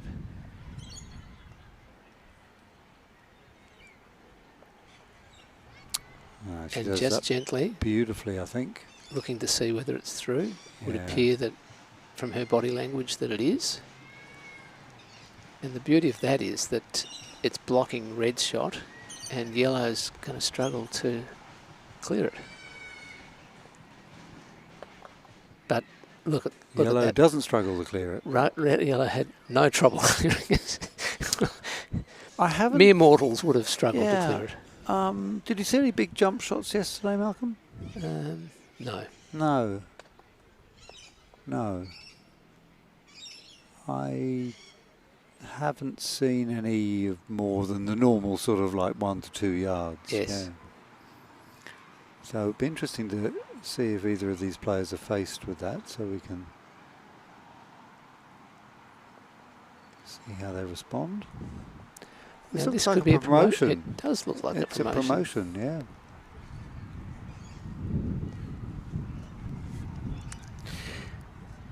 And of course the downside of doing a promotion is you do leave the 1 ball behind. In this case the black, yes. And the other downside is that it often leads to wrong ball play. It does, yeah, so we'll have to keep our mind. We might have to correct the players again. Oh dear, yeah. Those of you who weren't listening this morning, Malcolm and I both shouted wrong ball from the commentary box. We hope that we did so correctly. Yeah, I know. We could have really had some egg on our face there. We might still.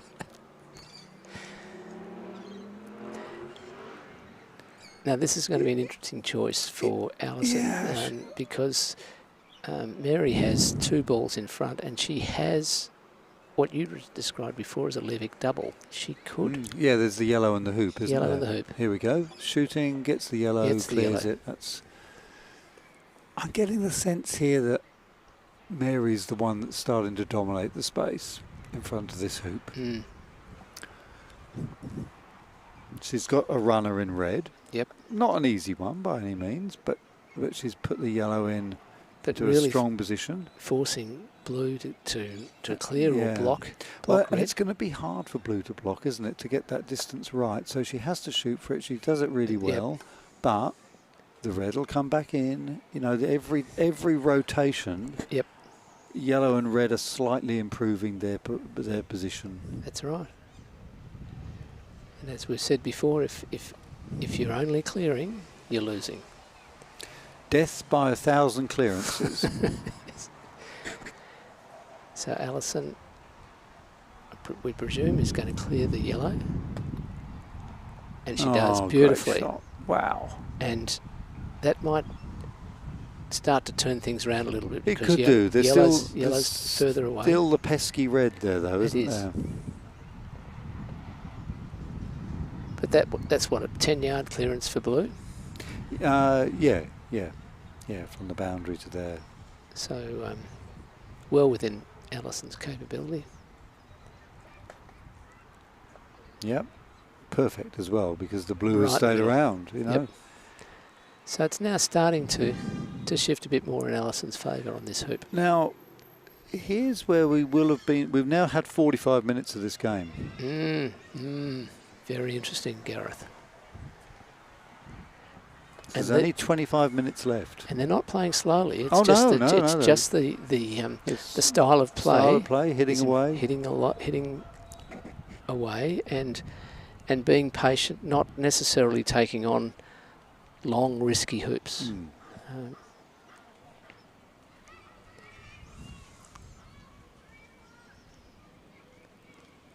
After an extended period of clearing, you can imagine that one or both of the players might start to think, I'm going to change. Yep. Well, Mary, if she's got a shot on this hoop, she may well take it with yellow. She does. She Doesn't tried- really lose very much No, by doing no, that. she- It was a she- free shot, wasn't it? She banged into the right upright. And Alison is trying to pick a spot that's hidden. Yep. But if she gets it slightly wrong, then the yellow will be in a very powerful clearing position. So it didn't cost Mary anything to do that. No. And blue is close to the hoop, but not an easy runner if it's possible at all from there.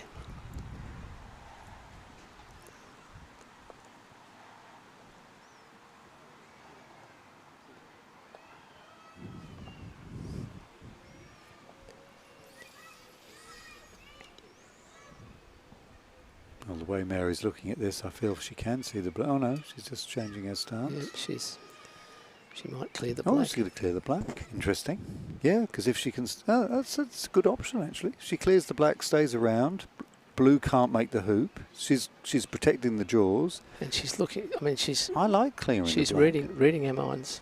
Yeah, I really like the idea of clearing the black. No, we're reading hers. She's Yeah, she's that's she's what I got no mean. interest in our minds at all. No, of course. Well, no one's ever had any interest in my mind. But that's great. Yep. No, Because that really limits blue now. yes. But Alison could... Well, I don't know. Well, from where we're looking at it, looks very tight. And She's I put don't it in think the that's jaws. going to be enough. No, I think it's vulnerable to yellow. Yeah. The only thing is that Mary can't make the hoop now with No. red. Well, unless She can only jumps. come up, right? Unless she jumps. And as you've said before, we haven't seen No. any long jumps. She's not going to... I don't think she's going to risk that. I think she'll lag up, and that will give Alison a chance to get rid of the yellow. Oh. Okay. Okay. I'd love to know how far that red is from the hoop. Good. Yeah. Can it run it? Can it run it? Okay, so Alison knows that if she can clear the yellow, she's won the hoop.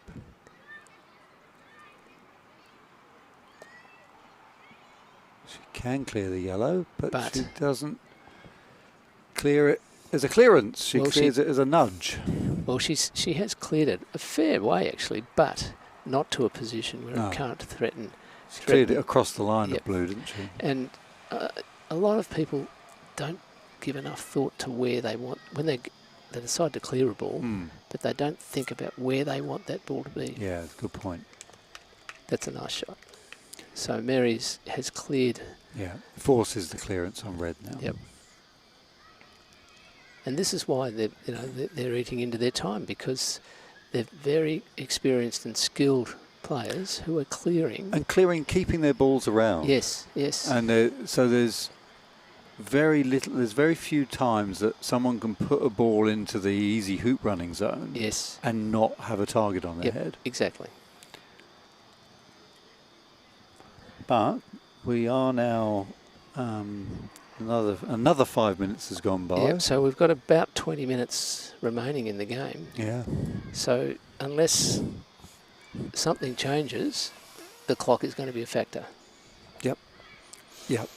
Yes. In fact, it's almost definite now because they've only done 4 hoops. Yes. So there's another 9 hoops to go. And 9 hoops in 20 minutes would be lightning pace. So Alison electing just to put a ball in. Mary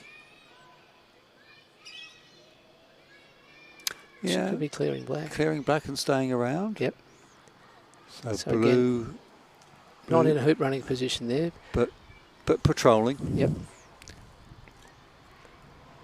If Alison hits this centre ball, then she'll be patrolling the other side. Oh, she hit it beautifully, and the blue deflected just to the eastern side of the hoop. It was very close to being in off. It was, wasn't it? It was. It's an interesting one, actually, Malcolm, because the angle of split between the blue and the red is quite big. Yep. And yet the blue hasn't gone very far. No, no. And it didn't hit the hoop. It just went past.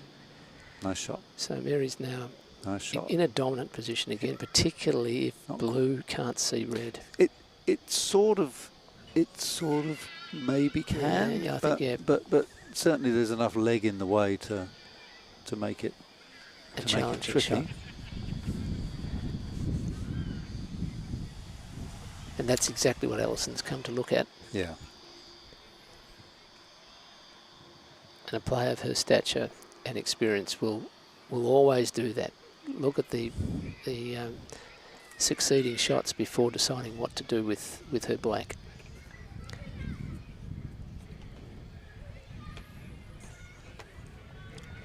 And of course this eats into the clock. I mean, it's perfectly legitimate, but it's there's absolutely no slow play here at No. all. This is tactical exchange. And Alison's looking for that magic spot, I think, on the lawn. Perhaps hiding behind red in a hoop running position, hiding behind red in relation to yellow. Yeah. I mean, it's amazing that it's got to that stage where the contestants have jockeying so much with each other that it's. And this, I mean, this is a 14-yard lag, so it's not to place it precisely from that distance is very difficult. Oh, it's look, most of us have a. She's done it again. That promotion. She's done it again, but that dinky little promotion. But even though it's worked, it's still a 2-yard hoop. Yes. So it's not a gimme at all. No. I mean, no association croquet player would dare take that on. So you tell me, yes. Oh, that is a wonderful straight shot. through the back. Wow. And that is a very difficult shot. Wow.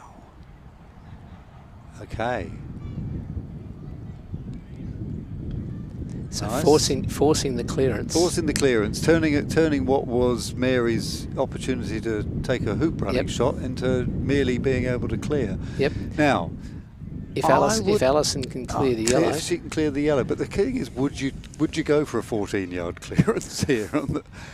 That's what Alison's thinking. You know, like, do I take a clearance for 14 yards? And as you mentioned earlier, Malcolm, you haven't just got to hit it. It's not like just making a Croquet. You've got to hit it in the middle. Yeah, exactly. Because if it only goes 3 yards, then it doesn't help.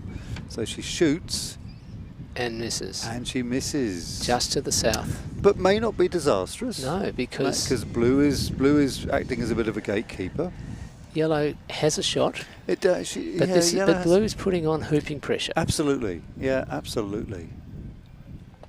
And done its job. Yep. Did its job. So Alison's tactics there were really interesting, and they've been proven to be okay because it was a free shot at the yellow. Yes, it was. Wasn't as if the yellow was going to score the hoop immediately afterwards. So another 5 minutes marches by. Yep. And 15 to go, and this is a very tight tussle.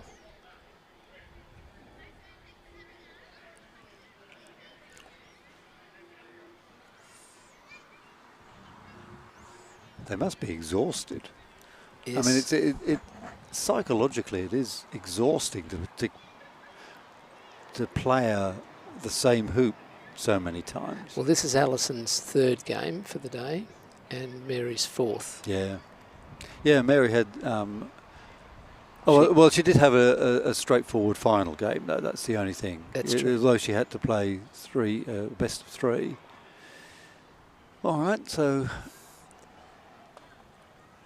red is dispatched. Red's dispatched. And black and yellow are facing each other on opposite sides of the hoop, so no clear resolution there. She is, however, in a good clearing position. Yep. Manner of speaking. So she's thinking about where's the best place to put it. I'm thinking probably... Oh, of course, she's the first ball to play. First ball, yep. So leaving it Yeah. west of the hoop, where it could well be hidden from her opponents' balls, the red and the yellow. Red just plays in. Okay. We're told we're back on air. Sorry Back about on that. air, the score 4-2. 4-2. We've had some technical difficulties. So after a titanic battle on hoop 5, which Mary won, Mary then also won hoop 6, taking her to 4-2 with a beautiful in-off. Mary lavishing attention on the black ball and Just not missing able it. to get rid of it. So let's see if Alison can remove the thread of red. Now, what's the best way for her to do that, Gareth, you think, in this I don't- context, at this level? Oh, gosh. I mean, the trouble is there's nowhere on the northern boundary that she can put it that Mary won't be able to hit a 6-yarder. So she's opted for the clearance, leaving herself Yeah. in a hoop running position, and she's noting exactly where red's gone out. And, yep, she's happy with where Mary's put it. As we say, as the striker, Alison has the say in deciding where to place red in. Yeah. We just need Samuel to come and help us with the scoreboard because it logged out and needs logging back in again. But the score is... So Mary had a sight of the hoop, attempted to run it, but just went to the left. So she's running down now to mark her red ball in. This is good to see. Often players don't bother to do this and then they forget where the ball went out. And as we can see, the ball actually went out nowhere near where it ended up. So it's over halfway. Mary confirms that with Alison. and checks that she's happy with the positioning. So it is a good practice to do exactly what Mary did just then. That is to mark your ball in immediately rather than wait for its next opportunity to play. Yeah. Am I in your way? No. I wanted to see whether I forgot where the yellow ball was. Yep.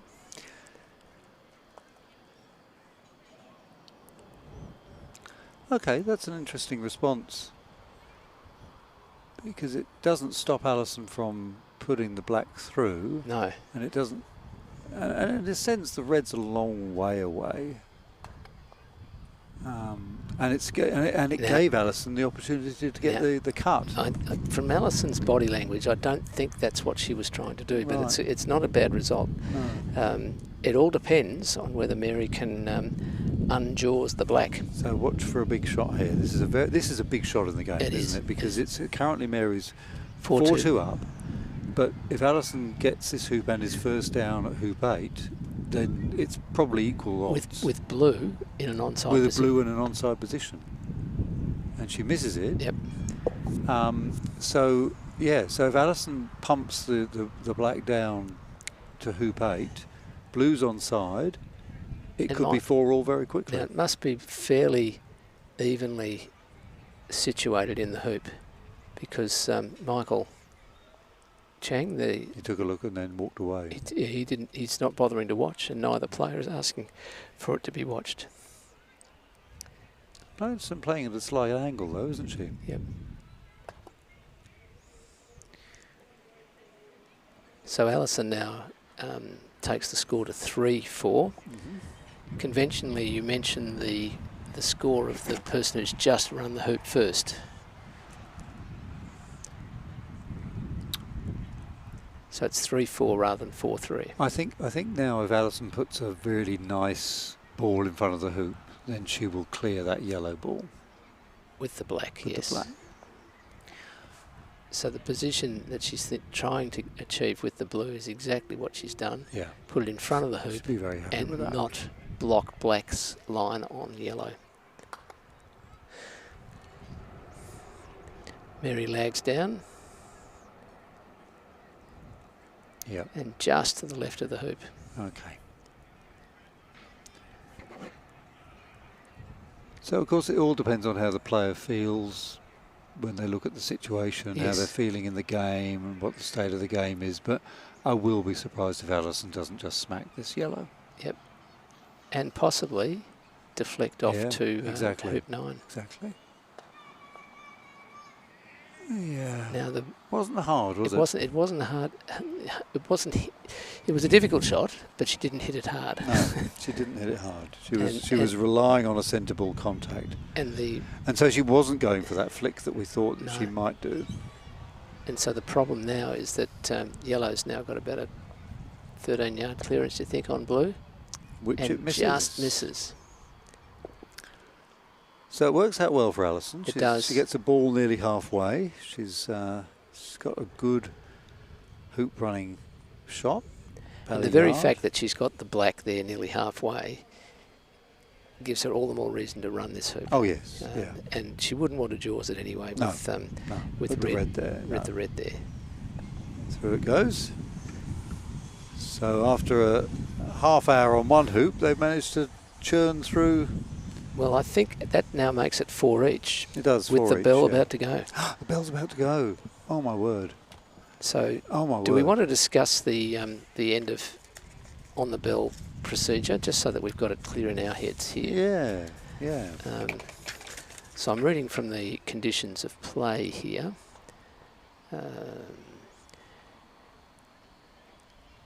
Play 2 rotations after the bell. Then only finish the hoop if the score is then level. Yep.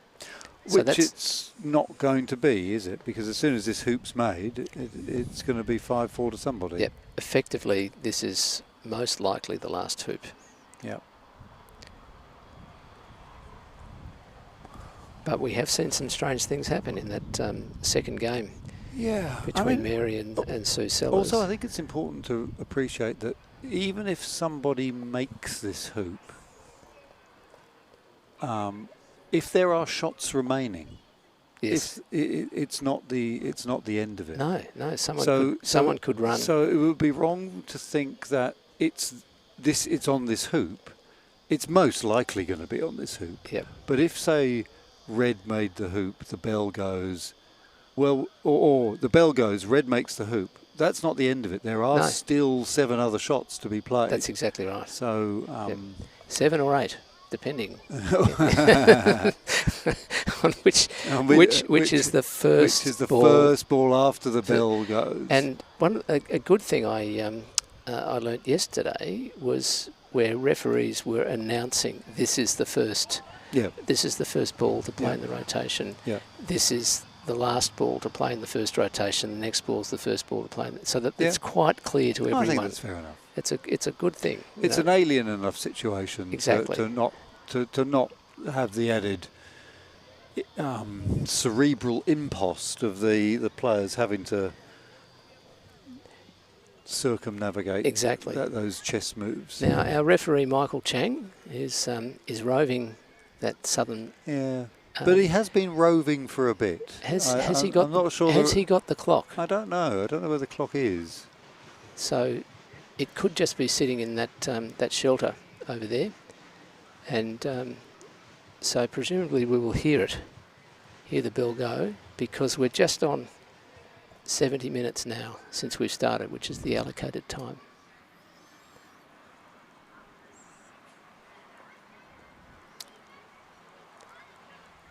Tickles in. So if the bell were to go now. Oh, time. Yep, time has been called. Time has been called. So black is the first. My interpretation is that black is the first of the rotations. We could have a debate about this. Well, yeah. Because the bell went when it was black's turn. Okay. The ball had stopped.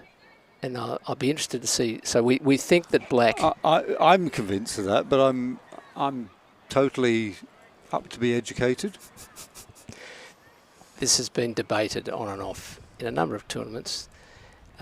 The main thing is that Michael is in charge and he will make the call. Yep.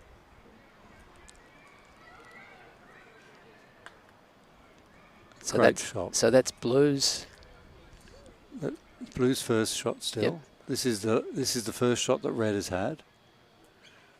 Yep. So my understanding is that each ball now has one more shot. That's the end of the first rotation. Yep. That's my understanding. And it may prove to be academic because the scores are level. Yeah. And if they don't result, if no one scores the hoop in the next rotation, it doesn't matter anyway, does it? No, they have to compete for this hoop anyway. So it's actually quite simple.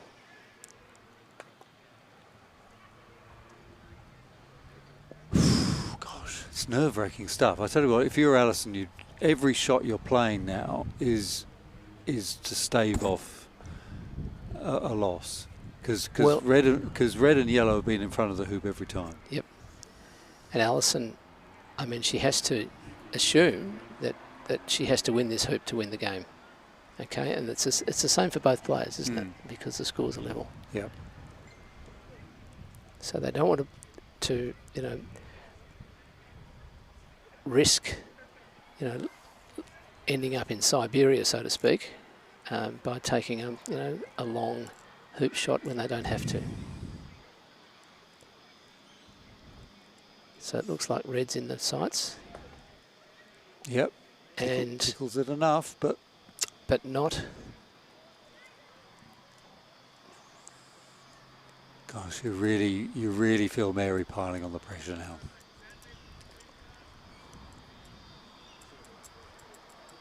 So our debate was entirely hypothetical because it doesn't matter. They're just going to keep playing. It doesn't matter now, but you can. It could have. But you can, particularly a situation where an odd-numbered hoop is being made. Yep. I think she's going for. I think she's going for the hoop. I think she's going for the hoop. It's do or die. No, it's. I think she must have touched it. She touched the ball. I think she's touched the ball. And that's her shot. Unbelievable. I don't know whether we've got a replay, but anyway, it looks like we won't need it. because this is going to go. She's squirted across the front of the face. Red is still threatening. Now, Yes. does Alison know where the ball went out? Did she make a note of that? Because it's nowhere near. It's where it ended up. Yeah, it's ended up a long way down It's here. about opposite. Right. So ended up just. No, that she's. Oh, look, that the ultimate professional.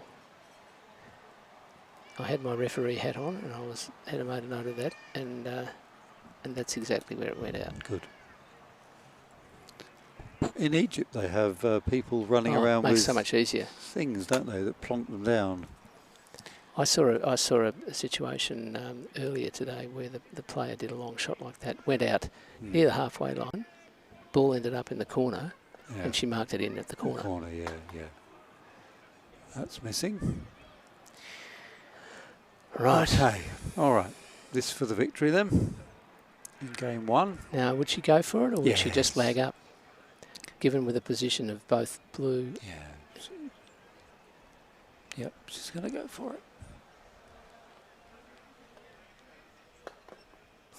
No, it squirms out. It does. So we've got a good number of people watching. 45 people. We've got people from Are there any questions over. that we need to well, it's great address? to see friends in Queensland joining in. Casey, good day, Casey. One of my favourite players. Swashbuckling style, love it. Forceful shot is the word. That's Casey So, Devine. Yeah. So Alison, she's going to make it. No, it Just squirms off.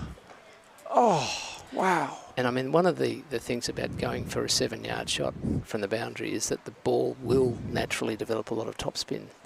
So even if you hit it accurately, there's a good chance it'll go through. But I guess that could be said for any hoop.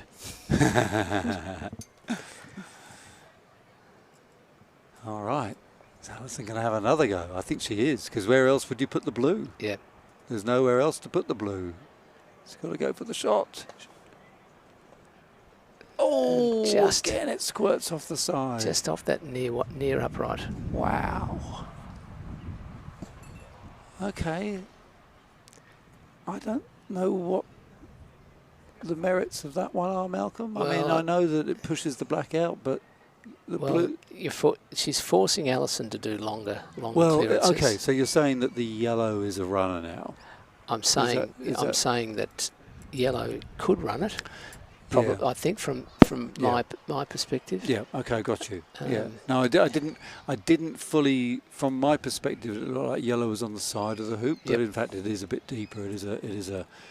So it's forcing Alison to probably clear it, or she might just put a ball in. I mean, it's pretty angled, as you said. No, that's a clearing pace.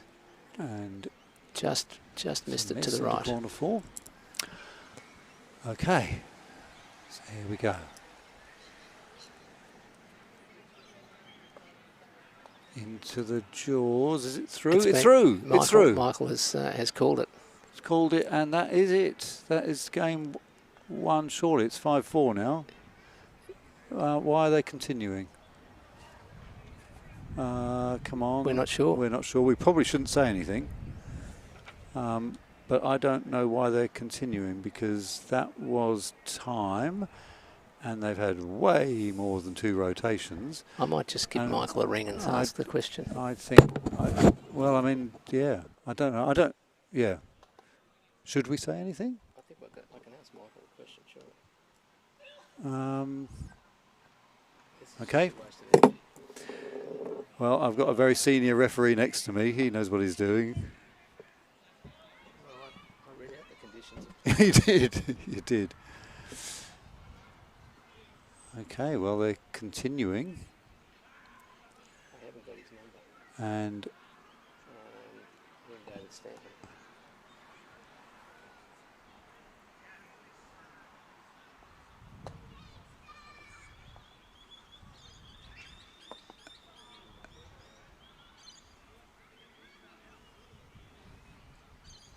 yeah, we are a little bit confused. Just ring David Stanton. But Allison is to play. I think if Allison makes this hoop, they can't call it back.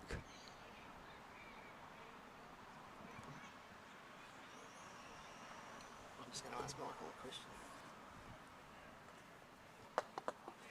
Allison doesn't make the hoop. So Malcolm has gone off to consult with Michael Chang, the tournament referee, and Michael made the call to, or at least didn't stop them from playing on. It may be that Malcolm and I have misunderstood the tournament regulations as well.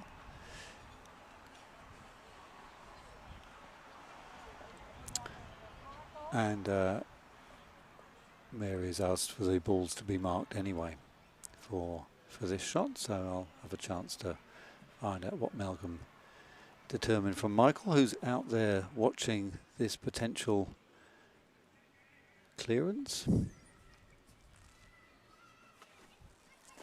So Malcolm will be able to fill us in.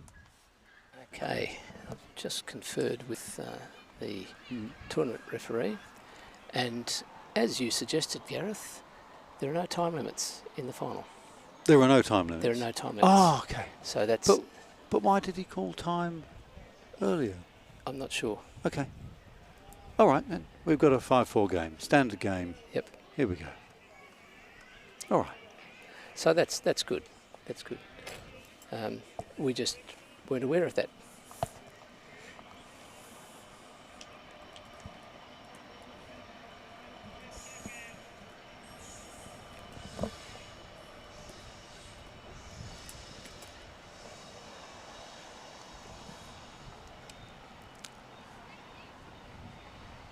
Well, I think that's a very good decision not to have time limits. Oh, yeah. Much better. Yeah. Yeah. It's a much better idea.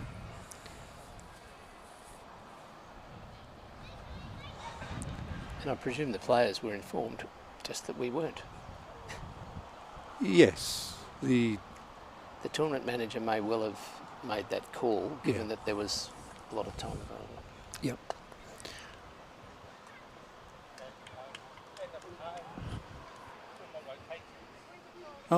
Oh, and now things have got even more complicated because Michael has called time and said that there are 2 rotations. He just told me there's no time limits. I don't understand. Yeah. Both players are understandably confused, as we are a little confused. Well, I'm not just a little confused, I'm quite a lot confused. There's David Stanton. David Stanton coming out. Is he? Is David emerging? Yes, David's emerging. Yes, so we've got... You can't keep changing. Yeah. So what is happening? Is it... It would appear that they're playing.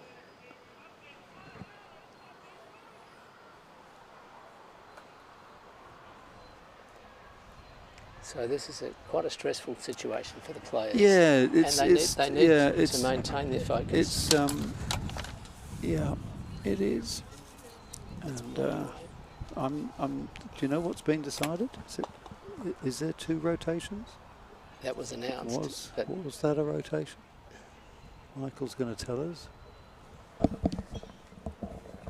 just discovered that it's timed. However, I've told them untimed. So I can't change it in the middle of the match. You can't. And that's what I announced. The next one will be 65 minutes. 60 minutes. Why? This is untimed. So because I told them it's untimed, we stick with just the first game, untimed. Why wouldn't you do it for all 3 if necessary?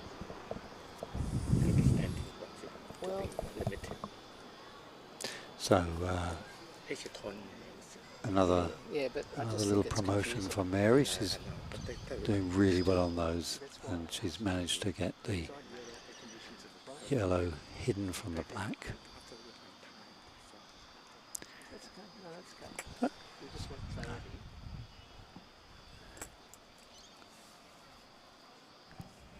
Can Alison see much of that ball? She does. Beautiful shot. Amazing shot. But She is battling here because the blue ball is all the way down on the south boundary by that hut. The black ball's a long way away, but Mary hasn't made the best of that one. She's overcooked the yellow coming in. And it does mean that if Alison was to be able to hit the red, then we are back on. But So this is the hoop, a 28 yard. 28 yard hoop, And you might as well ball double. go for the hoop. Yeah, Well, go for that little shadow of the hoop, I think. Yeah.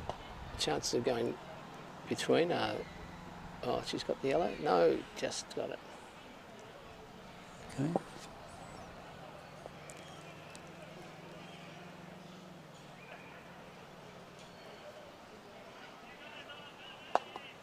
And through it goes. 6-4. 6-4. Now, we are in a non-timed game, I believe. This game is non-timed. And then what happens to the other game? I've just conferred with Michael Chang, who has conferred with the tournament manager, David Stanton. And because Michael had told the players before the start of this game that it was untimed, that's what we've adopted for this game. It's untimed. But the second, and if we needed a third game, will be timed according to the conditions of play that I announced earlier. So that means the second game will be an hour and 5, and the final, if we need it, will be an hour. Okay.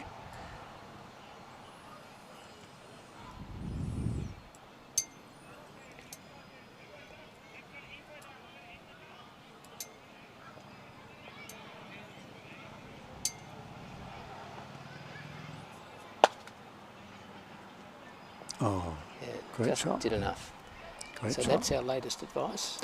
Yeah, I guess we probably the most prudent thing to do is wait until the start of the next game, and I'm sure the players will want to know what the rules are by then. Well, Michael has told the players. Yeah. He said that's what it will be. And Alison having a bit of a fraught time in front of that hoop. Difficult hoop for Mary, but this for the win in the first game.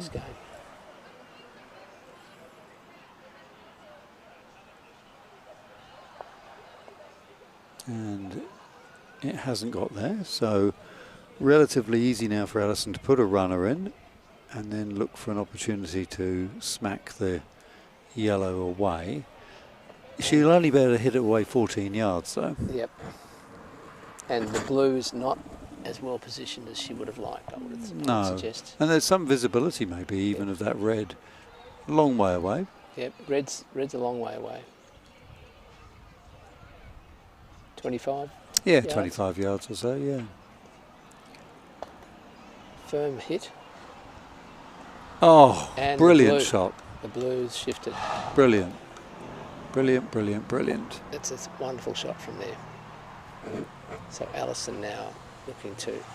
The only thing is, Malcolm, that as good a shot as it was, it has enabled Alison to really dominate the hoop and maybe get a jawsing.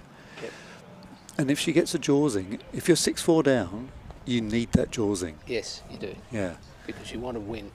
It's no good winning this hoop. You've got to win 11 and 12. Exactly. And then try and manufacture a situation where you're also first ball to 13. Yeah. Yeah. So this could be quite a tactical... Yeah, this is interesting. Those of you who are really into the situations coming at the end of the game, and interesting. And the fact that time's not going to be a factor is a bonus, I think. It's a bonus. Yep. Yeah, because we actually In get to this see game. those tactics played out in a more natural way. So the fact that the yellow has ended up there is fascinating because it makes it really difficult for is it not? It's blue to play. It's blue to play, yeah, sorry. Alison, it's blue to play. She's contemplating what to do. And this is a critical shot. Yeah, does she go in off the yellow, or does she clear the yellow, or does she set up? Because if yellow is hampered on its approach to Yeah, 12. She wow. doesn't want to. That would be good, wouldn't it? Yeah, okay. So we're just So Mary's right in front of our position here. going to silence.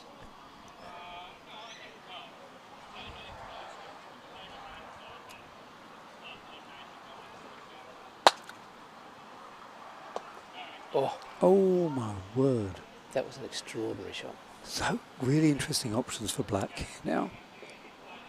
If you were able to jump this shot and leave the yellow against the leg,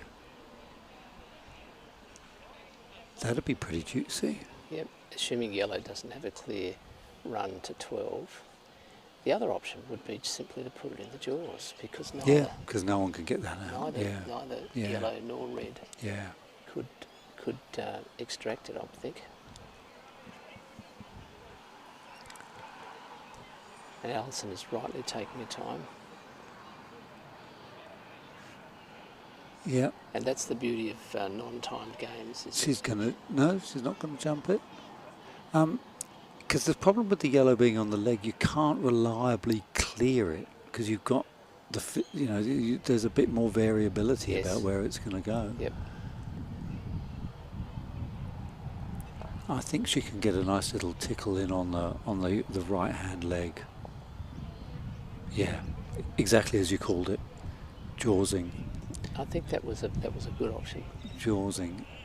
Oh, though now, clear the blue. Blue has to then try and clear red.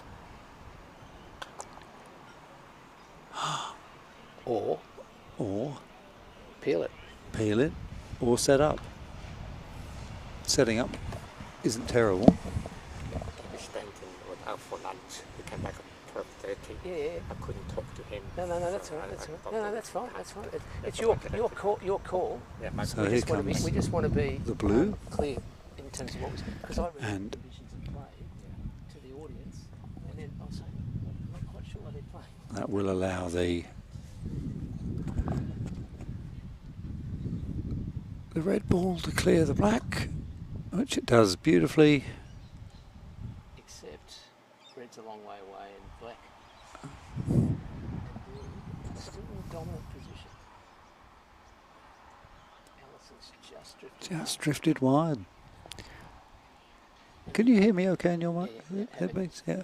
I just turned things down while you were chatting to Michael, but Yes, it's interesting to speculate about things here. all right. Another jaws possible here. I think she's clearing. Oh. Okay. And because time's not a factor, Alison can afford to be patient.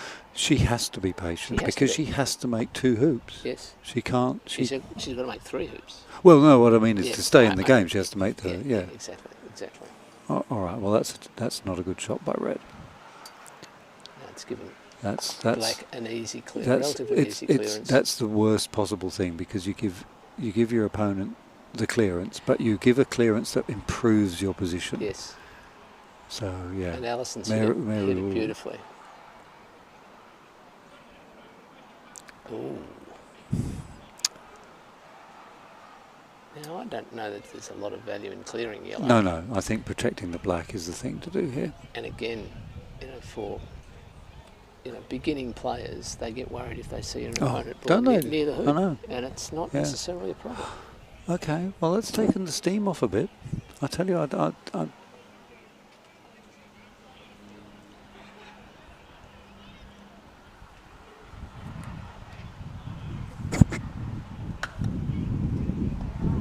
Missed everything. sails past.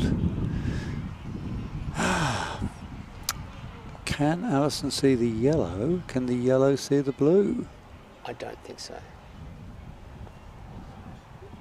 So I think Alison will be very strategic here. She wants to not only win this hoop, but as you were saying, Gareth, is to get in a position where she can win both. And Mary is saying, well, look, you know what, I'm not going to let you run a ball all the way down to hoop 12. No. So she's hidden behind the hoop to prevent that happening. And if Alison crunches the yellow away, it'll actually send it to an onside position. That's right. And I don't think Alison can even do that. I think the hoop is intervening. She's got reasonable... Oh, yeah, you're right. Alison seems to be manoeuvring into a position that's getting tighter and tighter rather This is most unusual for this level of play to be so tight around the hoop. Yeah. Mary now saying, OK, I'm coming up. So does Alison jump She's this? got to now, surely. Which is not ideal, because yellow does have a smooth trajectory down to the next hoop. But she can't keep these rotations going now. Not with red there. I know, she is. OK, she knows this better than I do. Is yellow just going to come deep now and say, I don't think you can make the hoop? I don't know that. Look, from the screen, it looks like yellow can run that hoop. And if it's going to come through the back door, going deep is the only option, really, isn't it? Well, I'm glad they didn't call time. We wouldn't have had this... Well, it's exciting and it's good.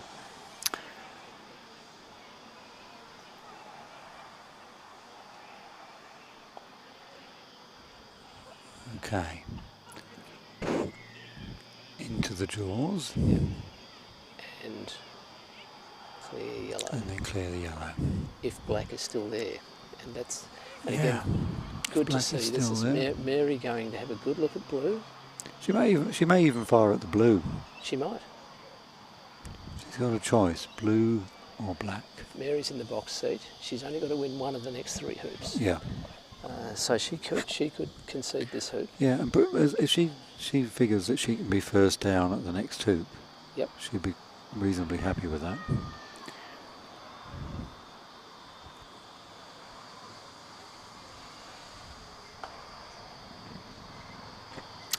And that doesn't challenge the blue. So if Alison is able to clear the yellow here, she will have achieved all of her aims. Yes.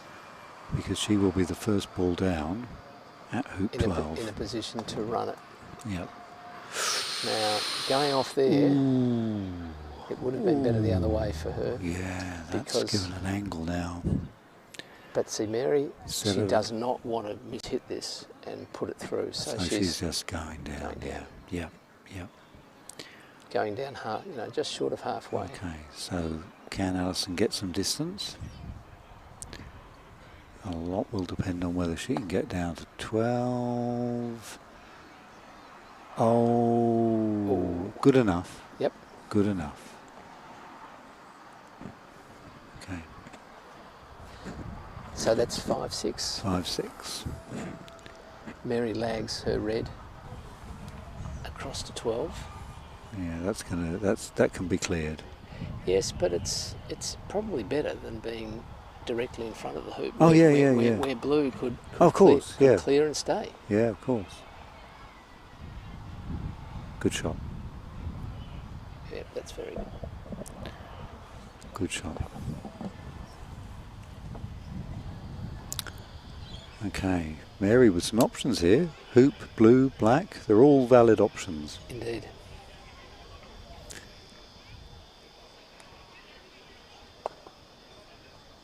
Goes for the blue. Blue's gone.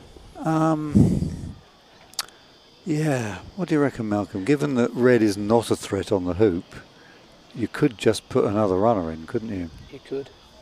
There's not, and given that black is, 4 yards from the hoop, it's not a dead cert, so I think... And the question is whether Alison would even attempt to run the hoop with black, because if she does and succeeds, then Mary's got first ball to 13. Yeah.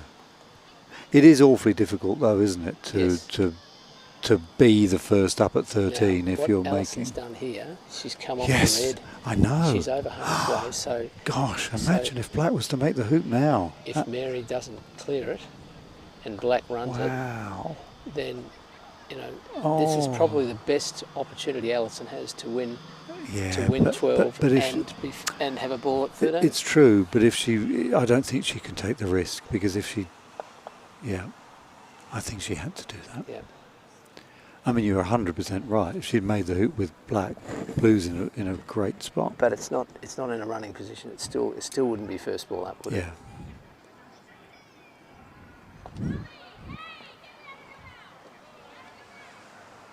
So Mary's going the other side of the hoop from black. Alison's checking to see whether black can see yellow before she plays the blue. Darren has pointed out to us that there might have been a wrong ball play. Surely not. Yeah. Alison tickles down, and look at that's complicated matters, because now the black and the blue are very close. Quite close. A dinky little promotion might be. Well, yeah. Although yellow is lurking, and red now is in a good position. Yeah, yeah. I can't see what black can do here. Let's see what Alison can conjure up. Putting the blue above the parapet, I mean, that's just asking for yellow to get rid of it. It is. Now, has she done that by putting black in a favourable position? Well, it is at the moment, but red's got eyes on it. Okay, so yellow's gone behind the hoop.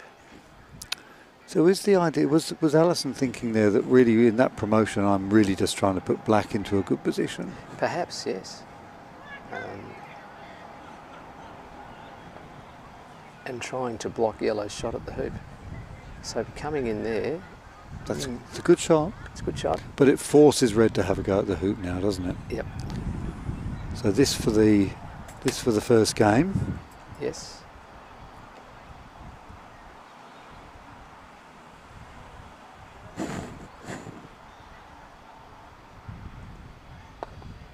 Oh! No. Funny enough, she made in the second game against Sue, she made a shot much longer than that, didn't she, in this hoop? She did. Okay, so now it's black to play. Is blue wide from yellow, do you think? Well, we'll be able to tell if we get a longer shot. But the other thing that you brought up here is the desirability of, if not being the first up at 13, at least stopping your opponent from being first up at 13, and that's which I know amounts to the same thing, but it's a subtle difference.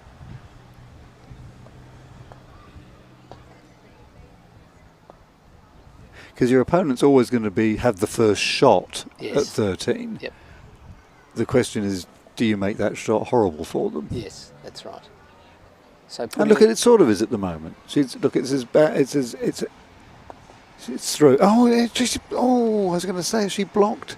Has the position of blue there blocked the trajectory of the red up to 13? Not quite, but I tell you what, it was close. Yep.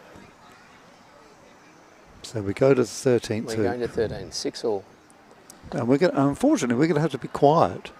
Yes, can you believe how awful this is for us? We have to be quiet when the players come up to play these shots. We can be noisy now. Yes, and they're a long way away. We can talk when they're not preparing for their shot.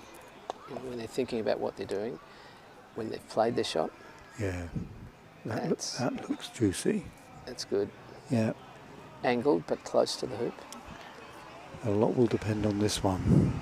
If this is a runner, then the red is very nicely placed to clear the black. And it's not a great runner. No. But it's still. I wonder whether, yeah.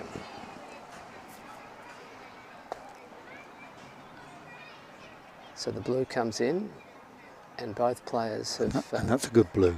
That's a very good blue. Okay, we've got to be quiet now.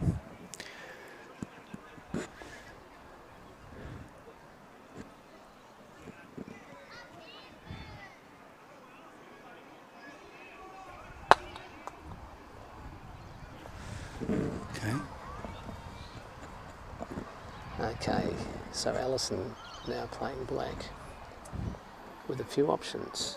She could put a ball in blocking yellow. Blocking yellow is good. Because then what does yellow do? Oh, that's a lovely shot. That's delicious. Total block. So I don't think red can see black. Yeah, red can't see black either.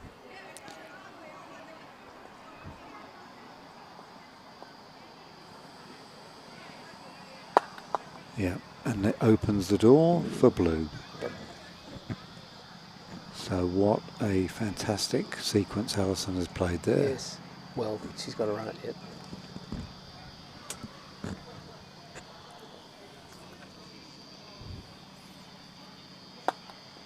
Oh, And she's missed. squirts off the left-hand Left, leg yep. all the way to the right. But Game still- on again. Yep. Very, very nice shot. Yep. Just the right distance away on the short side.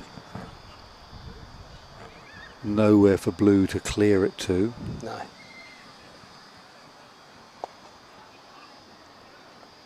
So black just comes in. Yeah. And even blocks the clearance of blue Yes. on red.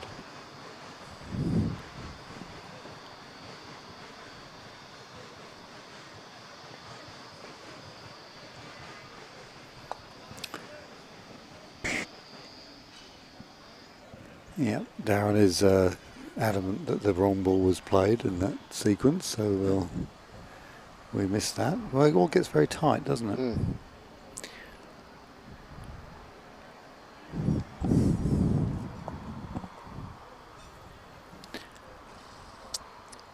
Okay, So red shaping to clear black. yeah. Does so very well. Lovely centre ball. Screws are turning in favour of red and yellow now. Alison did have the first shot at the hoop. It was a 2-yarder. Yep. She didn't get the hoop. I don't think she can see yellow from there.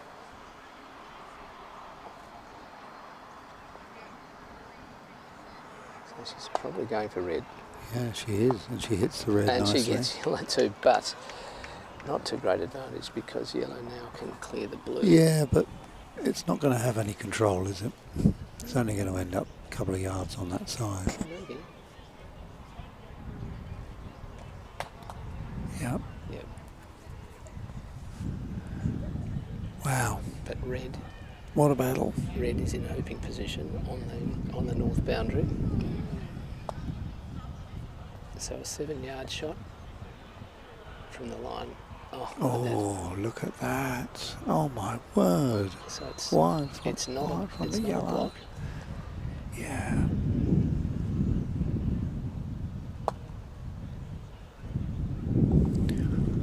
So she's come up to a but how is... she's come to a position where she can jump it. And But blue, you don't think blue clear- can't make the hoop from there? I think it's too close. I think I can see light between the shadow of I can the... see a little bit of light. But Alison is clearing the red. Okay.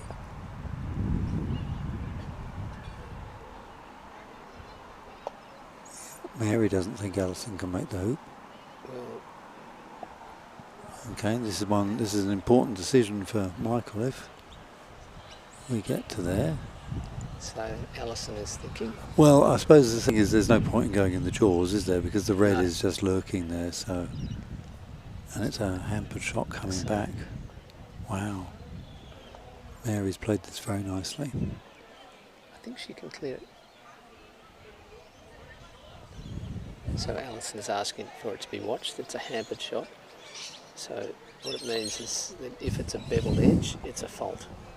And Mary has the choice to leave the balls where they are or to bring them back. So that's why Michael Chang, the tournament referee, is marking the balls should he need to replace them.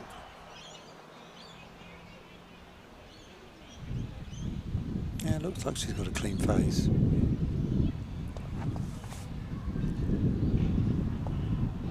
Oh, a tickly stymie. Are they touching? Touching. think that's the verdict. Yeah.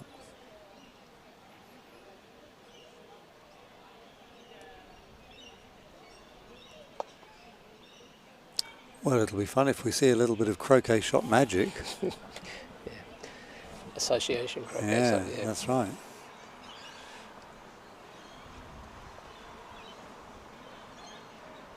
There's some conducting there. Look, she looks like she's. Because they're touching, Yeah.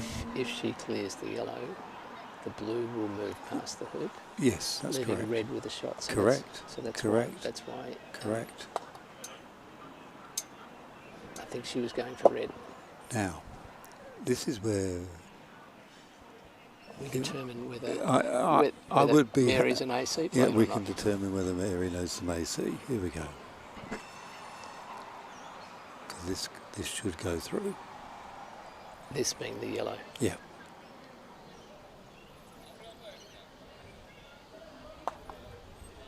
Okay. I don't think she's an AC player. No, that was an opportunity to put the yellow through. Yeah. Or at least in the jaws.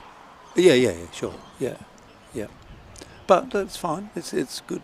You know, I mean, Alison's got a lot of pressure on her now to clear the red.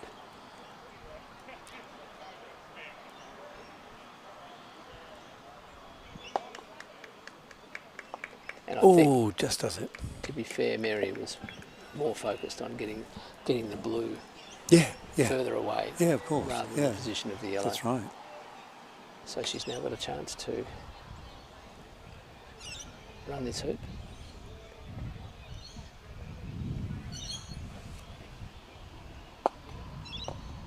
And No. it squirts off the left leg and squirts to the right.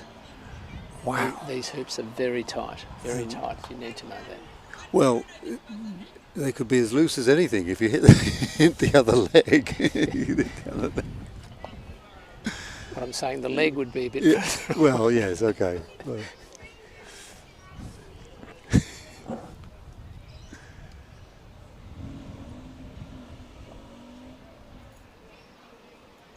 Now, it's funny just to come back to Darren's assertion that the wrong ball was played when we were. I'd be inclined to agree with him. Well, to accept his judgment. Well, I'd yeah, agree of course, with yeah. him, But what I mean is that when you played so many rotations, it's very easy to do. Shot. Great shot. So So powerful. the pattern continues, doesn't Yeah. it? That Yeah. centre ball clearing. Beautiful play. Both players playing. Yeah, another good shot.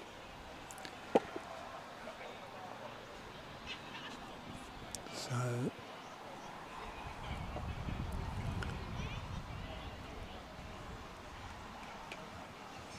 I wonder if she might be tempted to shoot. No, just get rid of the red. No. She's shooting.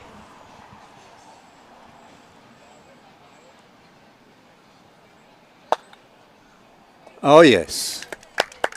Oh wow. What a game. What a way to end the game. It's a great shot. Phew. Well, sometimes you just got to go for the 7-yarder. And it was Yeah. perfectly. Because I measured. thought that she might clear the red there. The red was only 2 yards away. Yep. And she could have done a stun shot on that. 2-hour game. Yep. Almost 2 hours. So what you're saying, Malcolm, is that 2 hours has not eaten into this time. I believe so. Because otherwise there wouldn't be a second game. Wouldn't there? There'd be a 5-minute second game. No, it has not eaten into it. I need a quick break. I might ask you just to clarify with Michael that our understanding is correct, is that the next game will be timed at 65. I think we maybe should both clarify. All right, we'll be back in a moment. I'm sure the players will have a break. That was a 2-hour game, so Yep. we've been sitting here for 2 hours as well, so We'll have a break. we'll have a break. All right. I'm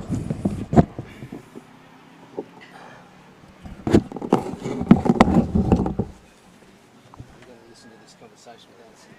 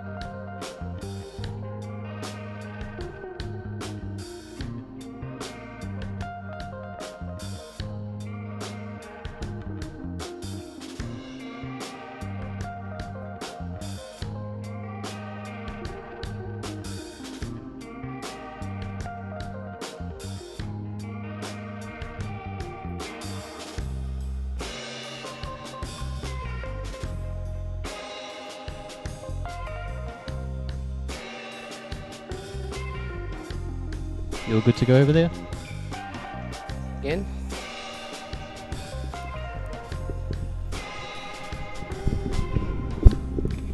Going live. Going live, thank you.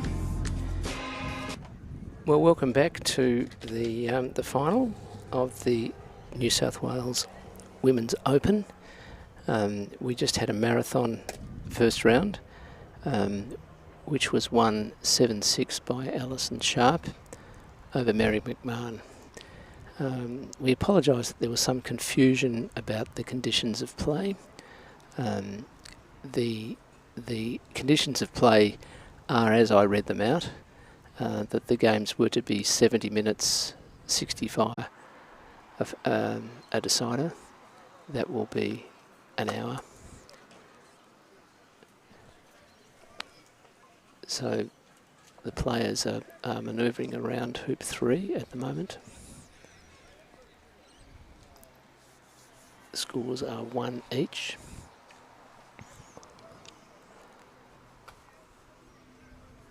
And because we are doing the live stream from Okay, we are live. So now we're live. Thank you very much, Samuel. It's great. Appreciate that. So for those of you, I'm sorry about the internet connection. It dropped out on us, and so we've missed the first 2 hoops of the second game, and we're having to institute the cone of silence because we're competing hoop 3.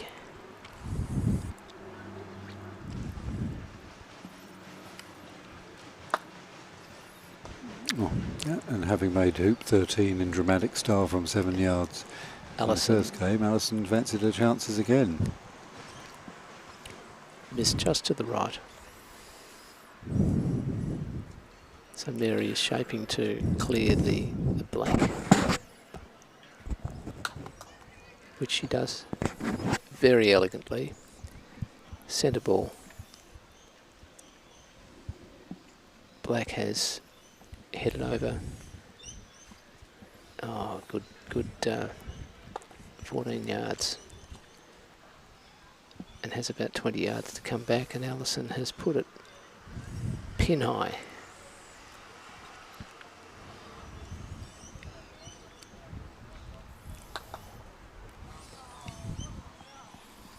There he goes for a clearance, a fairly gentle angled clearance on the blue. It was quite effective at putting yellow in front, wasn't it? Deflected off the hoop into an angled but possibly runnable position.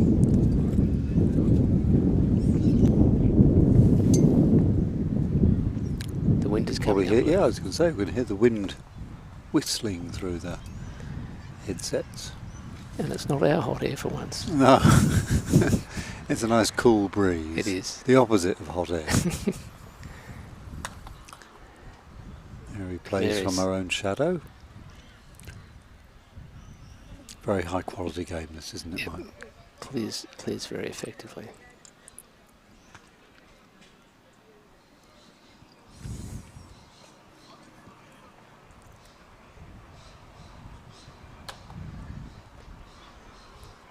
So Alison achieves the Croquet, but not the clearance. Yep. So Mary, I'm not quite sure what she's planning here. She's cleared the blue away, so we're effectively resetting the hoop. Again.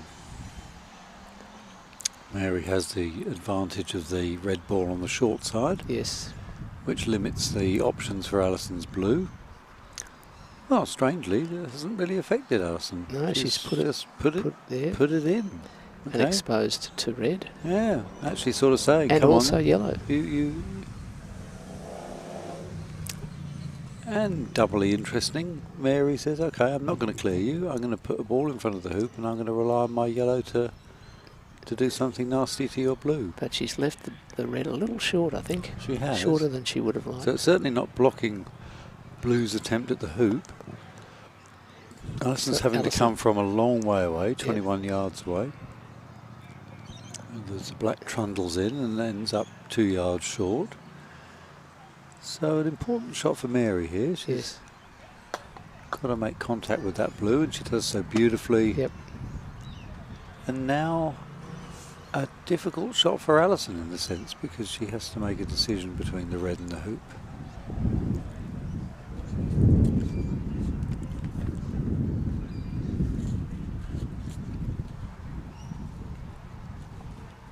So Alison sensibly has a good look at the red to see if it can run or not. It probably can jaws, at least.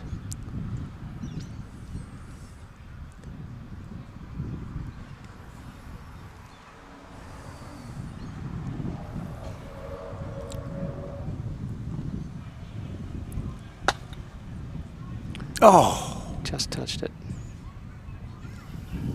on the way through.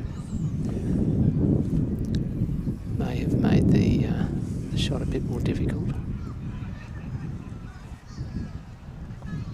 But jawsing is a good option here. It's an odd numbered hoop. Yeah, but the black is just so poachy here.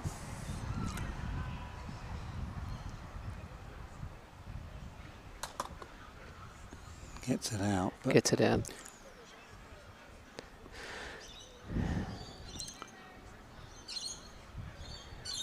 Yellow does have a shot. yeah, interesting tactical situation this, Malcolm. And runs it beautifully. Runs it beautifully, okay. But given that that was a 6-yard hoop shot, difficult. Yes. Yep.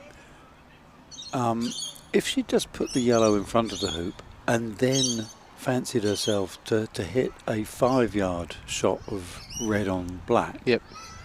it's sort of like that seems It's an easier. it does. It does seem easier. Well, certainly for mere mortals like us. So yeah, really interesting tactical sort of decision there, and Yeah. which she proved to be completely correct in taking Yeah. based on the result. Now Alison was onside with her blue because she just nicked it, nicked yeah. off the Yeah. the yellow, and as per protocol, she had a communication with her opponent just to confirm that her opponent understood that, avoided any embarrassment of being directed to a penalty area. So red is just going to the left of the hoop, not far off, and one of those low risk, high return shots. A free hit. Yep.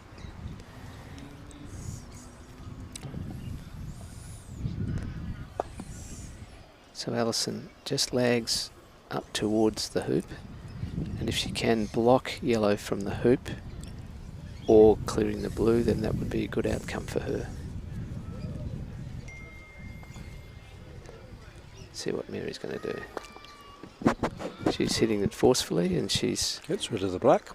however, in getting rid of the black, The blue is open. blue is open and black is in a good position. Oh, Certainly black is, yes, black's onside. onside for 5. Yeah. There's your phrase again. Onside for 5. Vote for me. That's your So- election slogan. That is. So a nice hoop to Alison. So squaring up at 2 each.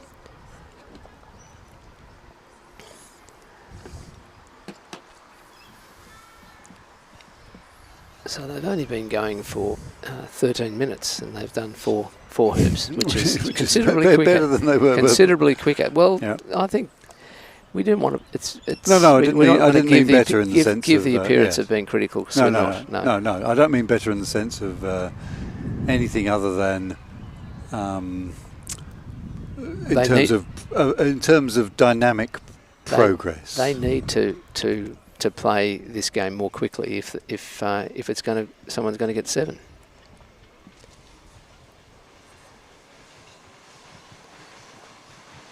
And as I said before, we understand why timed games are important, but it is always a pity when the clock intervenes in people's choice of tactics.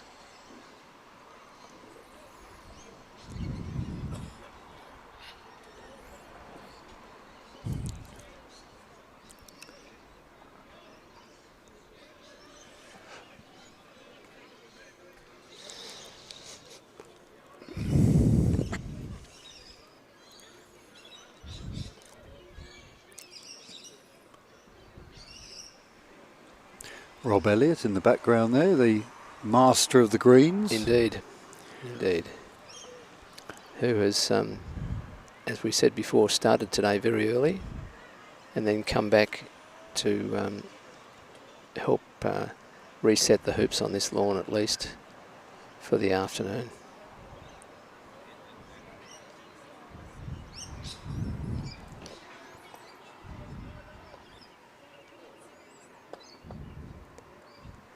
So Alison clears the red, but probably not as close to centre ball as she would have liked, leaving Mary with the option of either playing in with red, which it looks like she's going to do, with a view to blocking black perhaps.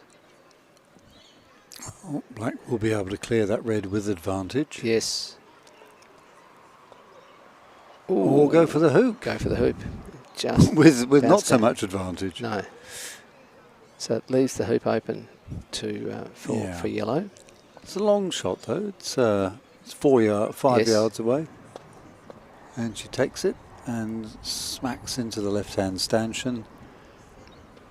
And Alison now looking for the blue in the bushes, but the blue has been located up the snake. Deflected.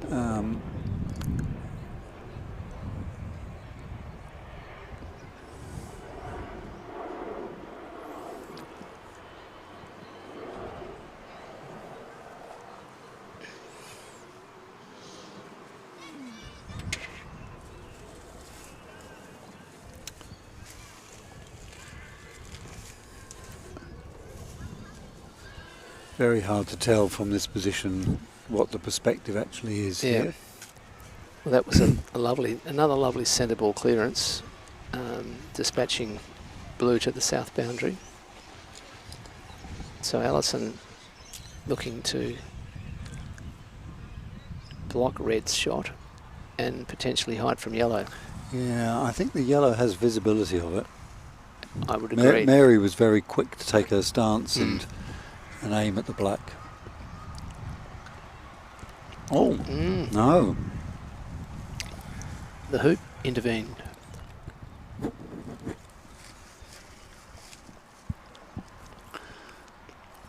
Well, Alison would love to take that red out. She'd love to see the red go all the way up to corner 3. And instead, it's her blue ball that goes all the way up to corner 3.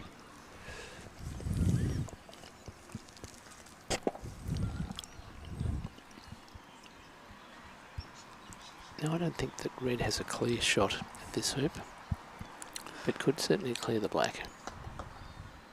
And it does, and it replaces the black, but is it stuck on the leg? I think that's probably more the question. It's a pretty good outcome, but it may not be able to be taken advantage of. And Alison answers the question immediately by tonking the red over towards the western boundary and landing up 2 yards from the hoop. Remarkably, I think that Mary's actually going to have a shot at this. It's about a 9-yard hoop shot. She's missed it. She sails past, and I sense a bit of urgency in both players. Yes, yes, I think so. I think they're aware of the clock.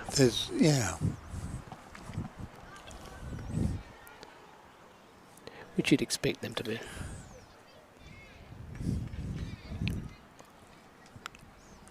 Beautiful shot by Alison, wasn't it? Yep. To plonk the blue right in front of the hoop. Force red to 30 yards. Yeah, force red into a clearance. Yep.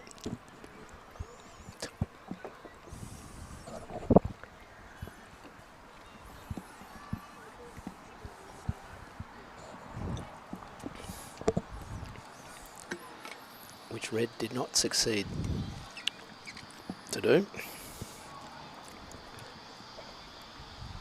So Alison's trying to pick her spot for black. Presumably hiding. Maybe not. If she was trying to hide from yellow, she left it a bit short. So Mary can now see the black, and that presumably is her target.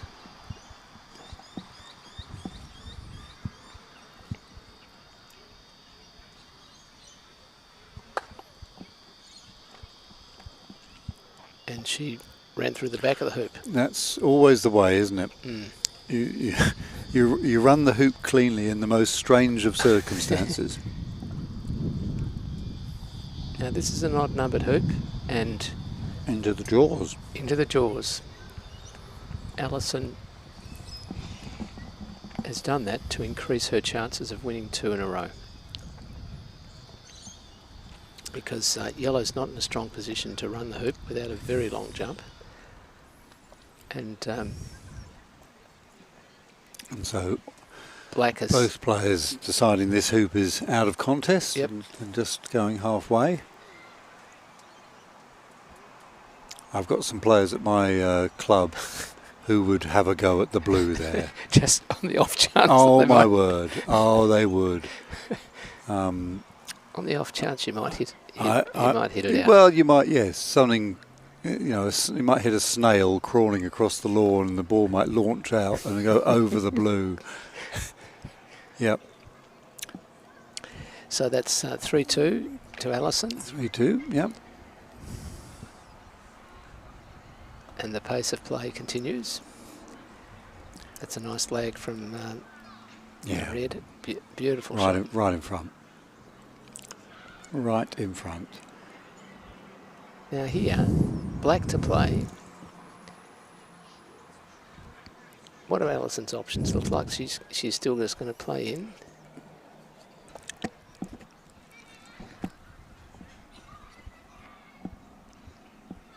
Into a good hoop running position.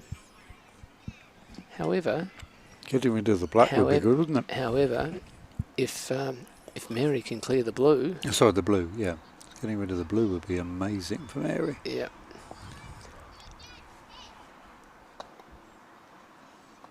No. She's got rid of the black. Yep. Well, So I'm thinking... that means the hoop will still be contested. I'm expecting that Alison would probably try a jump here. I don't think so. She might just clear it on the side. That's what she's done. Yep. Yeah, it's interesting, isn't it? A lot of people would just go for the jump there, but of course Mary's yellow ball was onside, so Yep. there's no particular urgency to make the hoop. No.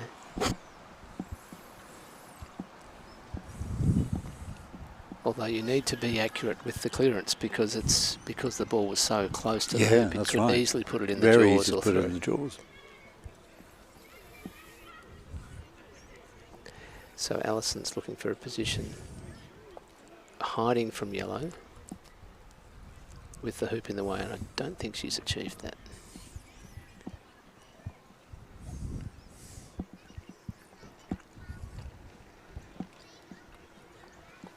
But it's a good 15-yard clearance, which is perfectly doable. And she's just lagged up.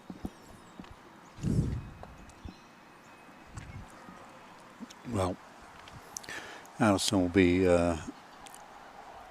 licking her lips looking at that red. Absolutely.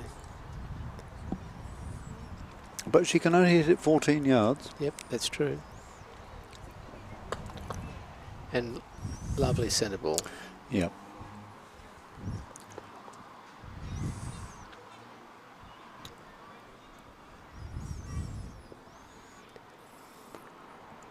Well, So Mary's got the challenge of yeah. dislodging black. And it becomes a sort of about a 16-yard shot now because of the angle. That's right. And if she misses, then the red's going to go all the way over to the eastern boundary. And not be in good position for the next hoop. And that's what's happened. And she finds herself... And I think she went between the black and the yellow Yeah, there. she did, yeah. So it was a very good effort, but just not quite accurate enough. So Alison taking her time. She's leading by one hoop. And if she gets this, that's a bit more scoreboard pressure. Oh, She doesn't. my word. Well, I would have staked a fair amount of my reputation on that one, and I don't have a lot to stake. But, you know, it's a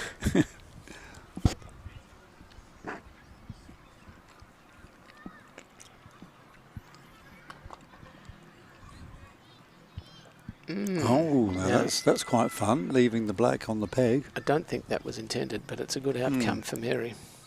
Although actually I think the black is sort of off the peg a fair bit. Yes, from the screen it's certainly playable. So Alison puts her blue in nice position. Mary's playing the red from the northeast corner, and that's a lovely lag. It is a lovely lag, but the yellow is a good 16 yards away from that blue, and the red is sort of in the way. And this is the pressure. Alison's got 2 balls in front. The blue is a much closer runner than the previous black that she just missed. What time did we start this game, Malcolm? We started the game, I wrote it down, at 2:28. So 3:34 will be the expected time for the bell. Or 3:33, thereabouts. Yep.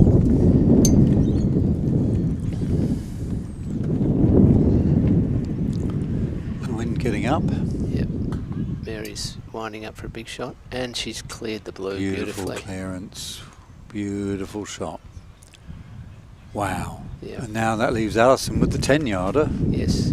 At the red. At the red. Wow, what a great shot that was. And look at where the yellow is. Yes. I mean, imagine if Alison misses this, and then you know, Mary's able to play, and she does miss it. Misses it. So if Mary is able to make this hoop, her yellow is in absolutely fantastic position. It's a 3-hoop swing around, isn't it? It is. There it goes. Wow. So instead of 4-2, it's now 3-all. Yeah, instead of 4-2, yeah. So Alison missing that plum shot has not only turned it to 3-all, it's actually made it possible for Mary. She might as well have a go at this now. There's no point in putting this ball anywhere else. No, she felt no. She's still thinking. She's still thinking. But seriously, you don't. Well, it's. I know it's difficult. I know it's difficult, but it's what you've earned from that that previous shot, and there's no other place to go with advantage. No. Okay, but that's fine. Yep, that's fine. She's on the near side now. Absolutely. She's on the clearing side, and it was a free shot. So Alison's ball comes in. It's just very close to the game of fine margins. It is, isn't it? Yep. Just a little bit short.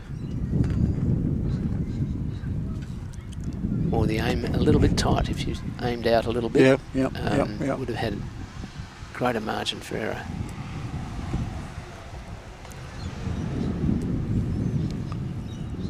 Okay, slightly surprised that Alison's choosing to clear the red, but it was the ball that just came in. Yep. And she loves doing that. She loves it because she gets a 2-on-1 advantage here. And particularly as yellow was in no position to run the hoop. But obviously well placed to clear and knock both balls. Not both balls, but the blue. The blue's in very strong. Strong clearing position. Well, is it a strong? It's close, but the angles would suggest that if blue elects to clear yellow, it's only going to clear it to the northern boundary and potentially still in the hoop running position. If it hits it out, it can't be cleared further. So Alison is considering her options here. Okay, this is surprising me too. And if it's short, if she can clear yellow with the black, which is located good probably 15 yards to the east, then if she had got blue in a good hoop running position, then that would have been much stronger for her. Yeah, she's got a bit of work to do. So now she's here clearing without the reward. Yep, and in fact the reward for Mary now on clearing the blue is massive. Yep. because if she clonks that blue, it's going to go all the way down towards corner 4. Yep. I don't think it's presenting an in-off opportunity for her. No, but it's just a bit. The angle's not it's quite presenting right. a sort of stopping opportunity though, because you can imagine you hit the blue and then your ball clatters into the wire. Yep. Of course, if you miss it, then it doesn't. No.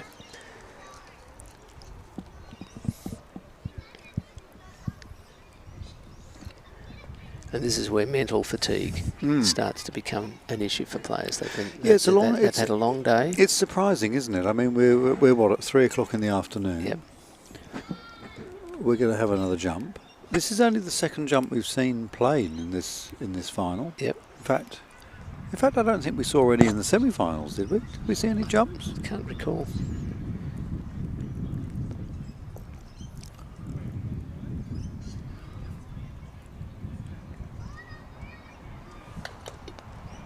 Oh, what an interesting jump. Got good elevation. Yeah, and then got amazing little displacement. Just wasn't quite clean enough. Yeah. Oh, here we got a Oh, replay. we got a replay. We didn't know we Fantastic. had replays. Since whenever we had replays. Oh, that was Since lovely. now. Since now. Thank you, Samuel. I like the voice from the ether. You know, Yeah. it's like a sort of Monty Python film where you get this voice coming in.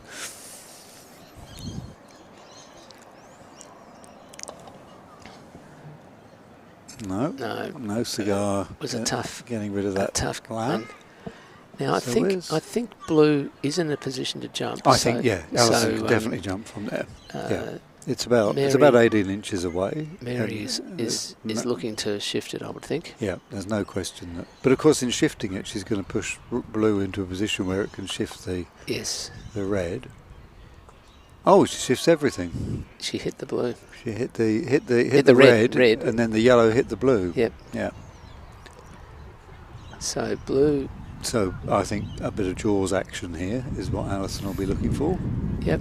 It's quite angled, and it's an odd numbered hoop. So again, an odd numbered hoop is an opportunity to get 2 in a row, and Alison's indicating that it's not far enough in the jaws as she would have intended. It's a couple of centimetres out of the jaws, which means that the red can actually knock this out. Yep.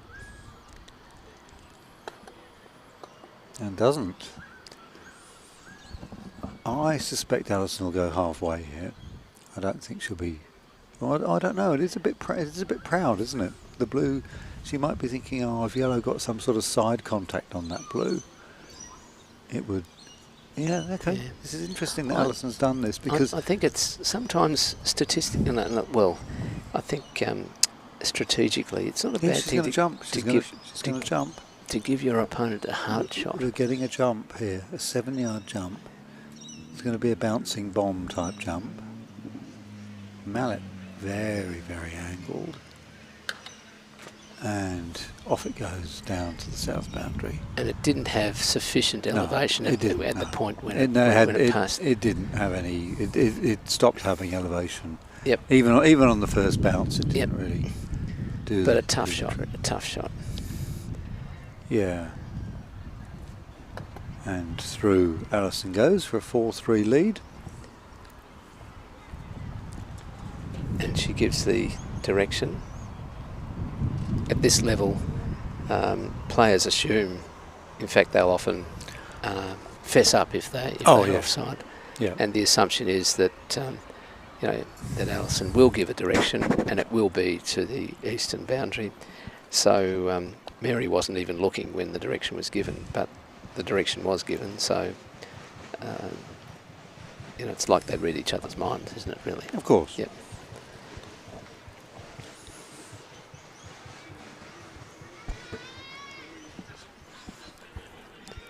Although the rules say it's actually the responsibility of the striker. Although, in England, it's very badly frowned upon if you don't offer. Yeah, very, very badly. In some contexts here, it's very badly frowned on too. I frown upon it. Yep. Well, say no more.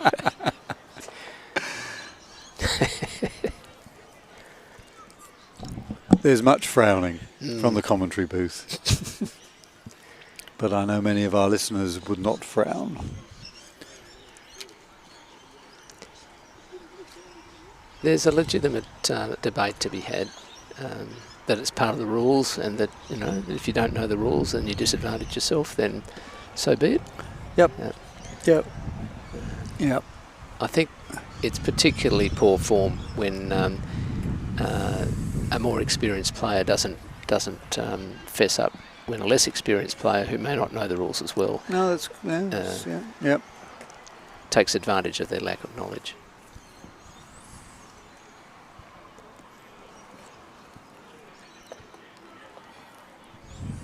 So Alison still with her head in front at 4-3. And with a chance to put in a cheeky runner, although albeit with yellow hovering. Yep.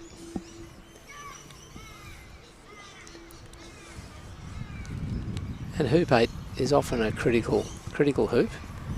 There's a difference between Oh, and that changes things. 4-all and 5-3 or 3-5 can be significant.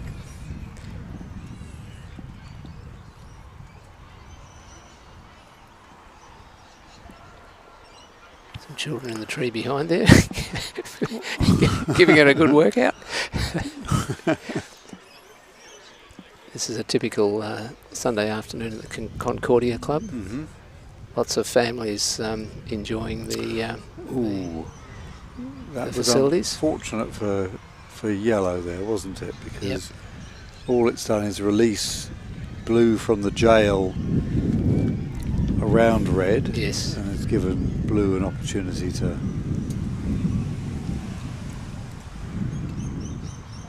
get rid of the red ball. I think Alison's going for the hoop. She is. And I think she's She gets run it. I think she's clear enough to have a clear shot. Oh, Michael coming out to check.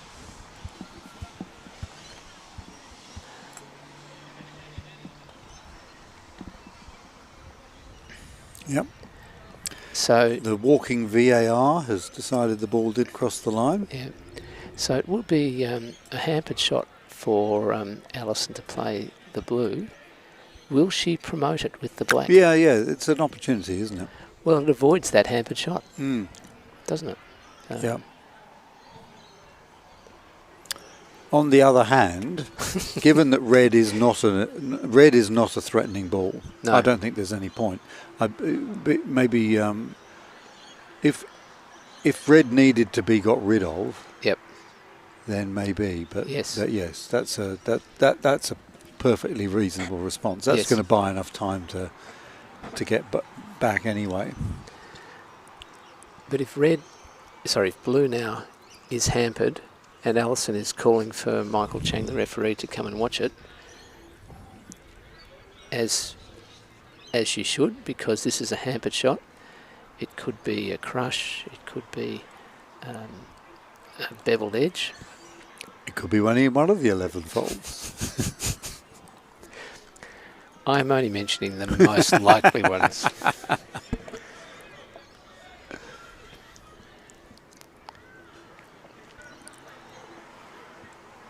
No, Michael doesn't mind that. No. But because it was hampered, Alison really didn't have the opportunity to send it across the lawn without risking a fault. And of course, if she had committed a fault, and it had been declared a fault by the referee, it's highly likely that Mary would have asked the ball to go back exactly where it was. Yes, absolutely. All right, so yellow looking threatening. Can black do anything about that threat? Yes, it can. And Very beautifully ni- executed. Very nicely too. And at the end of this rotation, the blue will be back in the mix. Yes. So the quality of Alison's black ball was enough to buy enough time. Yes.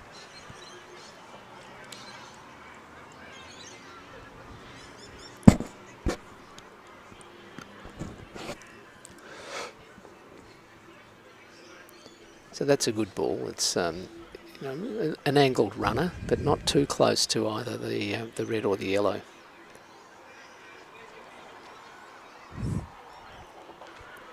So red goes in. Yeah, yeah. Into a good hoop running position. Into but a good position. I mean, clearly, if yellow can get rid of blue, that's all very well. But black plays But if first. black plays first, yeah. And black playing first may actually choose to get rid of red. Yeah, I think so. Yeah. Like that. Yeah. So assuming. But I suppose what it did was it distracted, didn't it? And it sort of said, "Well, I'll have this shot with yellow now." Yep. And again, it just comes across the squeezed face. off. Yep.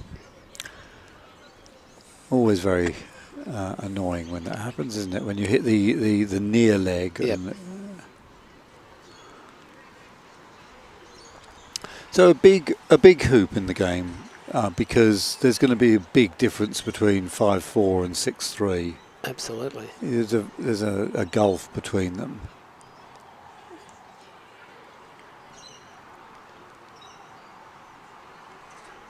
I wonder if hiding from the yellow here. And having lost the first game, you know, the pressure is all on Mary at this point. She's trailing on the scoreboard. And Alison can just take her time. Yes, Alison looks like she's going to try and clear the yellow, which is 7 yards away, and very, very, very well executed. Yes. Beautiful shot. Yeah.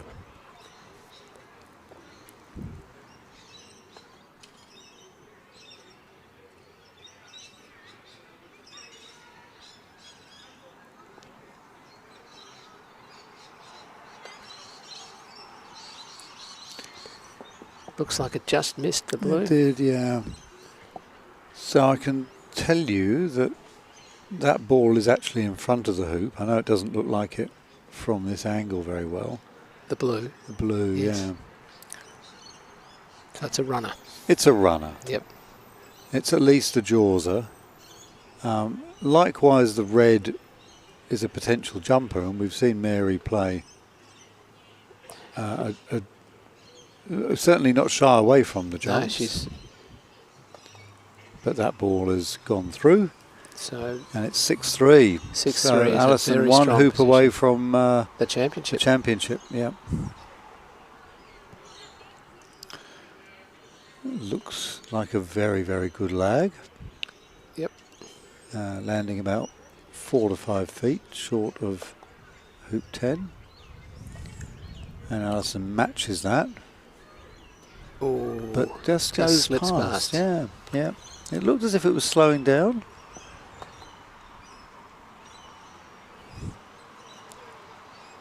So Mary brings her yellow in.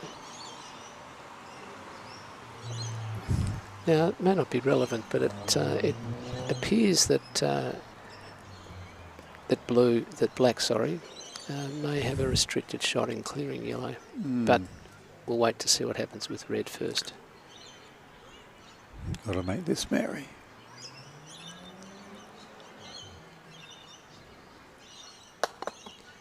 Very strong, very strong. So that okay, 4-6. I think the crowd are willing Mary to put up a fight here. I think Absolutely. they want to see a third game. Yeah, they do. They do.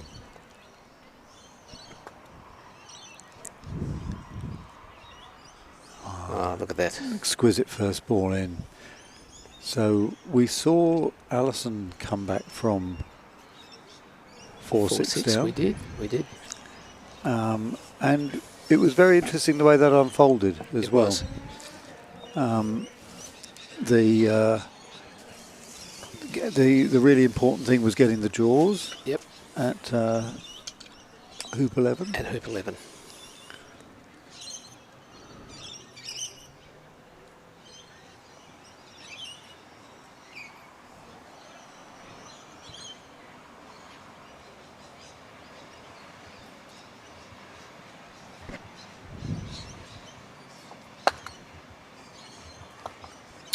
Well, the blue's that been one. taken out, but this now could be the match. It could be. This is for the match.